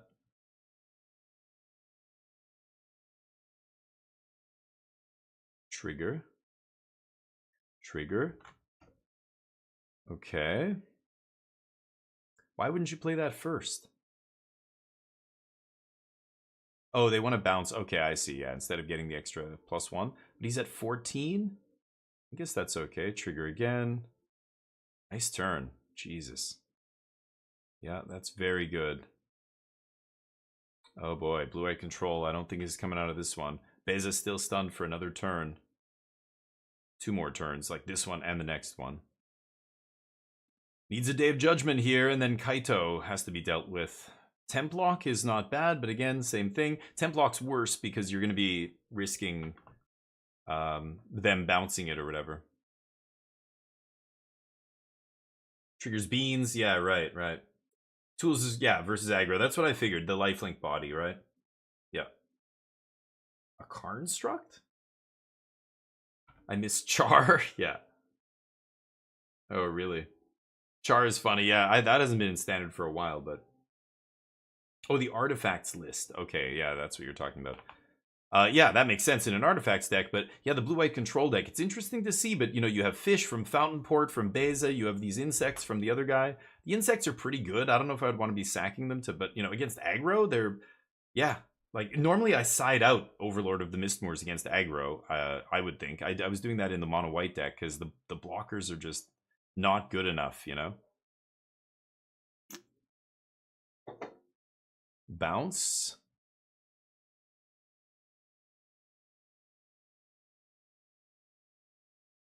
Pumping up the fairy. Kaito can plus himself to become a 4/5 here. Pumping an Otter with the Picklock trigger. I would plus Kaito first. They haven't used Kaito yet. They're gonna 0? Okay.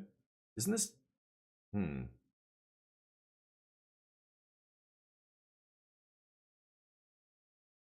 Ah, it's over, yeah.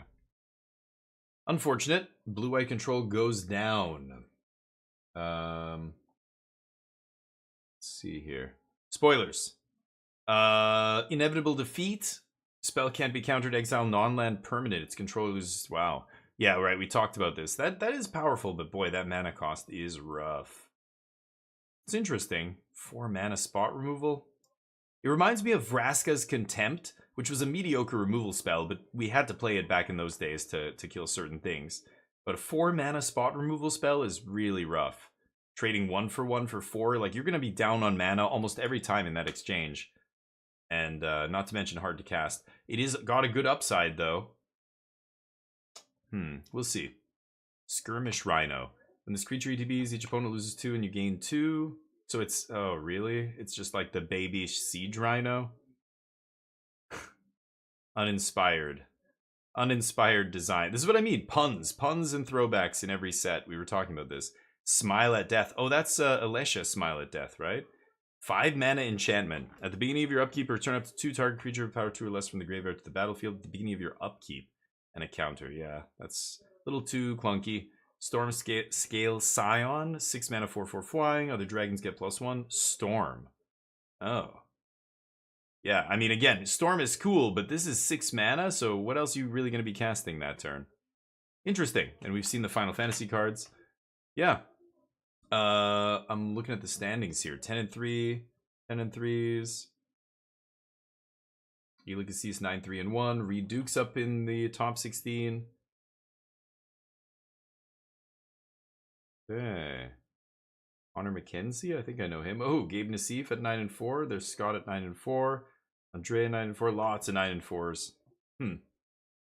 Commander Heavy said, yeah, it feels like they all are Jackson these days. You know, it's funny. It feels like the you know, you can just see the design direction change, and this happened a few years ago now, but it's really obvious in the last couple of years, like OTJ and sets like that, you know, they are just designing for Commander first, and you know, and limited to make sure limited is still not atrocious, but it feels like the actual competitive constructed formats are an afterthought. You know, that's not what they're really designing for.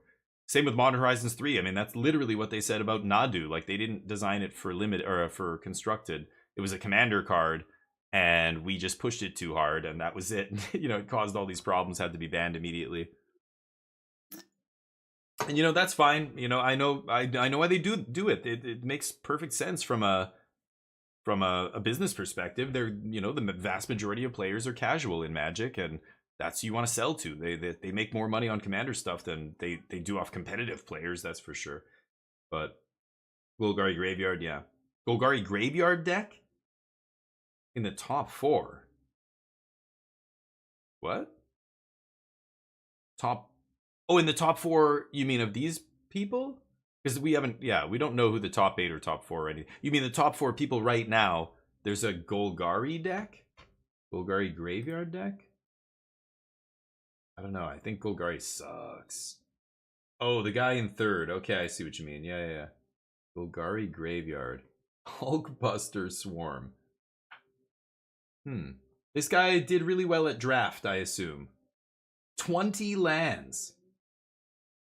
I know everything is cheap. Overwhelming Remorse is much cheaper. Stalker Vermin. Xenon Scout. 4 Mold Tenters. Souls of the Lost. Wow. That is a pile. I would love to see that on camera. The Gruul deck, yeah. Okay. Interesting. That's the other category showing up. I've been getting interested into getting into Standard, yeah.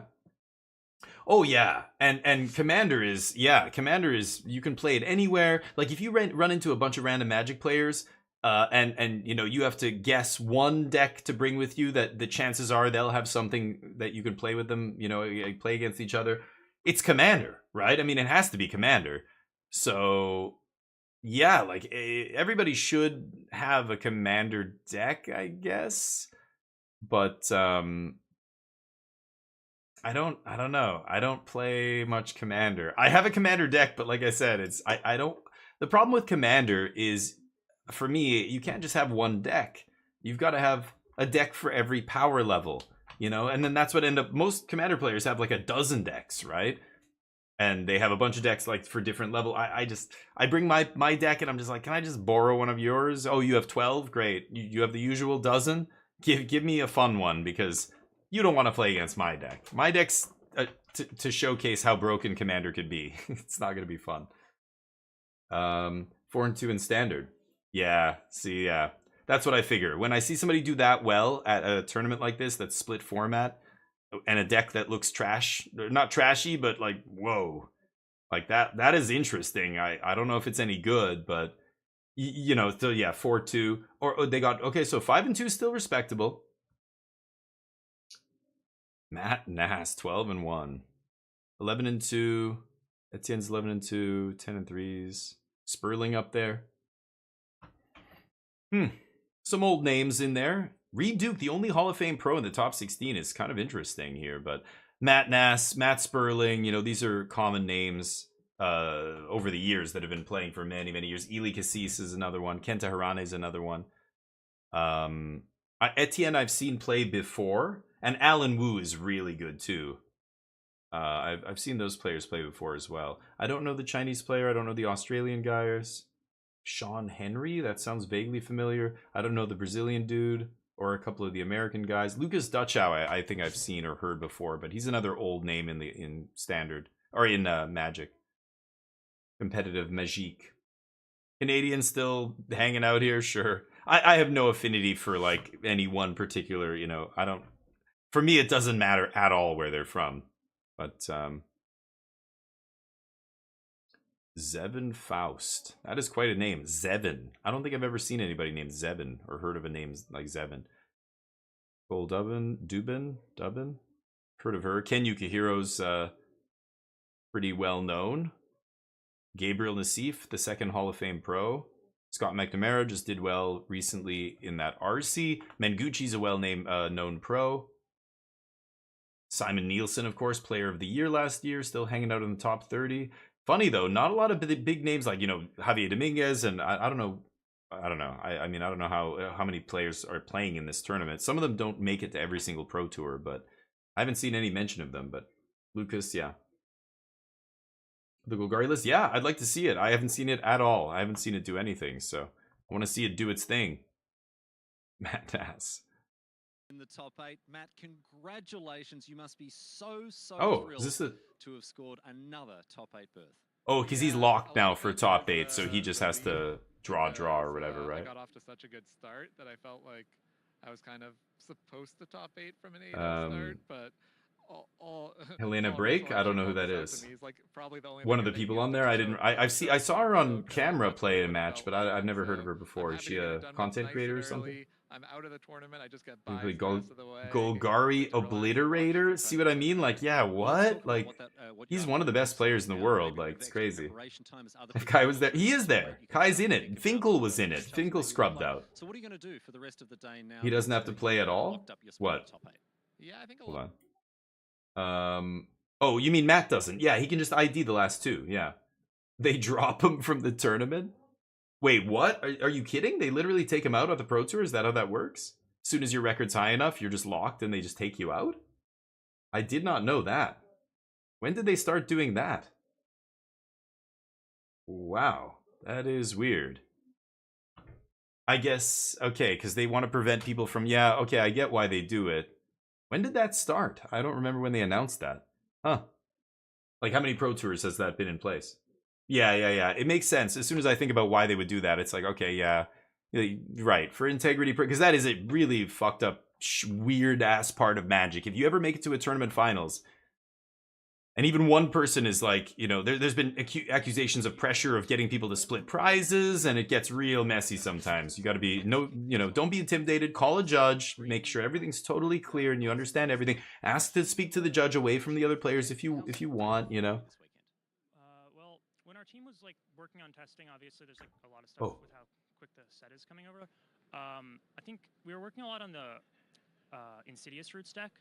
And one day, this is the guy playing Golgari. Found some Twitter post from some like random Japanese person showing like a deck with Up the Beanstalk, Overlord of the Baelmerk, and a bunch of creatures and spells that cost 1 less for each card in your graveyard. And we weren't feeling the Roots deck, so I decided to take this for a spin, see if I could tune it. It ended up being pretty good, but we were unsure about the Gruul matchup. I think Tuesday night, the day before decklist submissions, I was probably just going to register mono red like most of our team, and then one of my teammates, Joseph, just like calls me that night and says, hey, we found this card Souls of the Lost. It gets power and toughness equal to your Descend. We think it completely flips the script on the Gruul matchup. So just based on that, I played like 2 matches, decided to lock in 4 Souls of the Lost, and very glad I did.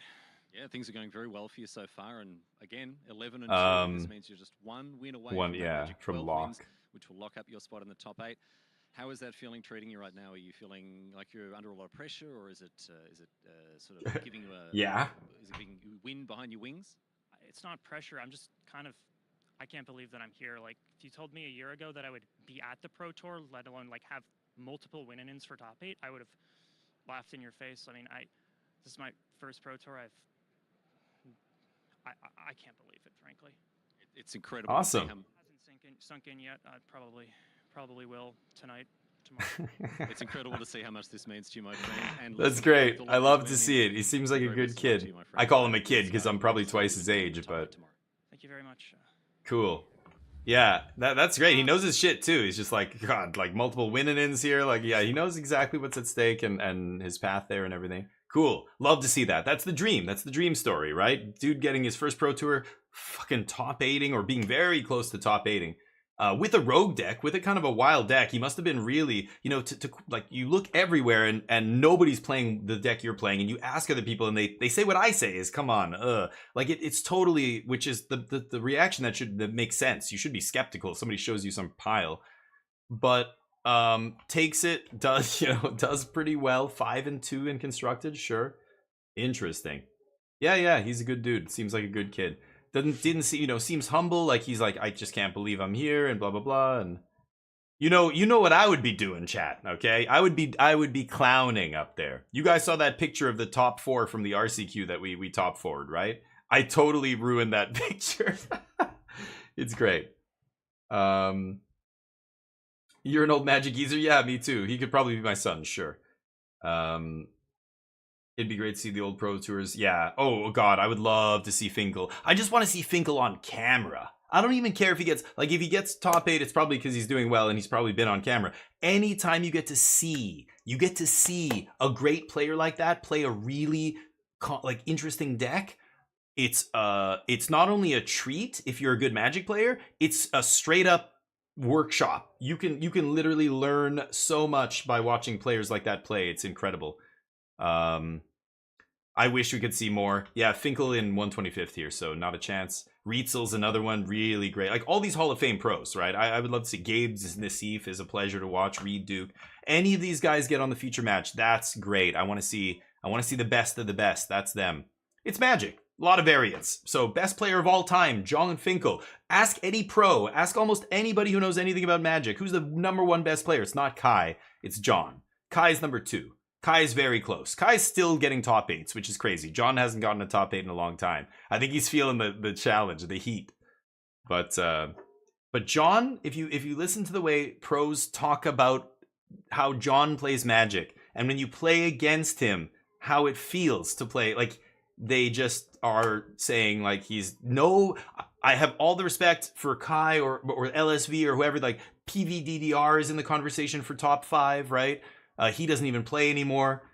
But, you know, there are pros who are like, I've played against all these players, but you play against John and it feels different. It feels like he just can see through the fabric of time and space. Like he knows everything before you do. He just like is impossible to play against. You always feel like you're losing the game against him, even you don't know why. You know it's coming. You know you're going to lose. You just don't know how it's going to happen yet. That feeling is what people describe John being like. And they're just like, nobody else is like that. So, you know, he is, I think, undisputed #1, but Kai is very close. I don't know who this is, but... to the Pro Tour this weekend. Jim, what's your deck and what does it do? I'm playing Gruul Mice today. It is a red Gruul what? Built around a combination of Mox? Is that what he said? Oh, God. Gruul Mice. Yeah, get out of here. You're playing old and busted. Ben Stark play. Yeah, Ben Stark's really good too. I want to see him draft. I love watching him draft. That's where he's really at his you know, his greatest strength or whatever. But Constructed is, you know, he's still a very good player. He's a Hall of Fame pro, but for Constructed, I think I would put him behind a lot of other pros. Like, he's not in the top. But Limited, he's number 1. And that's what's so funny. John is up there because John is also insane at Limited, but like Ben, if we're only talking about Limited, I think Ben is number 1 in the world. But if we're talking about everything, just all around best player, it's John for sure. John versus Kai, yeah, exactly. 0-3 in draft after starting 8-0. Who? He very rarely went 0-3 in draft. Are we talking about Ben or John now? Oh, Ely Loveman. I think I've heard of this guy before too. Is he playing? On a red. Nope. Don't care. Same old. We know what's up. Ben S. Oh, okay. Really? Yeah.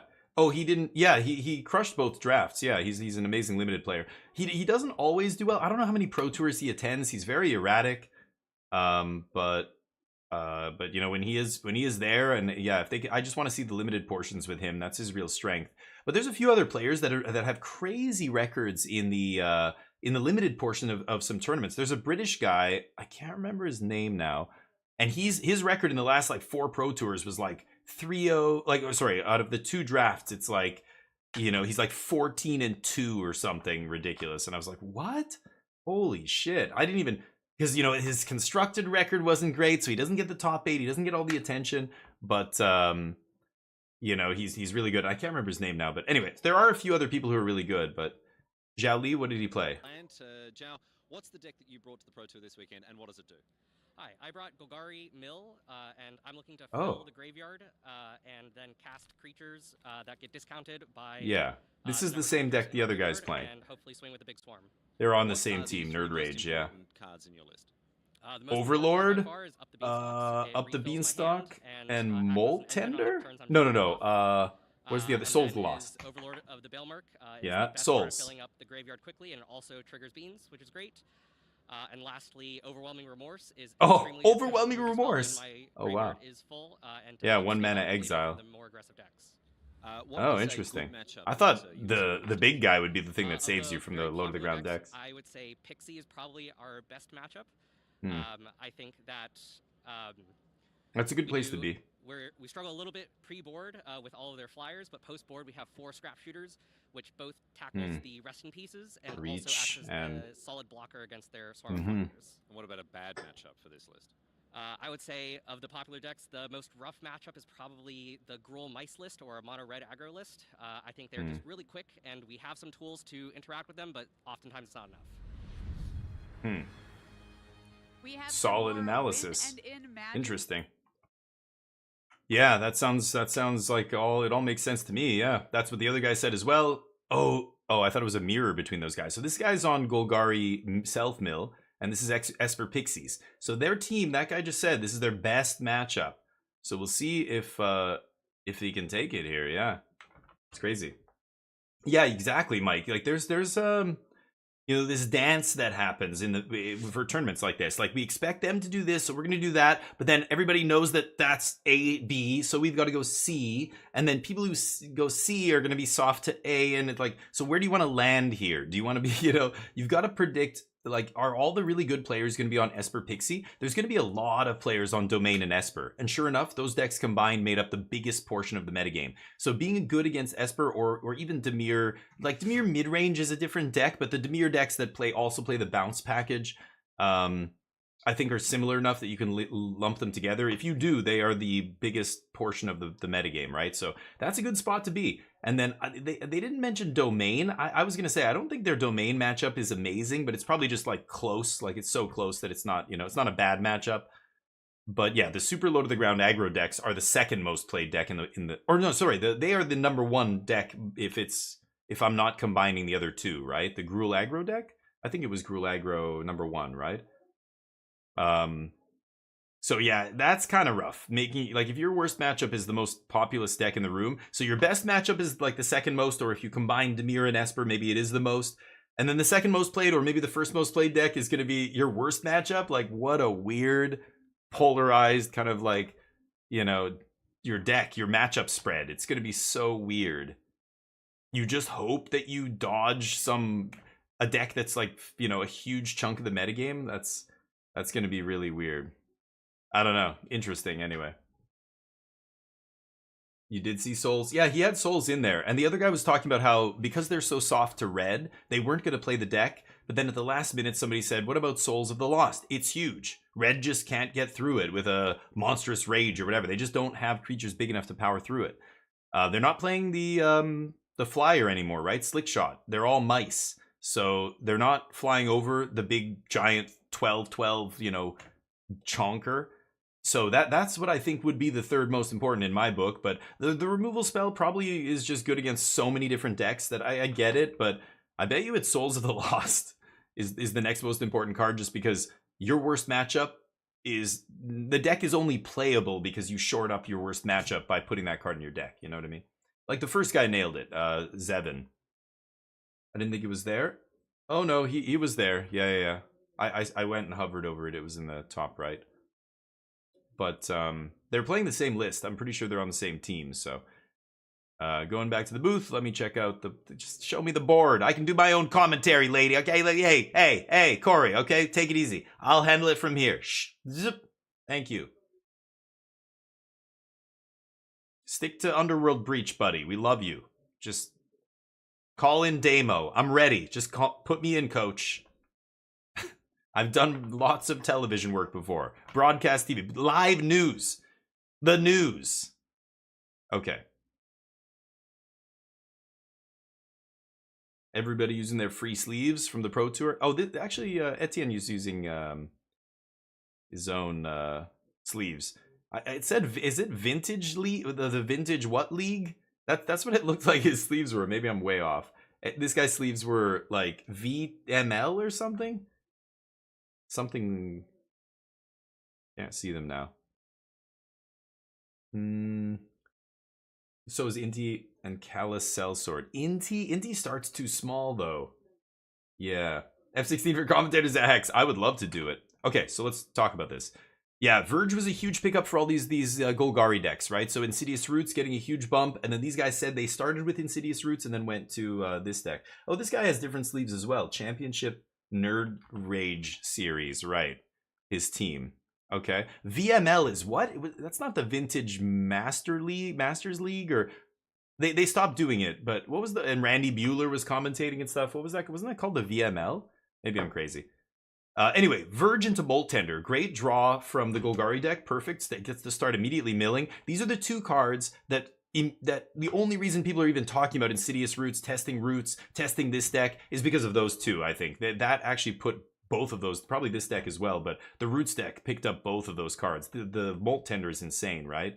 So exiling to make a mana here, putting a Gnawing Vermin into play, which surveilled. Now he's going to mill another 4 cards. Yeah. The thing is, like, Esper is a deck that takes a lot of game actions, right? They do a lot of different things because everything they're doing is so cheap.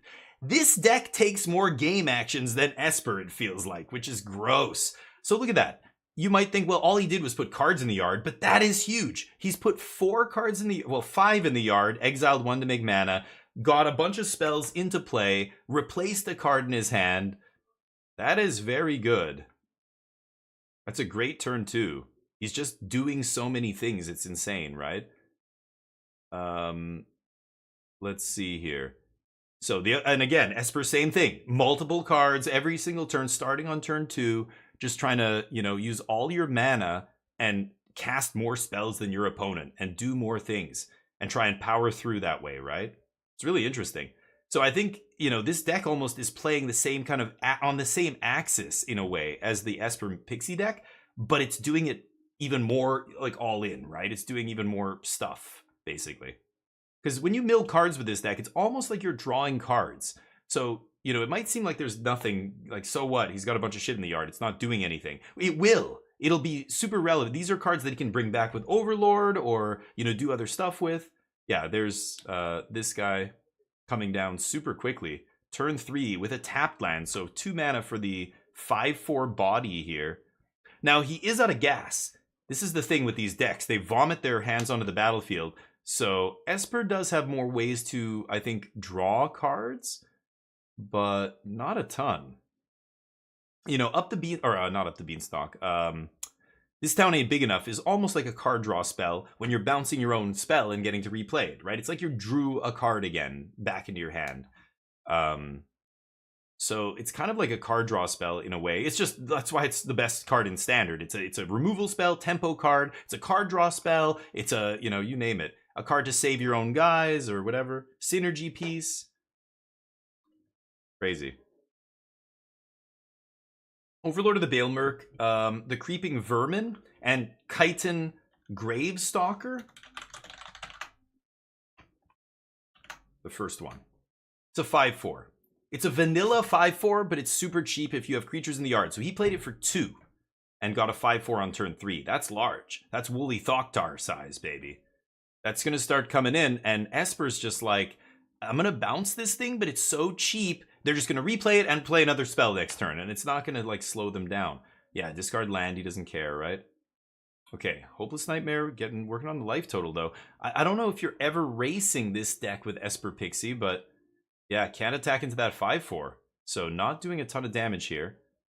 Zevin rips a land, just plays it. Yeah, doesn't want to get it Hopeless Nightmare. Might as well get a land into play, right? Overlord ticking down. Overlord threatening to start doing things. Leaving the Chiton Gravestalker back. He could have swung with it there. You know, you can always chump with the Vermin, right? Who cares? But he leaves the Chiton Gravestalker back. Which is interesting. I think he's banking on the long game, grinding him out. It's interesting. I mean, he's at a lower life total, but... Does the Leech... no. None of the cards have lifelink.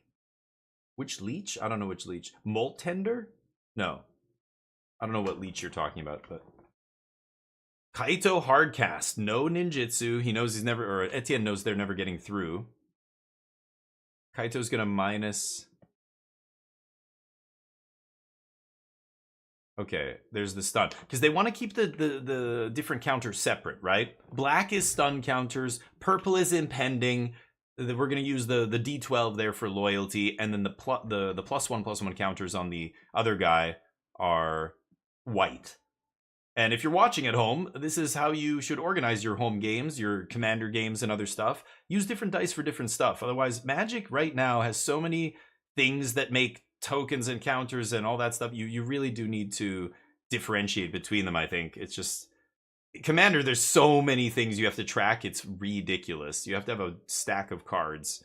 Gotta have your dungeon, gotta have your initiative, gotta have your city's blessing, your what is that other ability that lets you draw a card on end step every turn? On and on and on. The list never ends. There's more and more shit they keep printing too. Your day-night card. Okay, Overlord goes down to 1. So killing the Vermin chump blocking, of course, there. Not a lot going on for Golgari. I'm not sure how they're going to, like... He's just hoping to rip a big thing here off the top because he doesn't have a lot of ways to accrue card advantage. Overlord's going to come into play, but it's not going to trigger. He needs to attack with it. I bet you Etienne's going to do something about that. Either bounce it or, I don't know, if he has a removal spell that can kill it. Nowhere to run, not good enough, obviously. Gonna know where to run the blocker here. He's going to mill in response, I assume. Yep. And get that 4/2 in the yard. Oh yeah, that guy. That's another one that has his cost reduced by creatures. But this is looking pretty rough for Zevin. And this is supposed to be their best matchup. It did look good initially, but then he just kind of petered out. He put that 5/4 into play. It couldn't attack. And now he's on the back foot here. The Chiton Gravestalker is not going to get untapped this turn. Overlord comes into play. Overlord can block, but all Kaito has to do is -2 to stun it, and that's lethal. I also see a Restless Anchorage over there, so there's a creature land. Yeah, Zevin knows it's over. Okay, so game 2. Interesting. No. Gargantuan Leech? Oh, that thing. No. Oh, it does have lifelink. Caves. Wait, no. What? Gargantuan Leech? So it does have lifelink, the Gargantuan Leech?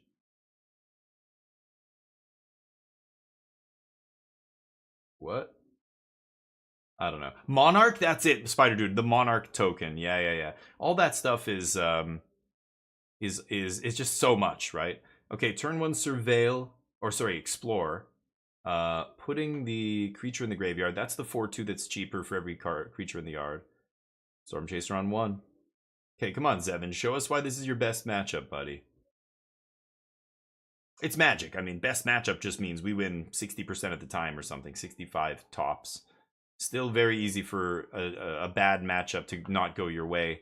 Or a good matchup to not go your way and be, you know, the worst deck wins because of variance. But, yeah. Husk Burster. Nobody can think of it. Is it? Yeah, not Gargantuan. Husk Buster?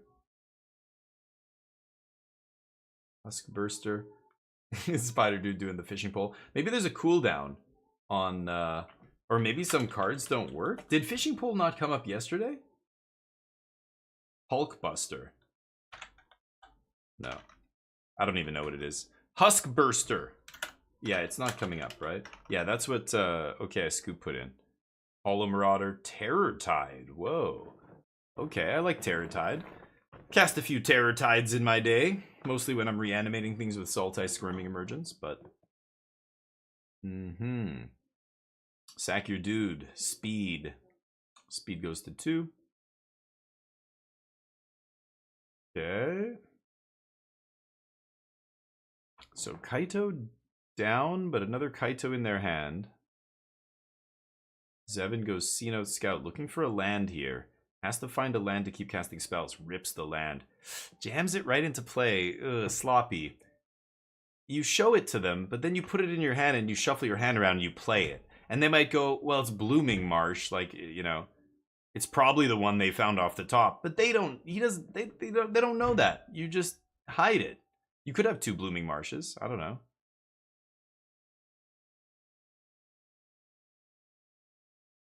Speed goes to 3. Chumping over here. Getting creatures in the yard is good for this deck, though, so you're happy to chump there, I think. None of the removal in the Esper deck exiles, so every creature they kill is almost like powering up the next creature, you know, making it cheaper. Okay, Rat on top. That gets milled off the Explorer. This guy's going to be a 2/2. Or, yeah, he's a 1/1 or is he a 1/2 now? I can't remember. They upgraded that guy. Is he a 2/2 or a 2/3? Something like that. And there's Hollow Marauder for 1 mana. 4/2 flyer. When it ETBs, any number of opponents discard a card. And if they don't, then you make them lose life or something. But that's pretty good. That's a Hopeless Nightmare that's a 4/2 flyer. Nightmare on a stick. Ooh, rips the land off the top again for the Huskburster. Exactly enough mana to play it. Huskburster coming down 6/6. Chonker. Menace Death Touch. That's the abilities it has. Okay. Yeah, the creatures are just too large. The 4/2 flyer does a lot of good work against Esper too, of course, but you know, it's kind of funny because again, you're kind of like neutering the main advantage of the Esper deck, because when you're up the bean, or I keep saying up the beanstalk, this town ain't big enough. When you're this town ain't big enough, and you're bouncing a card that costs 1 mana, you're like kind of down on that exchange. You know, you're spending more mana than your opponent. Now that whole loop is not quite as good. When you're bouncing 1-drops and stuff, it's not amazing. And the 1-drops aren't 1/1s like they are in Gruul. The 1-drops are 6/6s. The 1-drops are 4/2 flyers. I can see why this match is probably definitely favored.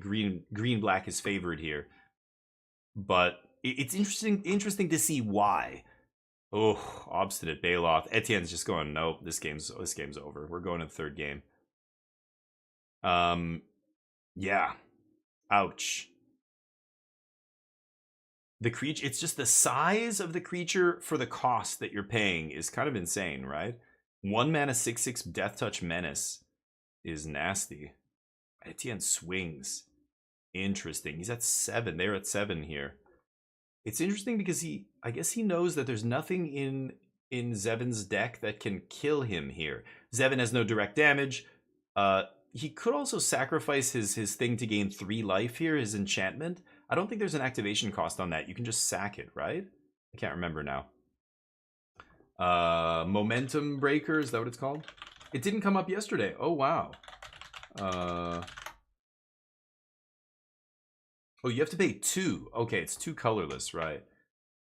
2/2 with a counter. Oh, the 1-drop? Really? Is it a 2/2? Holy crap. Okay, I remember the original one was like a 1/1 or a 1/2 or something. From Explorer could be attempt to bluff strength. Oh, that's fair. That's true. He could be doing something like that. That's interesting. Maybe? At this level, that might work. Sure, I could see that. Usually you don't, but yeah. It costs less for the cards in exile. Yeah, it doesn't care about graveyard or exile, right? A bunch of those cards say the same thing. So, yeah, it's interesting though to see that the super cheap tempo deck kind of gets out tempoed because even their interaction is more expensive than your creatures. Than the green-black deck's creatures, right? So it's really interesting to see. Now, the green-black deck does have to get that all set up, but every card in their deck sets it up, right? Oh, I was gonna say he hasn't had an up the beanstalk yet. What is he doing? Oh, did he break the sleeve or something? Okay. Dreams, baby. Wow, triple Harvester of Misery. White Border Duress. Dear God, 7th edition Duress. Okay. Not a fan, but to each their own. Golgari deck is sweet. Yeah, it's interesting. I think Molt Tender and especially the green-black land is the big one. The green-black land, I think, is so important for a lot of these decks because, again, just like the Insidious Roots deck, you end up paying only colored costs. Like you're either, in the Roots deck, your cards are all really cheap. They're 1 mana cards, but they all cost green or black or green and black for Tyvar or whatever. And it's just like having the right land on turn 1 is just, oh my God. It's the reason Nesting Bot is so good in the Jeskai decks. It allows them to always, like instead of saying, oh, I need a white on turn 1 or I need a blue on turn 1 or I need a red on turn 1 to play that dog or whatever it was from the last set that dies and it's a 1/1 for red with haste, and if it dies, you get a thing or whatever. You get a card off the top. But then you're like, how do I bias my mana here? Do I have to split it across 3 because I have 3 different colored 1-drops? Well, getting Nesting Bot just lets them go, oh, great, now I don't need this red card on turn 1 anymore. All I care about is white and blue. In fact, all I care about is white because I want Novice Inspector and Nesting Bot and that, and then I also have 1 blue card. But when 8 out of the 12 cards are white, that's huge. But that's the kind of small distinction that I think escapes a lot of players. They don't think about the fact that it's, a land is actually the most important pickup for this deck. Molt Tender is obviously very good as well, but the green-black land is huge. Finally getting all the dual lands in Standard is huge. Mana determines what decks are capable of, right? We'll see what happens. If we get tri-lands in Tarkir, in Dragonstorm, that's going to make things wild. Tri-lands enable all kinds of crazy shit. Domain is rotating this year, but just having crazy mana allows for really a much wider variety of decks to exist. It's great. It should always be. But people hate it. You hear people complain about good mana too.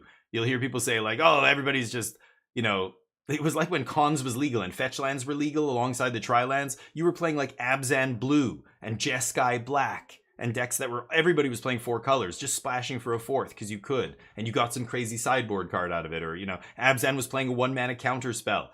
The Cat Counters deck. Anyway, was it? No, not Cat Counters. That was modern. But it was something like that, basically. Dreams. Oh, no, I was talking about Duress. Yeah.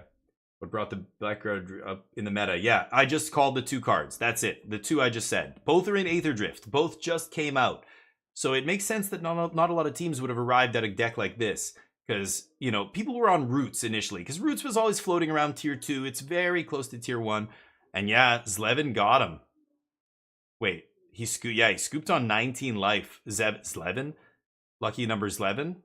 He got him there with the grind, right? Nice. That was their best match. He dropped game 1, but won the last 2 games, sideboarded games. Very nice. Chitin's good. Yeah, that's true. Chitin's another pickup, but it's the land and the Molt Tender I think are really the best. I mean, just they're both 1 mana. They're so cheap. Again, casting cost is king. This is another deck that can really only exist in a meta like this where it's preying on decks smaller than it, which is weird. the other low to the ground tempo decks and stuff. I guess no, Gruul is small, but it's, you know, that's their worst matchup. But you're preying on these other tempo decks. It's so weird. Ooh, Corey rocking the nice bling. I wonder if they give them watches just to wear for this event and then they take them back after. I wouldn't be surprised. I've worn a $5,000 suit before, believe it or not. They would not allow me to keep it. It was made for, it was tailored. I had to get it tailored and everything. And I was like trying to say, like, you know, who else is gonna wear this suit? They're like, no, that's okay, very funny. Give us the suit back. Arias suit at the time is like a $3,000 or $4,000, $5,000 suit. I think it was 4,000 something US. So in Canadian dollars, it would be like $6,000. Crazy. But they don't let you keep them. And for lots of jobs, they would give you a watch, they would give you nice stuff, and then they do this for the Academy Awards and stuff, right? Like some famous designer will give a celebrity some crazy, you know, Tiffany will give somebody some crazy necklace to wear, but they don't get to keep it. Like they usually, it's just for the event. I don't know, unless they want to buy it for $1 bajillion. They wouldn't be getting it back in one piece. Oh, I dropped it. I guess you're probably gonna have to throw it out now. Why don't I just toss it? I'll take care of it on the way out. Thanks, guys. Great shoot. See you next time. Just start running. $10,000 watch. I've never worn a watch that much. I've had my watch is worth, I don't know, it was worth like $2,000 when I first got it, but I don't have crazy. I know I have a friend who loves watches, luxury watches. He used to buy and sell them, actually. There's a whole secondary market for that kind of stuff. Really like rare watches. Like he had a watch, or I don't know if he still has it, that was made for like the Sultan of the Ottoman Empire toward the end of the like 20th century or 19th century or something, and it's like a one of like, I don't know, it was for him and his royal family. They made like 8 of them, but this was the one for that guy, and it's worth like crazy money. But you have to have all these documents and everything to kind of go with it and all this shit. It's really weird, but it's crazy how much you know. Go look at some pictures of like Mark Zuckerberg and stuff. He's in a t-shirt. He's like, "Hey guys, hey fellow kids, how you doing?" And he looks like he's just a regular Joe Blow, yeah. Except he's got $100,000 watch on. He probably thinks nobody's gonna recognize it because I am the only one of 3 people in the world who owns this. But you know, as soon as there's a picture of him, people are like, "Holy shit, is that a Patel?" Blah blah blah. Like, you know, literal like $100,000 for a watch. You got to be kidding me. What does it do? Does it cook dinner and give me blowjobs? Why am I paying $100,000 for a watch? I love watches, but what is this watch doing? Is it my therapist?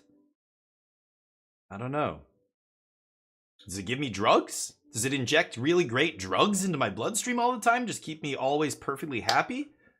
What's happening? Okay, what are we seeing here? Is it artifacts? Oh, wow. Is it artifacts? This is a brew. I want to see this deck. Is this the monument deck with artist talent? I assume so, right? Ooh. Interesting. Book it. Yeah. It wipes your ass. It better. For $100,000? You gotta be kidding me. It better change the oil on my car. All right. I want to get an EV. I want to be done with internal combustion engines, please. Can we just... And this is as somebody who used to drag race. I built an 11-second Camaro and drag raced it. I love cars. I'm fine with just a really nice, like, I don't know. We've been looking at the Hyundai EVs. They're really good. But there's like a wait list to get one here. It's crazy.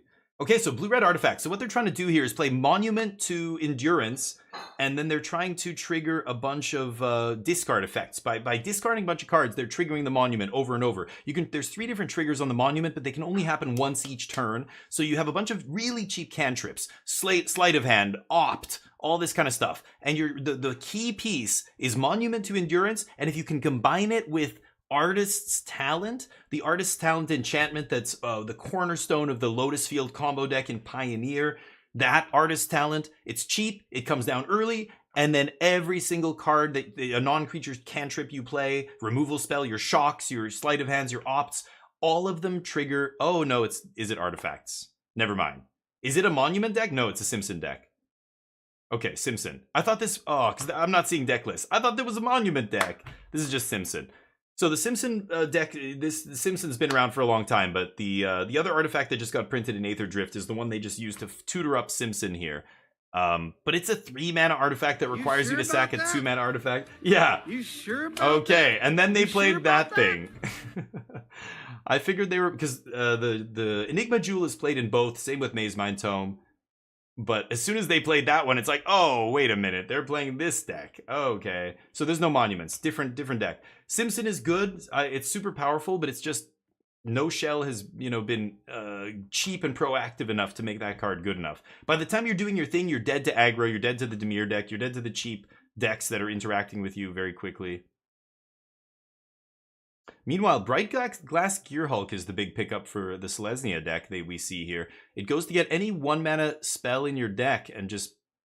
you put it in your hand? Yeah. 2, sorry. 1 mana or less. Yeah, it's gross. So it's like the old... what was that invitational card? The French Pro. It was a 4-mana white creature that came down and you would get 2 1-drops in your hand. Eos, Outrider of Eos or something like that. It did the same thing, but this thing's a 4/4 with First Strike and Trample. That thing was just like a 3/2 or something with no abilities.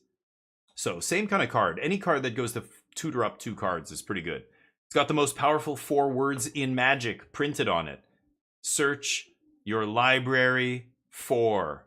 That's it. Those are the most powerful words in Magic. Anytime a card says search your library for, you gotta look at it and read it and think about all the ways it could be brutalized.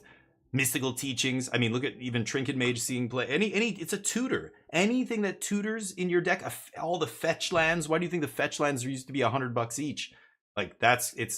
Yeah, super powerful. So the other thing that does that is, of course, this 3-mana artifact, but that thing's so much more clunky. I like the Bright Glass Gearhulk though. That is a powerful one. So he's making big constructs. 1, 2, 3, 4, 5, 6. So there's 6 6s now. He's got the second Simpson. So he's going to scry 2 here. He just tutored up the second Simpson off the 3-drop. Okay, looking at the top 2. We can't see them, of course. Puts 1 on the top. No. He's got another Legion Extruder there. And he knows he can cycle, or he can, shuffle away whatever if he wants. Or if he's going to Simpson, then the second card won't get, drawn. But he decides to keep both on top there, it looked like. Ranger, that was it. Ranger of Eos used to do the same thing, right? It was a powerful card, but they basically just upped its stats and then made it really hard to cast. And you have Bright Glass Gearhulk. But in a Selesnya deck, it's not hard to cast. You just get to play it on turn 4. So really good. Yeah. Oh, that's right. And can get, yeah, that's huge. The artifacts enchantments thing is huge. Especially even in older formats. Yeah, that's a big upgrade. You're right. I glossed over that part. That is a huge part of the card. But it's the same kind of card, I'm saying. So even back then, it was just get 2 creatures. This is the modern day version of that card, right? It's been juiced big time, but yeah. Okay, Dusk Rose. Dusk Rose takes out the tutor card. But these Simpsons are going to be big trouble. Okay. Oh. Judge telling them something. He's got another Extruder in hand. Ooh, I love those old school, or those Invasion Painlands. Hell yeah. Yes, look at that Shivan Reef. Sexy. Using the unstable, not using the John Avon Unhinged, not the actual correct choice, but very close. Unstable, an excellent choice. Also John Avon. Full art. Not a lot of frame. Easy to tell what color they make. Perfect. Another Simpson, he found it off the top. Haywire Might eats one of them. He's gonna sack it to make a 3/3. Very nice. And then I assume he has a land in hand so that he can play that. Or the Simpson's on the stack, what am I saying, right? Yeah, Simpson ETBs. That's going to make another construct and scry 2. Yeah, the constructs are large now. 3, 4, 5, 6, 7 7s. One of them is not summoning sick either. He can crash with that 7/7, and he's going to. 2 mana up Looking at the top two, putting one on top, one on bottom. Okay, so he likes his next card. 2 mana, casts Legion Extruder. Chainsaw, killing the blocker. That's 8 damage now. Ooh. 8-8 swing, putting him to 12. This game's over. Green-white's done. You're never beating that board. So game 2. Now, green-white could have some crazy stuff here. People say, like, this Izzet deck. Like, they said the same thing to me when I was playing blue-white artifacts. Simpson. They would say, you're an artifacts deck. Like, how do you ever beat Fade into History? Or how do you ever beat, what is it? Cease, desist. Desist, you know, and Fade into History say exile all artifacts or destroy all artifacts, right? Well, the answer is you don't play against them. Nobody plays that shit. You don't have to worry about it. That's it. It's like people saying, when I used to play Sultai Squirming Emergence, I constantly had to remind people, like, this deck is good right now because nobody's playing Graveyard Hate. And then Duskmourn got printed, Ghost Vacuum came out, Azorius Oculus got popular. Now everybody's putting Graveyard Hate in their sideboards. Okay, you can't play a Reanimator deck like that.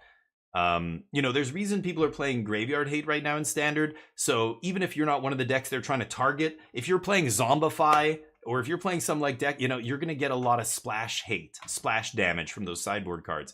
That's when you put it down. But when people would ask me back then, how do you beat Rest in Peace? I say, it's easy. I just don't play against it. This game's easy.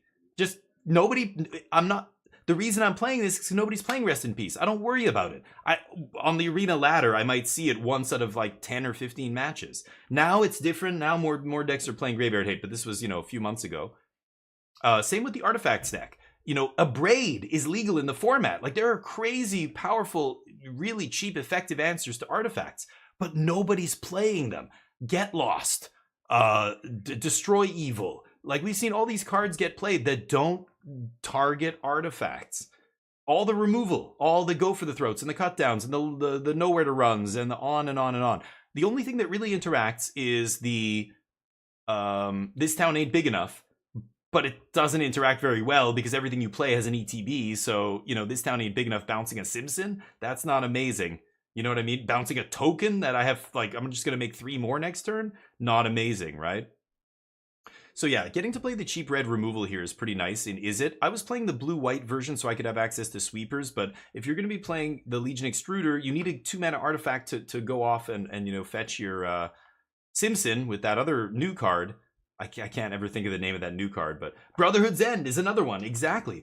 People don't play it. So when people ask you, how do you beat Brotherhood's End? You just go, it's easy. I don't ever play against it. I don't have to worry about it because nobody's playing it. That's how I beat it. I don't care.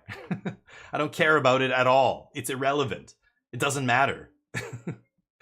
But, you know, I know the hate cards exist. That's what's great about Standard. If this deck suddenly gets popular, people will start playing cards like Abrade. Gruul will start putting Abrade in Brotherhood, or, you know, Brotherhood's End, but Abrade in their sideboard. Or, I mean, Dimir and Esper have less options, but you see Lauren running around. I saw a couple Laurens in sideboards in this tournament.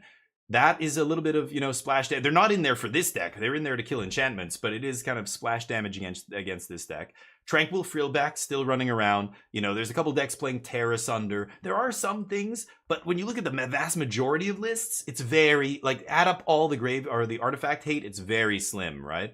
Haywire Might, sure, but that's not even, yeah, it's not really shutting you down. The worst thing would be something that wipes all the artifacts, right? But just nobody's playing those cards, so you don't have to worry about it. Cease Desist, and there's another one. There's a Fade into History, I think it's called. Is it Fade?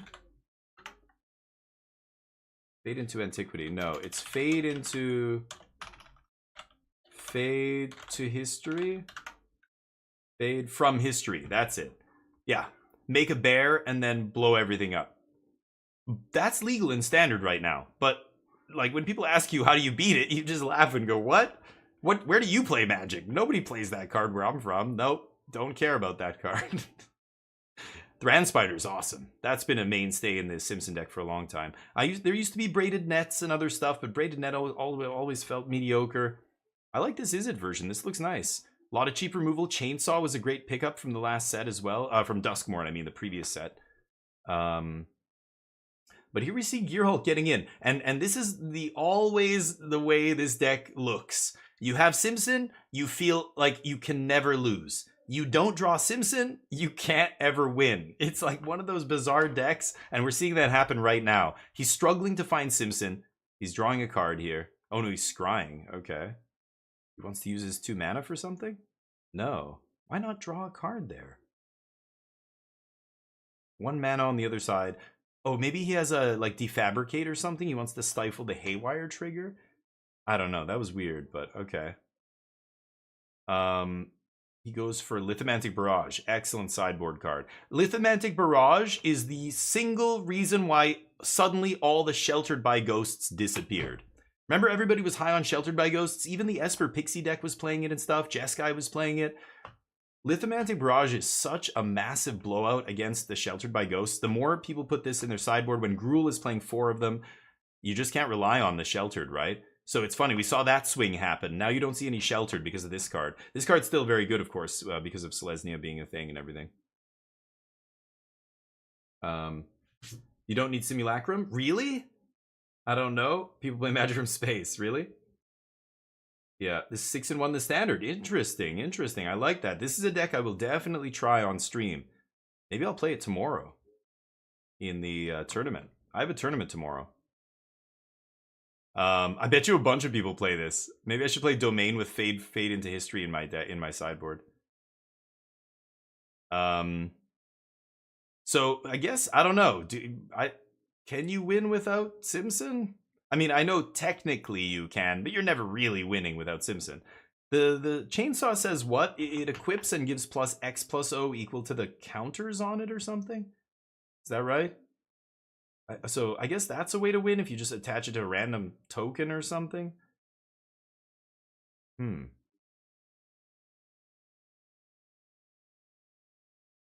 Yeah, that's a good one. The 3-drops are very good in the Selesnya deck.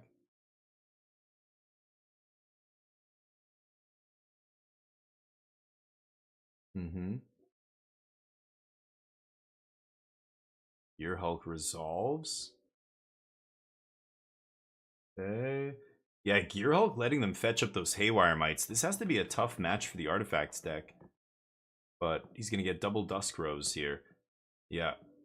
Gonna eat that Thran Spider, I'm guessing. 4 damage coming in off the Golem there. The counter. Remy with 1 card and the top of his deck here. Draw that last one. Gain 4 life. It's pretty good. 5 mana up here. Hasn't made a land drop yet, right? He can sack an artifact to Extruder to make a 3/3. He can sack that Power Stone, for example. That takes 2. Okay, there's the land drop. Really quick land drop there. He almost missed it. Boommobile. Oh, yeah, the Boommobile can do, like, X damage. Oh, because there's a Lotus. Is he playing the version with the 1 Lotus? The Lotus can sack all of your stuff for mana, and then you Boommobile them to death, right? Okay, so he makes 4 mana. And then, why is there a counter? Is that supposed to be? Yeah, I was going to say, that's exhausted. Okay. So, yeah, he immediately uses the 4 mana plus 1 to, or, plus 1 to kill the 4/4. Oh, he just did it for 3 to kill the, no, what? Yeah, the 1/1. Okay, so he did it for, yeah, it's 3 mana plus X is 1 was 4. That makes sense. Sack the Power Stone. Sack the Chainsaw.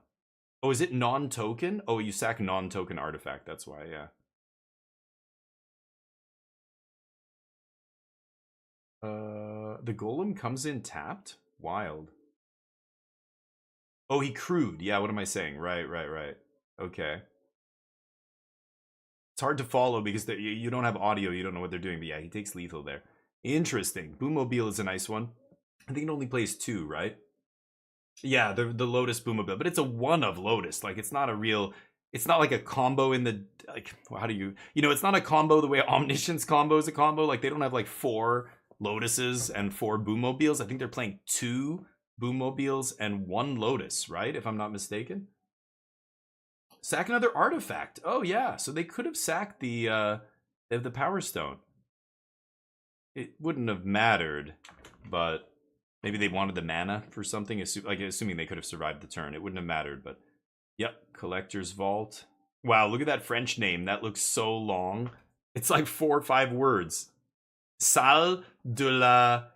Salle something de la... something.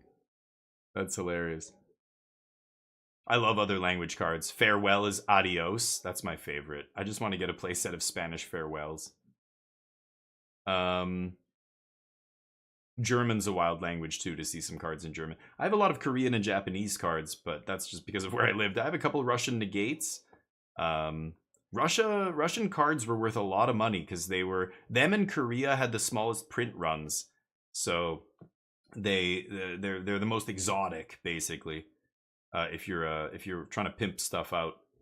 Ooh, Aven Interrupter's a nice one. Ooh, Interrupt the Chainsaw. Okay, so it's plotted with cost 2 more. Yeah. Cost 2 more to cast from exile. So they're asking, how do you want me to track this? You put it under the Aven? What does that say? Oh, that's plot. He had a plot token there. But he's just like, I'm just going to play it now. I'll just pay. Okay, killing the board. Land drops. Those white border basics. Oof. Abe, come on, buddy. Fugly. White bordered basics. Barf. What are those, like? I can't even tell. Like 6th edition? Haywire plus Bottle Gnomes, basically. The new reprint version of Bottle. It's a 0/3 that dies and you gain life. Or something. You draw a card, gain a life. Something like that. He countered the Interrupter? Oh, yeah, he had some random counter spell. You're right. Okay. What is he playing? Spectral Interference or something? It's the one that says they pay 2 or they pay 4 if you do something. I can't even remember. It's a common. I don't even remember what it does. Repurposing Bay. I always forget the name of that card. So what did they do? He went and found another Repurposing Bay? He sacked Chainsaw. Yeah, very interesting. Because he knows Haywire Might's coming, right? Market Gnome. Yeah, it's like a 0/3 that you gain a life and draw a card if it gets crafted or something. I can't even remember. Or gets sacrificed to something. Something like that. Artifact or creature unless they pay for? Oh, that's the one. Okay, right. Yeah, every limited set has their version of that card, and I never keep them separate until they see play in Standard. Creature or artifact? Okay, that's a weird counter, I guess. I still don't know if I love that, but okay. That's the kind of card I would consider cutting from the deck, but I don't know. I haven't seen the numbers on this deck yet. I want to see what that deck's doing. Dusk Rose into Haywire. Haywire, your Repurposing Bay. Do it now. Don't wait. Ooh, risky business. I guess they have open deck lists, right? Does he have the Lotus in his hand? He has the Radiant Lotus or whatever it's called in his hand, right? Okay, there's Haywire on end step. I don't know why you would let him untap with that. Just do it. You know you're going to do it, so just do it. Okay, big hits. That's big damage. What's on top? Radiant Lotus, not good enough. Damn. Maze Mine. Also not good enough. Yikes. Okay. Unfortunate. Would have liked to see more of that deck. That looks spicy. And apparently he was doing well in the standard portion. Very spicy. Let's see here. So I have some more demos I could play, but it's getting to the point where usually I stop streaming around this time. I'm actually about 40 minutes over for a Saturday. I kind of want to see more, but I'm not sure how far along we are here. How many rounds are left? Maybe I should listen. Oh, back in 2 minutes. There's Javier. Yeah, so I guess they got trashed in the draft or in the standard portion, one or the other. Interesting. Is it Artifacts has the same record as Golgari Graveyard now in Standard? Oh. Which is... Really? Oh, I thought the Graveyard deck was doing better. But maybe, yeah. No, I'm not underestimating that one either. That one looked nice. And that one looked... More importantly, okay, Scoop, and this is big for a lot of Arena players. You probably know what I'm going to say. It's cheap to craft, right? Souls of the Lost is rare. You've got some rare lands, but all of those cost reduction cards are common and uncommon. The Molt Tender, all the cheap stuff, the Rat, all of it is common and uncommon, right? So that's got to be one of the cheapest decks to craft on Arena. I think everybody can easily just craft that and play it if they want and test it themselves. Some of the other decks, like that Artifact deck, is obnoxious. The Artifact decks have always been obnoxious because all the big, powerful Artifact build-arounds are rare and mythic. So even when Brothers War first came out and, you know, people were doing blue-red Artifact things, it was so many crafts that you're like, if I craft all this, I'm never using it in any other deck. Because it's just Thran Spider, Cityscape Leveler, and like this kind of stuff. You're just like, oh, come on. Legion Extruder, like that thing's been around for a while. And I'm like, I don't want to craft this. I don't want to craft this. Even Chainsaw, their removal spells are rare, for God's sakes. It's a lot of rares in that deck. So that is something to consider as well. I bet you Izzet is a lot less popular on Arena just because of that. That's the chilling effect that the rare cost has on a certain deck, right? 87 pounds. Nice. In these Artifact deck. So you bought gems to finish it. Oh, wow, Dazza. Yeah, that's exactly what I'm saying. Yeah, and none of the Artifact decks are. When I played the blue-white one, it's like, you want me to craft Unstable Glyph Bridge and like fucking Thousand Moon Smithy? Oh, God, that stings. I don't want to craft any of that shit. I'm never going to use it again, you know? You bought so many packs. Oh, my God. You maniac. Don't do it. Don't do it. It hurts me when you do that. You know when you do that? I lose hair. My bald spot gets bigger every time you guys spend money on Arena. Please stop. I'm gonna look like a evil super villain pretty soon. It's fun. I know. I know. And I have friends. Actually, the guy I know who runs this shop in Texas, Mystery MTG. He started as like, he just loved cracking packs. And he's like, and I would, as the competitive player, I was always like, you're a maniac. Don't do it. Don't crack it. He's like, I gotta buy that. Give me a pack of the, just give me one. And when he'd lose games, he would go tilt buy. He would be at the shop. He would scrub out and draft. He would go up to that thing and he would buy some packs. It just made him feel better. I could never get that feeling. I just can't get, and for me, I watch him. I'm like, no, you just spent so much money. I told you weren't gonna open shit. He's like, dude, last week I opened a $50 dinner. It's like, save it. I'm like, you could draft with us every week. Save your packs. You use the packs to draft next week. No, wanted to open them. And he's like, you don't understand. He's like, I love opening packs. And he's like, there are dozens of us. He's like, and sure enough, he started a drop ship kind of website that would send you a crate of random selected packs that were curated for value. Got really popular. A lot of people loved it. I mean, look at the pack openings on YouTube and stuff, right? Polizia, how you doing? Don't spend money on Arena, guys. I mean, it's, you know, it's true. I try and make my channel as budget friendly as possible. I play tier 1 decks, but I at least try and tell people this is how you level up without spending money. Save, you know, do your dailies, spend your gold on limited, learn how to draft. Draft is where you're going to be able to accrue a lot of that value. That's the big step that I think is really annoying for a lot of people. That I totally understand. Not wanting to learn how to draft. I don't like drafting. Like, I just want to play standard. Yeah, I know. I feel bad. I want to say I'm sorry. I wish it wasn't like that. But the reality is, if you do want to, you know, go infinite on Arena, you have to do it by playing a lot of limited. You don't only have to play limited, like me. I don't only play limited, but I almost never put money into Arena, and I still get to play in whatever events. I play all the Arena Opens and things like that, or most of them anyway, when they're formats I like. Yeah, so Stan, I mean, but I know Daz is right, and there's a lot of people who are like, dude, I know, but I like it, and I wanna. That's how I enjoy, you know, this game. And I get it. I've opened many packs. I always say I have bad luck. I let Yoonjung open the packs, and she's like, I'm like, don't tell me. I'm like, okay, is it blue? She's like, no, it's shiny. I'm like, oh, it's shiny? It's shiny. Is it gold? Is it a gold? Is it a land? Go down to, does it say land? Is it a shiny, you know? And sometimes she's pulled like a $50 card, and I'm like, oh my God. And I tell her, and she's like, really? She's looking at it. She's just like, yes, it's Oko. Or whatever, back when that was, you know, in standard, $50 before it got immediately banned. Buy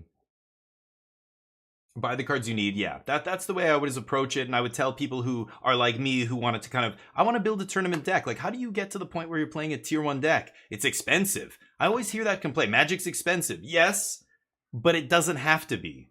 It just depends on the scales and how far you want to go in one direction, you're going to sacrifice in the other. And the scales are weighed by money versus involvement with the game. The more involved you are with the game, the less money you have to spend. If you're going to your local shop every week and you're reading articles and you're listening to podcasts and you're leveling up as a player and you're winning more, you'll spend less. That's the way to work. Most stores do store credit. Every time I would win F&M draft or F&M whatever, store showdown, standard showdowns and all that stuff, I get my promo packs, I get my prize promo card, I immediately sell it. I immediately try and find somebody at that pre-release. Hey guys, I opened a foil Gideon. Which one of you casuals wants it? Him? You want it? Give me $50. Done. Oh dude, I have a White Angels deck. I don't care, buddy. Go enjoy Commander. Great. I'm gonna enroll in the next standard tournament. That's gonna keep me going for 2 tournaments. Thank you. You know, that's what I did. I would just immediately, at pre-release especially, get rid of those high-value cards because so many of them will plummet in price. And pre-release is when people who are idiots like me who play too much competitive were trying to get, like, I need a play set of this new, you know, Liliana of the Veil when it first, in original Innistrad. Jesus, if you opened a Liliana in draft, you could sell it to anybody in the shop right then for like 50, 60 bucks. And then it went up to 100. It was like 100 bucks at one point. But anyway, you know, those kind of things, you can mitigate the cost of the hobby. You have to get good. You have to be entrenched. And you can be a little bit entrenched and spend a little bit of money and end up in the same place. Or you could be really entrenched and spend basically no money and end up in the same place. Or you could be not entrenched at all and spend a lot of money and get to the same place. There's 3 ways to do, or, you know, that's a sliding scale. You have to decide how much entrenchment you want versus... He looks so freaked out, that poor kid. I should have shut up and listened to that. That's the guy on Black Green, right? So anyway, you just decide where you want to land. And it's a personal thing, right? Whatever. Hey, you have a lot of disposable income? Who gives a shit? Spend $100 on Arena. Great. Get all this cards for standard or whatever. That way you can build whatever you want. Totally understand. I don't do it, but... You know, everybody's in a different spot, right? So I'm trying to help people who are kind of on the end of the spectrum who don't want to spend money. I can help you with the entrenchment. I can point you to things that will make you a better player. Hopefully by my content, you get to be a little bit of a better player. But, you know, if you ask me how much money you should spend, I'm going to say 0, right? Like, this is just like, that's the approach I'm taking to the game. Another Cory Burkhart. They've got to duke it out after. You know, they're making another Highlander movie. I'm not kidding. They're rebooting the Highlander franchise. A rich friend play the tier 1 deck they aren't playing. Profit? Yeah. Yeah, that's the other thing, Zahex. You can absolutely borrow cards. And that's why, again, mitigating costs, find other like-minded people. Look at all these guys. They're Nerd Rage. They all have their sponsors and everything. They get free sleeves. They get free, you know, other stuff, I'm sure. They get to network with other very good players and share cards and share decks and everything else. That's huge. Huge. You know, we top 4 this RCQ. I haven't played standard in years. I have no more standard cards that are legal. MTG, the admin in my channel, the mod in my channel, was like, I'm coming to you. We're going to play in this RCQ. Which deck do you want to play? Tell me what deck you want to play. I will find the cards. Because he's in Montreal where there's like 50 shops. And he has all these friends. And he kind of works at one of the shops. So he just has connections to get basically anything. He got me the fully, done deck. It was like, cost me 0. I just had to pay the entry fee. And then we did well, top 4. My prize is more than paid for the entry fee. And this is how you do it. That's how you got to do it. But you got to get good. You've got to get good is such a meme, but you know what I mean? Like, try and level up your game. Become a student of the game. I've said this so many times on my stream. Try and read articles about high-level play. Focus on competitive players' content.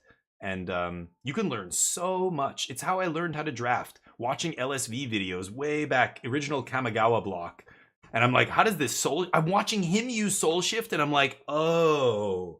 okay, that's gross. If you can, wow, I am doing this all wrong, on Magic Online way back in the day.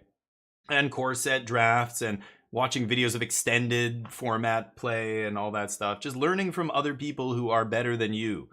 And being humble enough to accept that you're not as good as everybody and you need to learn from people better than you. But surround yourself with people who are good, consume content by people who are good and people who are entrenched in the game, and you'll level up quickly. And Arena's not hard. Arena, anybody can get Mythic. It's really easy. I know people are very excited and proud when they do it the first time. That's great. But very quickly you'll see it's just a time thing. It's not even really a skill thing. You don't have to worry about never being good enough to make Mythic. All of you are, right? So anyway, I'll stop now. I immediately traded Westvale Abbey. Yeah, exactly. Whoa, for 2 wow. And Westvale went, and Gideon was like the best card in Standard for like a year and a half or whatever. Oh yeah, there you go. Often I'll see a modern mana base. Yeah, and I remember drafting sets like Ultimate Masters was a big one. It was like a $70 draft or something, $60 draft. But you could open crazy like chase cards. The box stoppers from that set and stuff were wildly expensive. They reprinted like Ancient Tomb for the first time and all these cards.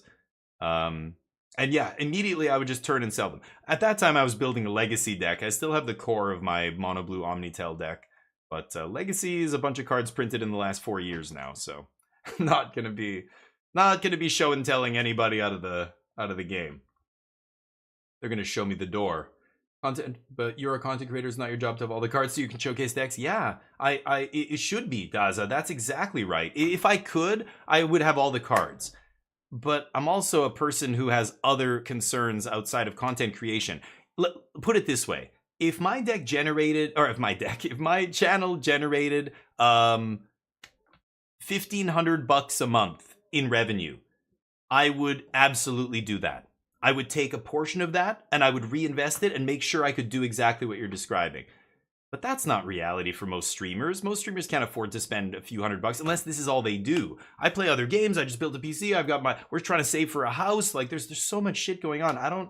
I can't justify spending a few $100 every 2 months on Arena to have all the standard cards. Like I think you need probably $150 worth of packs to get everything from a set, right? So like, or 100 to 150, like it's random, but you know, it's around there. That, and now it's every 2 months. Like there's so many sets coming out. No, you know, like I'm fine. I'll just craft whatever and I'll grind. And if I can't build every deck, whatever, like I don't care. But as a content creator, should I? Yes, I would love to do that. It's the first thing I would do if I generated enough revenue on the channel. Just like I said, if I ever generate enough revenue, as soon as I hit 2,000 a month, if I can ever get it that high, I've been streaming for 7 years, or for 5 years now, and I've never come close. I think I had over 1,000 once, but that was on my subathon stream and stuff. But anyway, if it ever gets that high again, I'm going to bring back prizes. I'm going to give $50 every month to the Wing Champ, the way we did for the whole first year I was streaming, 12 months a year. Or sorry, it was more that it started a couple months after I started streaming and went to a couple of months after I came back from the ban. But yeah, I want to go back to giving money back to people. I used to give away gift cards. We used to do giveaways every single 24-hour stream. I would just straight up give you a gift card for whatever site you wanted. You want an Amazon gift card, Apple gift card, Steam credit. I gave people, I drew the line at credit cards. Like some people wanted me to give them a prepaid credit card, and I'm like, no. But I'll give you, you know, whatever online retailer credit you want. Isn't that awesome? That's like got to be the best prize. That's how I always thought of it. And then I heard much later, people mentioned, regulars in my channel were like, yeah, I remember when you did all that, but I don't know. I feel like you shouldn't have done that stuff. And I was like, really? Don't people enjoy that? Like, isn't it awesome to be able to win something real, something good that helps you? And a couple of people said to me, well, you're right. And I know you're doing it from the, you know, kindness of your heart or whatever, but I think other people see it and they think you're like trying to buy followers. Or you're trying to buy people's support with that. I'm like, wow, I guess so. I didn't even think about that. And and then I thought about it. I'm like, of course, yeah, I get it. It probably does look kind of like that. But isn't that a dumb way to go about streaming? Like, who's stupid? I'm not doing it to buy more support. I'm hoping people stick around because of it, but I don't know. To me, I always felt like I'm giving back to the people who are giving to me. It's a good thing, right? I don't know. It's weird, but whatever. Yeah, Abby plummeted, right?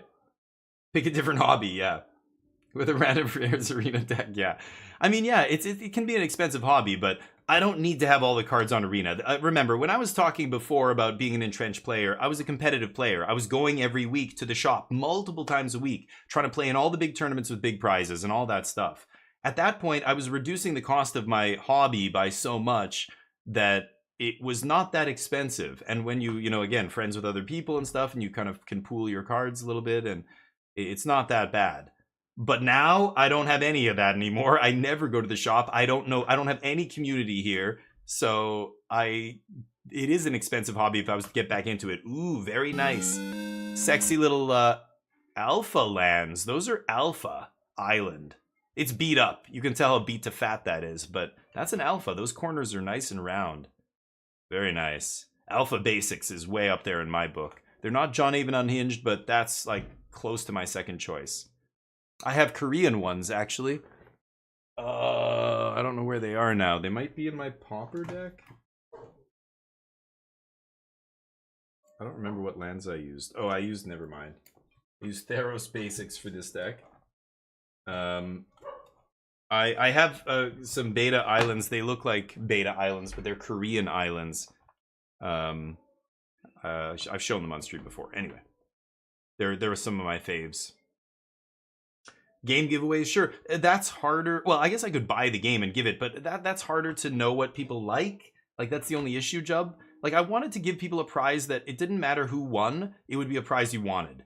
So, you know, I gave away a pair of really nice gaming headphones one time. I gave away some other physical things, but I never knew, like, is this person, like, the person who actually won the headphones gave it to their girlfriend because they already had a nice pair, and it's like, ugh, I wish I could have given it to somebody else then, you know, like this kind of thing.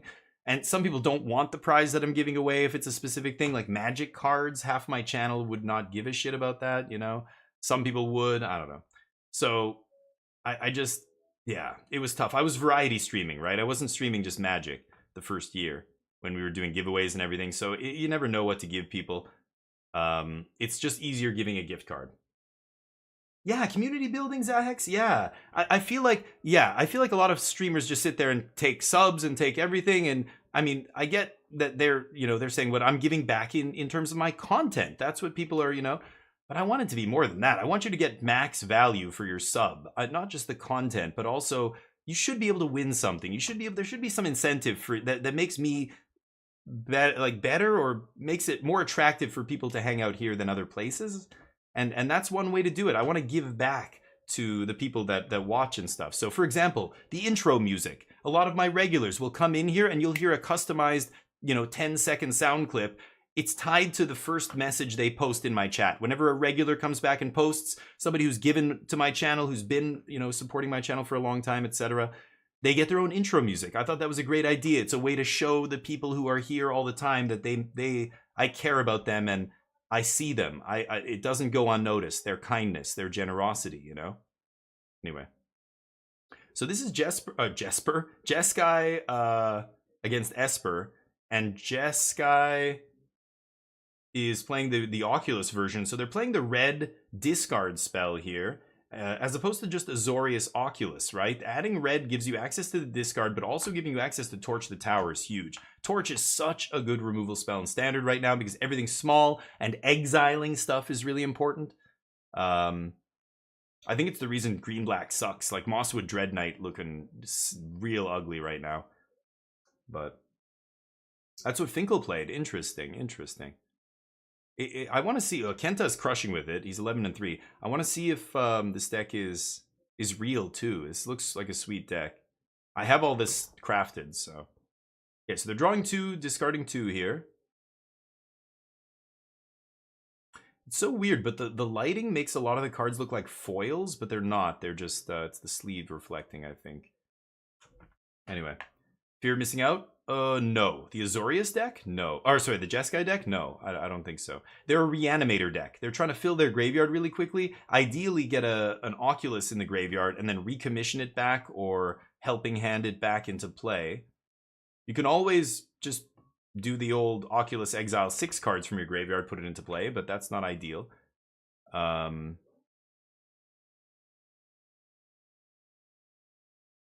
fan out that graveyard. A 5 row, I like that. Got to put another row under it and then another one. That's the best way to do it. 5 is a bit of a big row for your first row. I would be going 3-2 here, but to each their own. But this is the best method of graveyard management. This is what you do. I'm a draw with the left guy. I know a lot of these players are drawing with the right. I don't know. I'm right-handed, but for some reason I like drawing with the left. And I also always go perpendicular to me, my deck. I don't like drawing like vertically off the deck. Do you know what I mean? Like the long way. I want the short side of the card to be, that's much easier to draw the short side of the card than the long side. The long side's sloppy. I see people draw long side and it's like, whoa, they take one extra card. And I'm like, whoa, how many, you know, or one of them falls out or whatever. Like short side draw, always best, I think. These guys both going, you know what I mean? Short side, like you're turning the deck perpendicular to you, the way you're looking. But yeah, Jeskai Reanimator, I know. No. Ooh, do they have Monument? That's interesting. I don't think so. But I like that. He goes, combat. Did you see that? He's like, combat. Bang. I like the hand gesture there. Versions with Monument. Oh, really? So are they playing Monument? I mean, I don't know. Do you need Monument? I don't think you need it. That's not your plan, right? Your plan is... Yeah, your plan is just reanimate Oculus. That's good enough. You don't need help from Monument. I get that you're doing a lot of discarding already, so okay, but what are you going to take out for a clunky 3-mana artifact that does nothing by itself? I don't know if I like that. But I don't see any yet. I would be very surprised if Monument was in there. Maybe a one-of, maybe a sideboard card in some grindy matchup, maybe? I don't know. I could see that, but not yeah. Not main deck. Anyway, Inti Spell Pierce is a big pickup for this deck. Because again, they're like a Protect the Queen deck, right? They want to get that Oculus into play, and if they can untap with Spell Pierce up, or if they can even have 2 mana up and go Helping Hand Oculus into play, leave up Spell Pierce, wow, that is huge, right? So I love the Spell Pierce pickup for this deck too. Oculus was an awesome deck. It had a great win rate at the last at Worlds, the last big standard, you know, high level tournament. And then it just fell off. Didn't really do anything on Magic Online or the online challenges or the RCQs and all the things coming up. Like it was around, but it wasn't putting up great numbers. And then suddenly, I think Aether Drift changed a lot. I think it changed more than people realized. People were bitching and moaning about the power of the set being low. But we're seeing a lot of Aether Drift cards that have not only kind of given old archetypes new life, like Domain and this deck, but also enabled other decks to maybe encroach on tier 1, like Insidious Roots, that Golgari Graveyard deck. The thing is, you look at the mythics and the rares and you go, oh, this set sucks. It's like, no, that's all commander shit. Don't worry about that. The best cards in the set are common and uncommon. Look at all of the ones that are seeing play. It's like Nesting Bot, Molt Tender, you know, Spell Pierce, like on and on and on, right? The green, or no, what is it? I don't know. The rares, look at Monument. Monument, the big flashy mythic. Nobody's doing anything with Monument. It's the commons and uncommons that are changing standard here. Bitter Reunion, nice. Discarding Oculus, no. Inti, yeah. Multiple Intis, no good. Drawing 2 is nice. Pulling the tap land is not nice. Triggering Inti, okay, that's another tap land. That's not amazing. But Inti probably, well, the 2 flyers are going to swing. The Vigilance is so amazing on those Steam Core Scholars. Oh, something else pre-combat? What is this? Oh, Profts. Whoa, that's going to be gross. So Profts is going to pump one of these guys by 1, 2, 3, 4. Holy shit, that's a lot of damage. Is that lethal? 5 from the Inti, 6, 7, 8, 9. He's 2 damage short here. Can he draw more cards? Yeah, X is 3. So it's 3? No, 4. He drew on his draw step. He drew 2 from the Bitter Triumph. Then he drew 1 from the Profts. Isn't that 4? Oh, it's except the first one you draw on the turn. Sorry, that's right. So 3 extra. Okay, yeah, that's right. I forgot Proft says doesn't count the first one. So there's the Inti trigger. He's going to discard, of course. Right? Discard a land. Oh, Inti trigger on the stack. Spell Pierce. Good night. No Inti trigger? Did he not discard?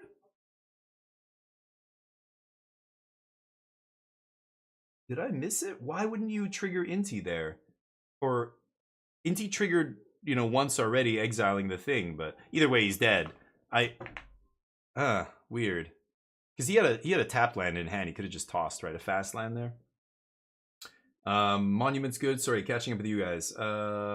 Monument hopping around some YouTube vids last week, sure. But I mean, YouTube vids don't mean anything. Like, I want to see it do well in a tournament. This is the first chance it's had to showcase itself. It's not doing great, but this is a high-level tournament. I'm not surprised. Recommission also reanimates that. Oh, that's fair. Yeah, that's true, right? It's 3 mana. That's true. I guess. I don't know. That's interesting. Inspiring Vantage, yeah. I haven't seen one yet, but I don't know. It's the kind of card that I could see trying, but I'm doubting it. I'm doubting it right now. If it show it to me and let me see it in play doing something good, maybe I could see it, but it seems a little bit Magic Christmas Land or something. A little Winmore to me.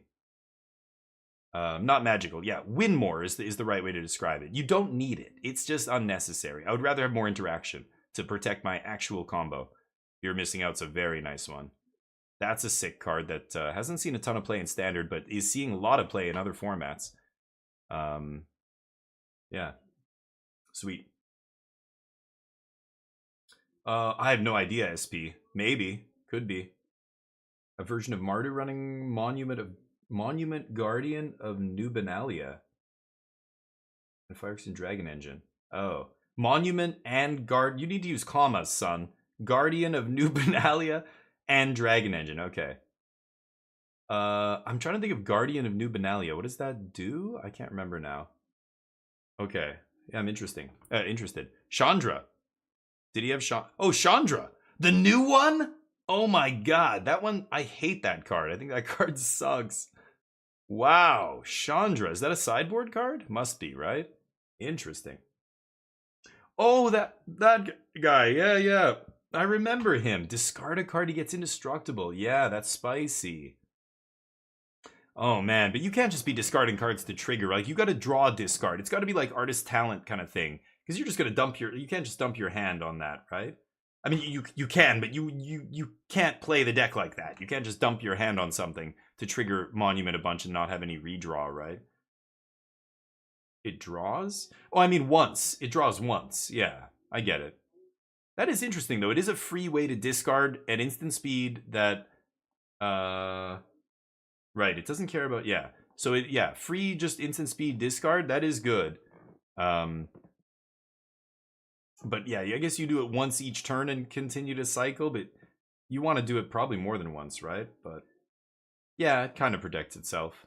Not really, but cut down exists... Or, not cut down, the -3/-3 and the -2/-2 now exist, so I don't know how good it is, but it is a discard outlet, but yeah.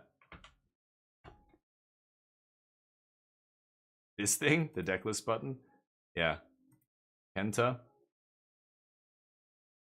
For helping hand to recommission. The Flood Mob bounce off. Why bounce off? Weird. 2-bit of reunion, the Oculus. Yeah, there's no discard nonsense in here. This just looks like a good Azorius deck. They bring in Rip. Nice. So let me see this deck. Oh god, I hate that. I have another window open here, but it keeps doing that. It will not open a new window off the link. 5/3 isn't terrible. 5/3 is okay. Oof, Sheltered by Ghosts. Zoraline, Inti. Oh, it's, yeah, Mardu Monument? Yeah, Bitter Triumph's a good one. So Zoraline is how you're getting more cards. Voldaren Thrill Seeker? What does that even do? Oh, that thing. Wow. It's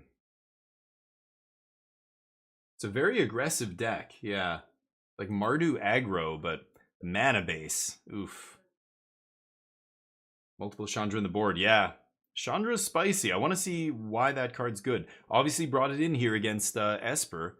So I remember reading it and going, this card does not seem impressive to me, but I'm no pro, so maybe I don't know. In this shell specifically, for some specific situation, they want it. I don't know.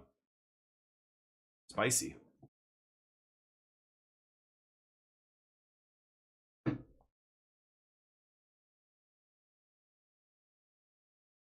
Here, I'll let you guys have the comments.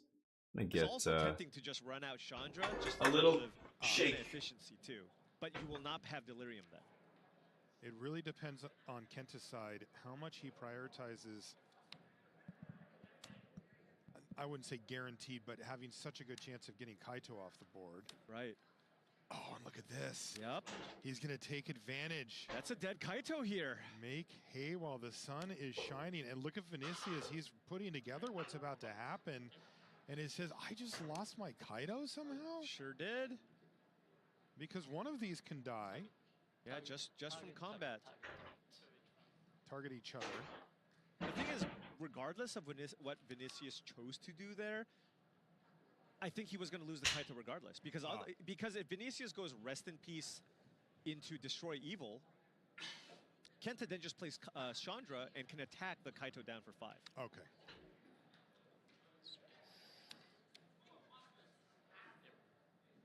Oh, and Vinicius just lost his biggest edge, which was the Kaito here. Very flooded here as well. To the point that Rest in Peace is so much less effective now. Yeah, especially because Kenta has the Chandra Spark Hunter in hand. Exactly. And that is Rest in Peace, by the way, in the battlefield. So Rip. Graveyards are going to get exiled. So what happened? Kaito down, Rip comes down, foil Rip. That one's foil. Huh, scary. Don't play foils, kids. Not at the Pro Tour. I'm curious.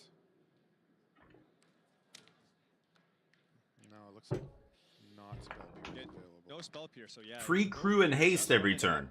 Big yeah. Here for 5. What are you crewing? What are you? Automatically gets crewed. That just to make a hasty 3/2? Alternate win condition here for the Jeskai Oscar. Oh, that's what it is. This is an alternate win condition for them. Exactly what Vinicius did not want to see happen here. The last 2 turns, he lost Kaito and now has a really annoying threat that doesn't care about the sideboard plant particularly. This is tough sequence there. Yeah, this is brutal here for Vinicius. And now Kenta can attack again for 5. Also take it up to Rummage. Get the lands out of the hand. Probably don't care too much about the land there. Yeah. Spell Pierce up. The Chandra too, potentially. That's okay. So that's the thing. This is why Chandra's not good, but in this specific situation, this is exactly why they're playing it. They know they're going to get ripped because people are going to side in Graveyard Hate, and when they do, we need a threat that isn't super expensive. So like, you know, there is no, like the other Chandra's like 7 mana, right? There's no white Planeswalker that's good enough. There's no blue one that's aggressive enough. This is the most aggressive Planeswalker you can play, I guess, right? There's no Koth. So that's interesting. Okay, so that's what it's for. I knew there's a specific reason that, and this is it. Okay. This is the alternate win con when they rip you. You have a lot more in your deck. You can just win by playing fair Magic. I mean, these are all sideboard things that we've seen here, right? The Fear of Missing Outs and the Chandra that are just dominating this game. Right. Yeah. Oh, the Fear of Missing Out's a sideboard card. Fear of Missing Out might be in the main. Yeah, I was going to say. Yeah, I was very surprised when he said sideboard card. What are you talking about? Okay, just the Chandra. Yeah, Chandra. As soon as I see people were like, he's playing Chandra, I'm like, that's got to be a sideboard card. So what specific situation is it? Ah, we're seeing it right now. So that's interesting. A nice little sideboard threat that they can't really deal with very effectively, right? You can emblem on the following turn. So what does the emblem do? I forget. Oh, Artifact ETB deals 3? Jeez. Look at all the lands. Ooh, Beta Swamp. Very nice. It looks like an alpha. Those are alpha basics Vincius is playing. Vinicius? That's awesome. Kenta moving closer to a top 8. Yeah, and that's kind of what I said. Like, when I saw it, I'm like, that card looks bad. So, yeah, the only way it's going to see play is something very specific like this, right? Nobody's building a vehicles deck around that card. For the guaranteed. For the guarantee, of course. If you lose here but win next round. Interesting. That'll put you in a the emblem kills you fast. You need a lot of artifacts. Yeah, the only way he's triggering it is off the Chandra making more scooters or whatever it makes. Vehicles. More Akira bikes. This is the one you have to win. 8 loyalty now. He's got to find a bounce spell for Chandra before she ults, right? Because she can minus. Is it -8? I gotta look up this stupid card. Oh, there you put the link. This would be worse here for in emblem. It's a -7. Yeah, so it starts at 4+++. So it can ultimate without losing itself, right? Without killing itself. So yeah, then next turn it just gets to start bolting. It's over if that happens. play some number of graveyard hate cards out of the Because again, the Esper deck doesn't have a way to deal with a Planeswalker. The best they can do is bounce it, which isn't dealing with it, right? So you got to bounce it here before she goes off. We know Spell Pierce is in his hand, but we also know the other guy doesn't have it, so... But of course, on the flip side, it's important to have a plan when your opponents do have Ghost Vacuum or Rested. No good blocks. Yeah, alternate plan. It was just like the Teamer Ramp deck back in the day. You know, people would always bring in their graveyard hate, so you would have these cards like Titan of Industry and Bonnie Paul and stuff like that in your sideboards. GG. Nice. Yep, he's a great pro. He's had a great last few years of awesome finishes. Nice. That Jeskai deck looks super fun. I might play that too. That looks awesome. I love the Chandra in the board. Yeah, Kenta's awesome. Yeah, that's sweet. Boy, I've got to register a deck for tomorrow's tournament. What should I register? I don't know. I honestly don't even know what to register. Oh, he does. I wouldn't know where. Where does he, on like Haruruya site or something? Or does he use Twitter or something like that? I loathe Twitter. I'm off there. But yeah, it could be some site that I don't pay attention to. He is a great dude. That's the kind of guy whose content I would love to consume. Yeah, you've got to translate it, of course, but you'd play Jeskai Oculus? Yeah, it's definitely cool. I'm very inexperienced with that deck. I haven't played very much of it, but I did play Azorius Oculus a little bit.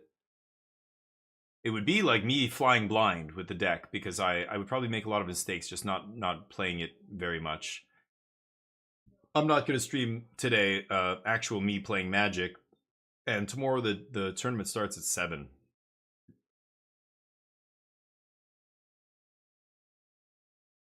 So a few of these guys already qualified. The other one's battling it out. Kenta just qualifying there for the top 8. Yeah, I just don't know what like. The deck I know is not amazing. Like the one I know is maybe Omniscience or something like that. But I'm not crazy about playing that tomorrow. Like that deck, well, it didn't do well at the Pro Tour, and it's also very coin flippy kind of deck. I don't know. I think I'd rather play something that's a little bit better, like a little bit more consistent. And Jeskai Oculus could be it. Yeah, I don't know. That's interesting. I could also just play Domain. Domain is very strong, and I have a lot of experience playing that deck. But I want to play something new. The Izzet Artifacts deck is interesting, but it's another one where the consistency is making me leery. I put it over there with Omniscience combo. They're very powerful if they find their pieces, but a lot of games you don't find the piece, and the deck doesn't. It's a bad deck. It's like a tier 2 deck. But yeah. Played Dimir at an event. Oh, I don't know. Yeah, he wrote an article about it. I don't know if I ever read it, but oh, the Beastbinder. Yeah, because that was Worlds, right? When they played that. Yeah. Yeah, we'll see. I don't know. Maybe I will play Jeskai Oculus. I it's close enough to what I played before that I could do it. I'm sure I'd be fine. I would have to play very carefully. I'm probably gonna have to put a delay on the stream tomorrow, for like 2-minute delay or something. But we'll see.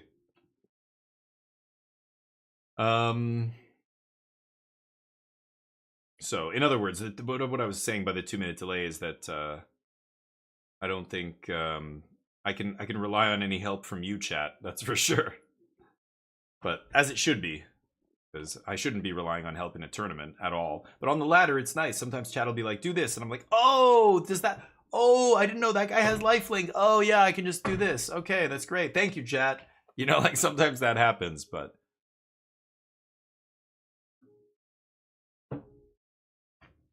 Yeah, still going, Dujio. I should be done here, but I want to see the last few rounds. I think this is the last round. So we're just going to watch probably the last round here. This match or one more. Like these guys, everybody who's winning these matches is either going to the top 8 or not. So these are the win-and-ins. They're kind of spicy. Lucas. God, enough with the super tight close-ups. We don't need to do the super tight high-res close-ups on everybody's face. Look away. Gruul Mice versus Gruul Leyline of Resurgence. Oh, wow. So I was wondering if people were going to play this deck with a Leyline. Ooh, no Leyline on zeros. Exactly what Yuchen wants to see.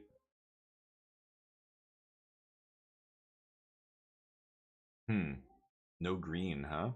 Oh, he has a dual land there? Yeah. Wow, he's holding his cards really low, the Chinese player.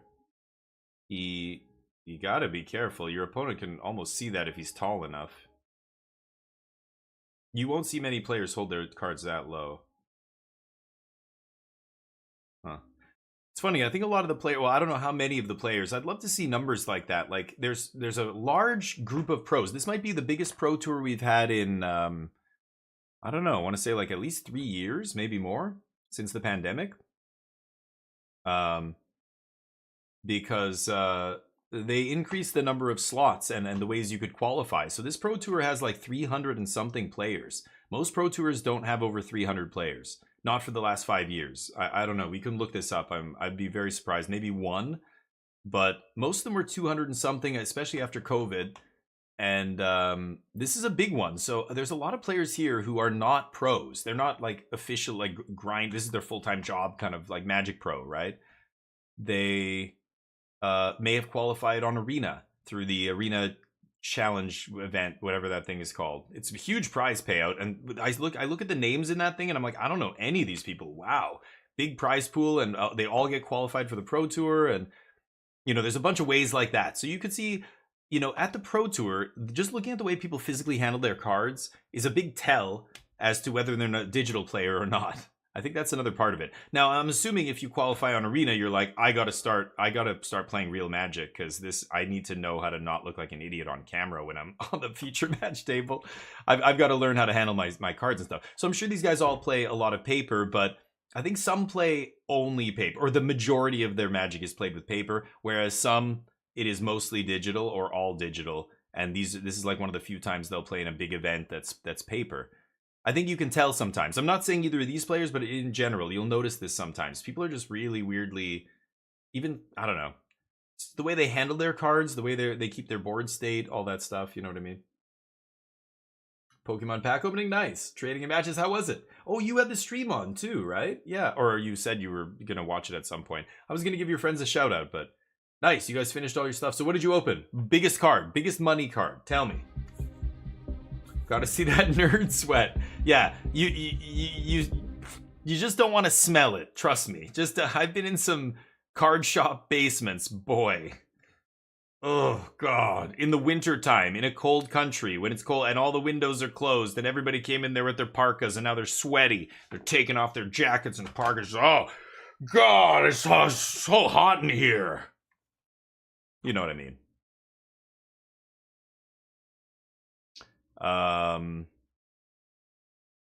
Not fun. Not when you're I remember going to a tournament when I was like 13 or 14 at a card shop, and I was sandwiched between two dudes like twice my size, and they were like literally just like pushing me in almost, because they didn't give a shit about this kid that was sitting there. Like, you know, I don't even remember my first round opponent, but my second round opponent I remember vividly. He was really nice. He actually, you know, helped me with my deck and stuff like that. And his deck was awesome. And I wanted to build his deck after that tournament. I tried to build his deck. And of course, there's no deck lists. I had to do it from memory. I tried to memorize what his deck was doing and just rebuild it. My very first combo deck. But I remember when Reed was purely an online player. Right. Yeah, that's right. He came up online. A bunch of people. Brad Nelson was the same. You know, and then they ended up being really strong paper players. But yeah, I mean, look at in this tournament, you've got the guy McNamara, right? Scott McNamara, his very first, you know, real life finish of any note was the RC that just happened a few weeks ago. And now he's in the Pro Tour, and then he was doing pretty well on day one. He kind of, you know, maybe had a rough day too. He's not going to top 8, but he's another guy that he plays tons on Magic Online. Oaf McNamara is him on Magic Online. So you go and look at like the MTGO challenges, you would often see Oaf McNamara doing well. But in real life, I don't think I ever saw him play a tournament. And then when he did well in that RC, I'm like, oh, I raided him once. He was streaming. He had like 10 people watching. And I raided his channel. I'm like, hey, dude, I love your deck list. Thank you, man. And he's like, yeah, you're great, blah, blah, blah. and that was it. I think I rated him even maybe more than once or twice. And so when I saw he did well, I was like, oh shit, he was a good dude. He's a nice guy. So got to give him love. I recognize his name in those challenges. I look at them almost every week on stream usually, and yeah, he's often a good player. Batutinha is another one. You say the name Batutinha, everybody knows who you're talking about. Oh yeah, he's been crushing Magic Online events for many years now, and you think he's Brazilian, right? A Brazilian pro or whatever.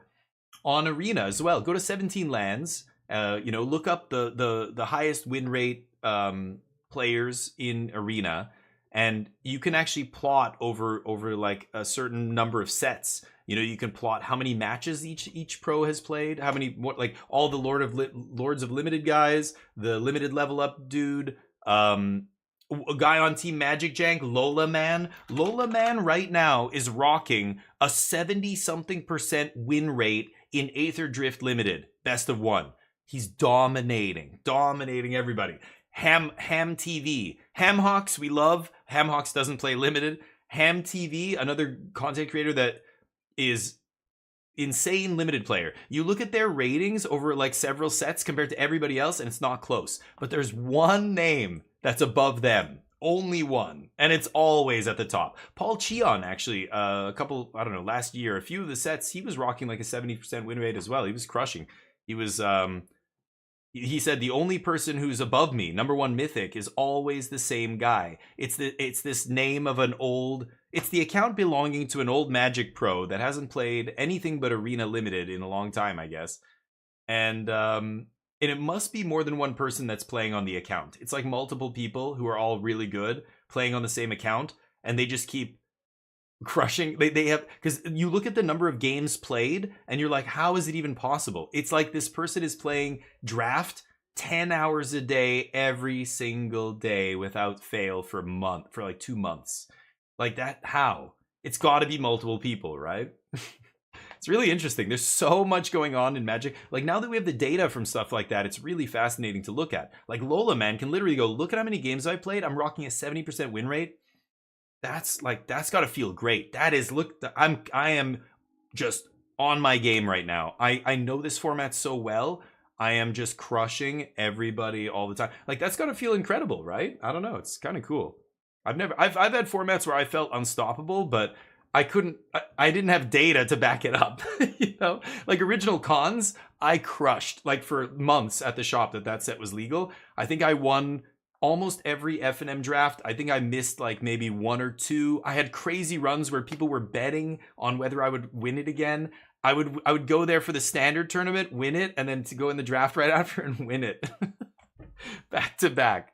Because the draft portion was, I loved cons, Original Cons. I don't know, and I got lucky, I'm sure, a lot. I just ran well a lot as well, but over that many tournaments, like I also just really, it was all coming together at that point for me competitively as well. I was you know, on a good team and stuff, and that's when we were going to GPs and everything. But then it fell off very quickly. I don't know, the next best set win rate, I can't even remember, but Cons stood out to me. I love that set. A part of the reason I love it and it's memorable is also because I was winning a lot, you know, like that also contributes to it. But Pokemon cards from sports cards, oh nice. Felt weird. Not too big hit, $10. Some nice trades. Yeah, nice. Good to hear. That's fine. That's already solid, you know, get $10 back, you're good. But let's use deodorant on customers. Yeah, that's a little bit much, but I think every shop should have a deodorant tray, and even feminine hygiene products. Just have some stuff in a tray in front of the bathroom. And this judge is like, what am I doing with my life? Oh my God. My parents, after college, they thought I was going to be a doctor. You see the look on his face? Dear God. Tom Brady talked about a Super Bowl he's getting ready for once. Practiced so much, did so much film study, knew those teams better than they did. Yeah. When I talk about being a student of the game, that's it.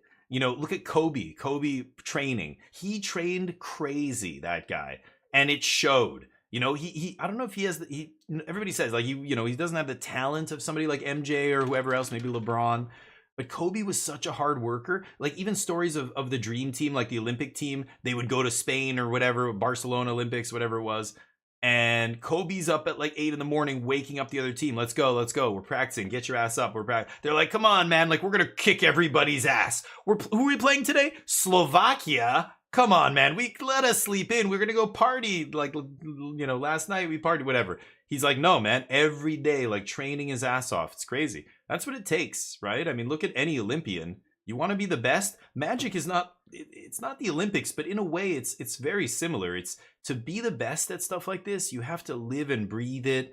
You know, you can do other things, but you've got to be staying so on top of everything all the time, especially considering how much content comes out for Magic every year. Look at this year, 6 major sets. 6 sets in a year. These guys barely have a couple weeks to like figure out what new stuff is good in standard and whatever. Like, man, the chance of some random team coming up with a deck that no other team has seen before is actually going up because of that, right? And that's why I think a lot of good teams will just err on the side of consistency and say, let's play one of the established decks. Like these rogue decks, like they might get somewhere someday, but we don't have it. We don't have it. This list is not it's not tuned enough. You can tell it's not fast enough, powerful enough, or whatever the issue is. Maybe someday we'll find the answer, you know, but we have 3 days. We got to register a deck. We got to focus on limited. Let's register Dimir or whatever, right?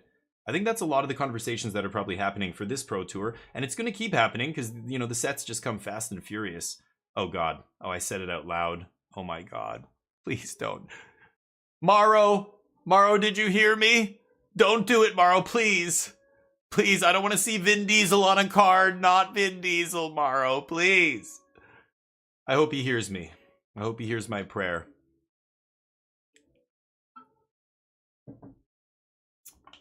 Mark my words.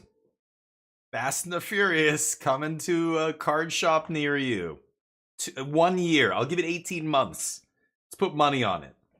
Ate my ass. Kobe never slept 8 in his life. Yeah, Alex, I'm not throwing out what to me is like an early time. It was probably like 6 in the morning. Yeah, you're probably right. Absolutely right.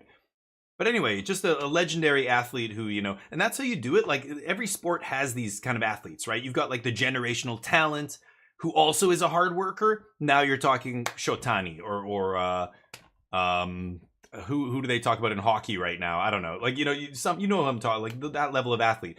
You've got all these other athletes who are pros with solid careers, but they are hard-ass worker, right? Like they're just hard workers, and that got them there. It's kind of impressive. That's almost more impressive than the talent stuff. The talent always feels like it looks more impressive. Like when the talented player does their thing, you're like, okay, these hard workers don't matter. This is the person who's winning. Like basketball is like this, right? This is why I'm not a huge basketball fan. It's such a one-man sport sometimes. I feel like, you know, certain teams, literal strategy, when Michael Jordan's on your team, you know, Phil Jackson is, hey, listen, assholes, him. I don't want to hear it, Pippen. You give it to him every goddamn play. You understand? You too, Rodman, all you ass. Him, this guy, him, the shoe guy. And we win again. And we win. And we keep winning. And we're winning championships. I mean, it's weird, right? Basketball to me is a weird sport. I love it. I love playing it, but I just can't get into it the way some people are crazy about basketball.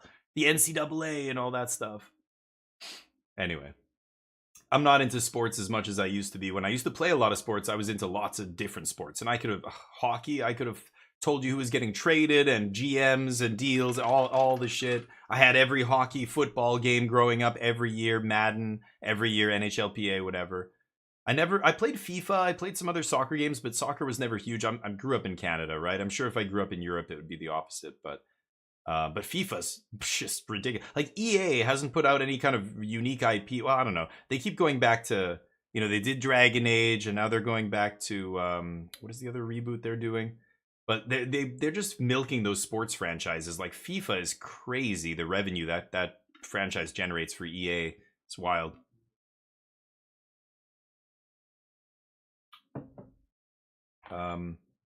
MJ and Kobe getting mad at their teammates for leaving practices early. Oh, really? MJ was not like Kobe, though. MJ was, I don't think, quite as hardcore as Kobe when it came to work ethic, but... Family Bag, what's up?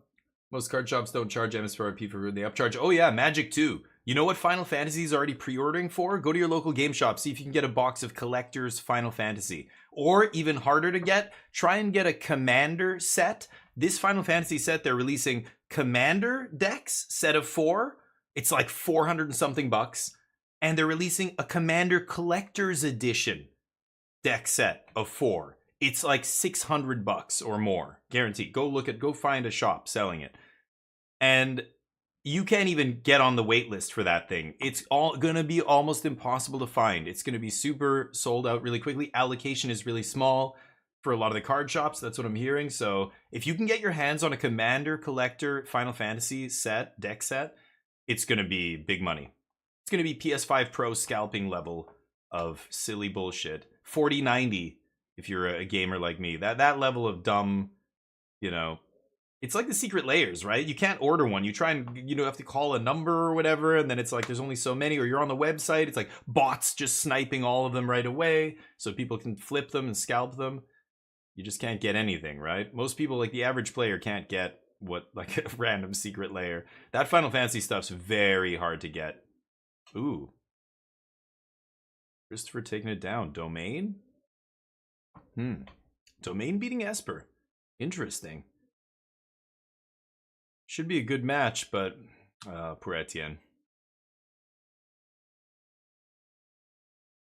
Yeah, you could tell he's like, oh god, I was so close this time. I was so close. He was killing it. It was like 10-1, right? He took a loss, 2 losses in a row there. Green Black beat him, and then Domain beating him. Them, I should say.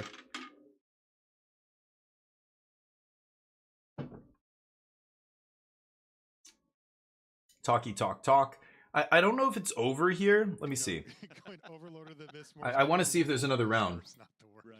Okay, well, we've got one more to bring you this round. God damn it. Another top 8 seat to be taken. We've already filled up. Who is it? Oh, Sperling? God, I gotta watch Sperling. Okay. Interesting. Both 11-3. I mean, Matt Sperling's been around way longer. Like, I know him. I don't know this guy, but they're both obviously great players. Sperling used to be a lawyer. He was an attorney, and then he came back to Pro Magic, right? It's funny. He used to write an article series that was very scathing, which I found enjoyable, but he's a bit of a, he's kind of like me. He's very opinionated, and he just says his opinion, and he backs it up with fact and everything, but a lot of times it's like, okay, dude, we don't need to hear about, we don't need to go down a rabbit hole on everything. I have that problem. I always want to just, talk about things to death. Drives my wife crazy. So they both go to 6 here, and James winning the die roll. So Domain playing Surveil Land, and we see, oh yeah, okay. This Esper deck used to play this Spiteful Hexmage when the deck kind of first came out, and then people were off it. It was just not good. Now I see 1 or 2 getting into lists again. It's weird. I guess as the deck becomes less aggressive or more aggressive, they don't want or want it. Like, this is an aggressive card, right? It's not a good card, but if you're really aggressive, it probably deserves a spot, like 1 or 2. I wonder how many. I bet you there's only 2 in his deck. I don't know. Are they playing 4? No way, right? Anyway.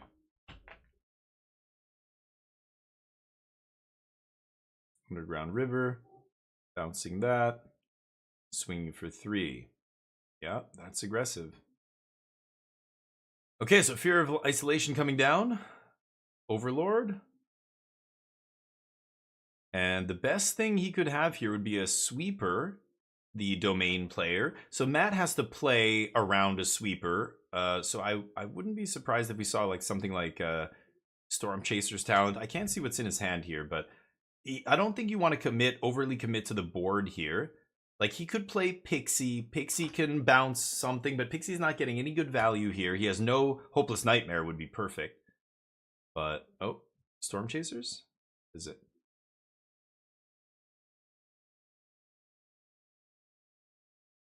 Nope.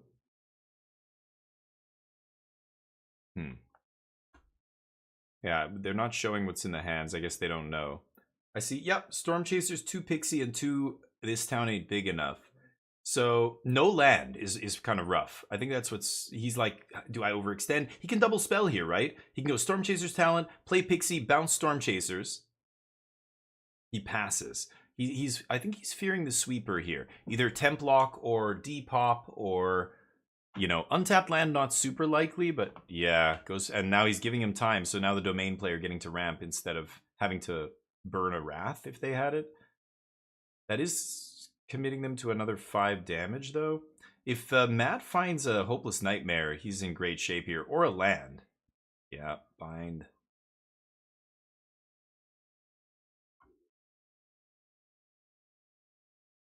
So here's, you know, could this town ain't big enough, but that's not very impressive. Nothing to bounce here, no value, no Hopeless Nightmare. He's got to get the Storm Chasers into play. I thought he was going to do it last turn. I think he should have done it last turn. Because then he could have gone this turn Fairy into bounce, into replay, Storm Chasers trigger Fairy, Pixie, whatever. And then he could have, you know, pumped the team and hit for more damage. So he took a turn off there. I don't know. I think Storm Chasers is probably better, but now he does the thing that he should have did last turn. Yeah.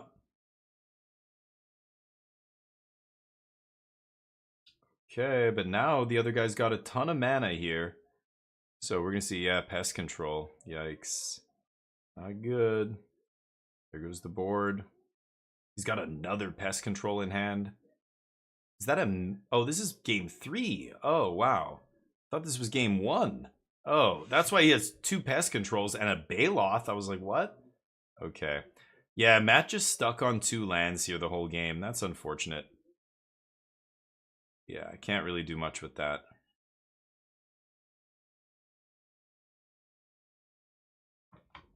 And domain player now just full turbo mode. They're just... He's playing fast because he knows. He's got the momentum here. He's going to win this game. Let's get this over with, get to the next game, and then maybe there's time for a game 3 if he loses the next one, right? Overlord comes in. Any lands? If it's not a land, it's a scoop. Oh, found the land.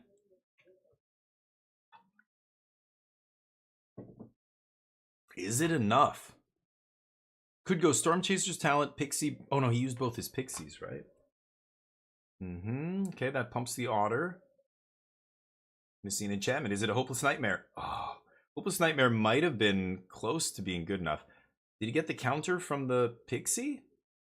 He didn't trigger Pixie. He missed the trigger.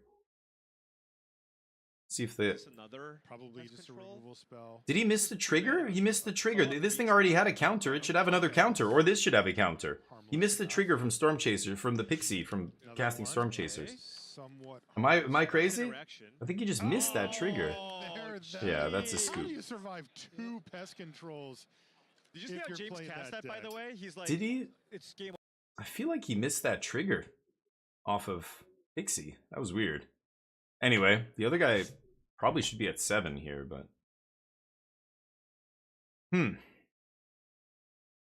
Back from dinner, nice. Chicken sausage broccoli. Ooh, potato cheesy bake. Sounds delish. Was excellent. Nice. You know what I would do? Put hot sauce all over that.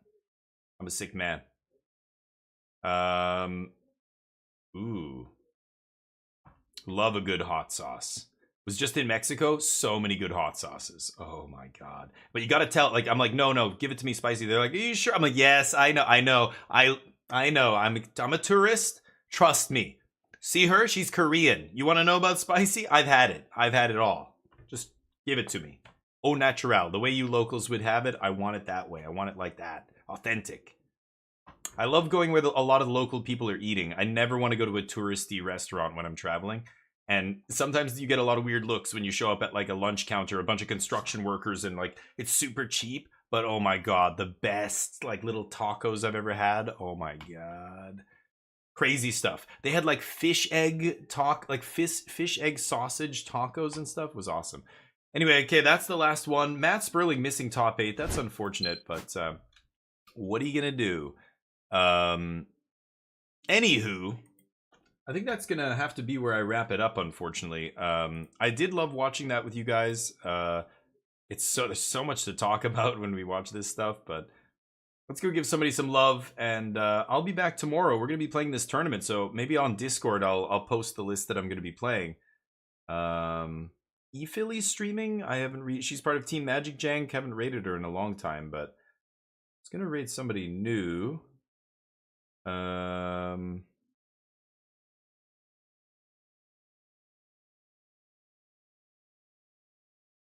Lightning Lotus.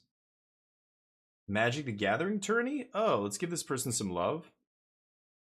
Playing in a tournament, eh? It's just like their dorm room at university. Nice. Let's give them a follow, give them some love, and I'll be back tomorrow. It's going to be real early, 7 a.m. Pacific time. I'm going to be playing some standard. I think it's probably going to be 6 rounds, assuming we do well. And then I don't know if they're going to cut to a top 8, but I'll have to look into it. It doesn't really say on the MTG Melee page, which is odd, but let's give these guys some love, give them a follow. They're playing Arena. They're playing a tournament. I don't know what the tournament is or what they're playing, but that's the message I'm going to spam. You can copy and paste that. And I'll see you guys tomorrow. Thank you for watching, everybody. Bag, take it easy. Big love. Hot Ones Challenge? No. I had people want me to do it, and I'm like, no, I don't need to. I've had capsaicin sauce many times. I don't need to have it then, but yeah. But anyway, Jub, take it easy, man. I will talk to you guys tomorrow. Peace.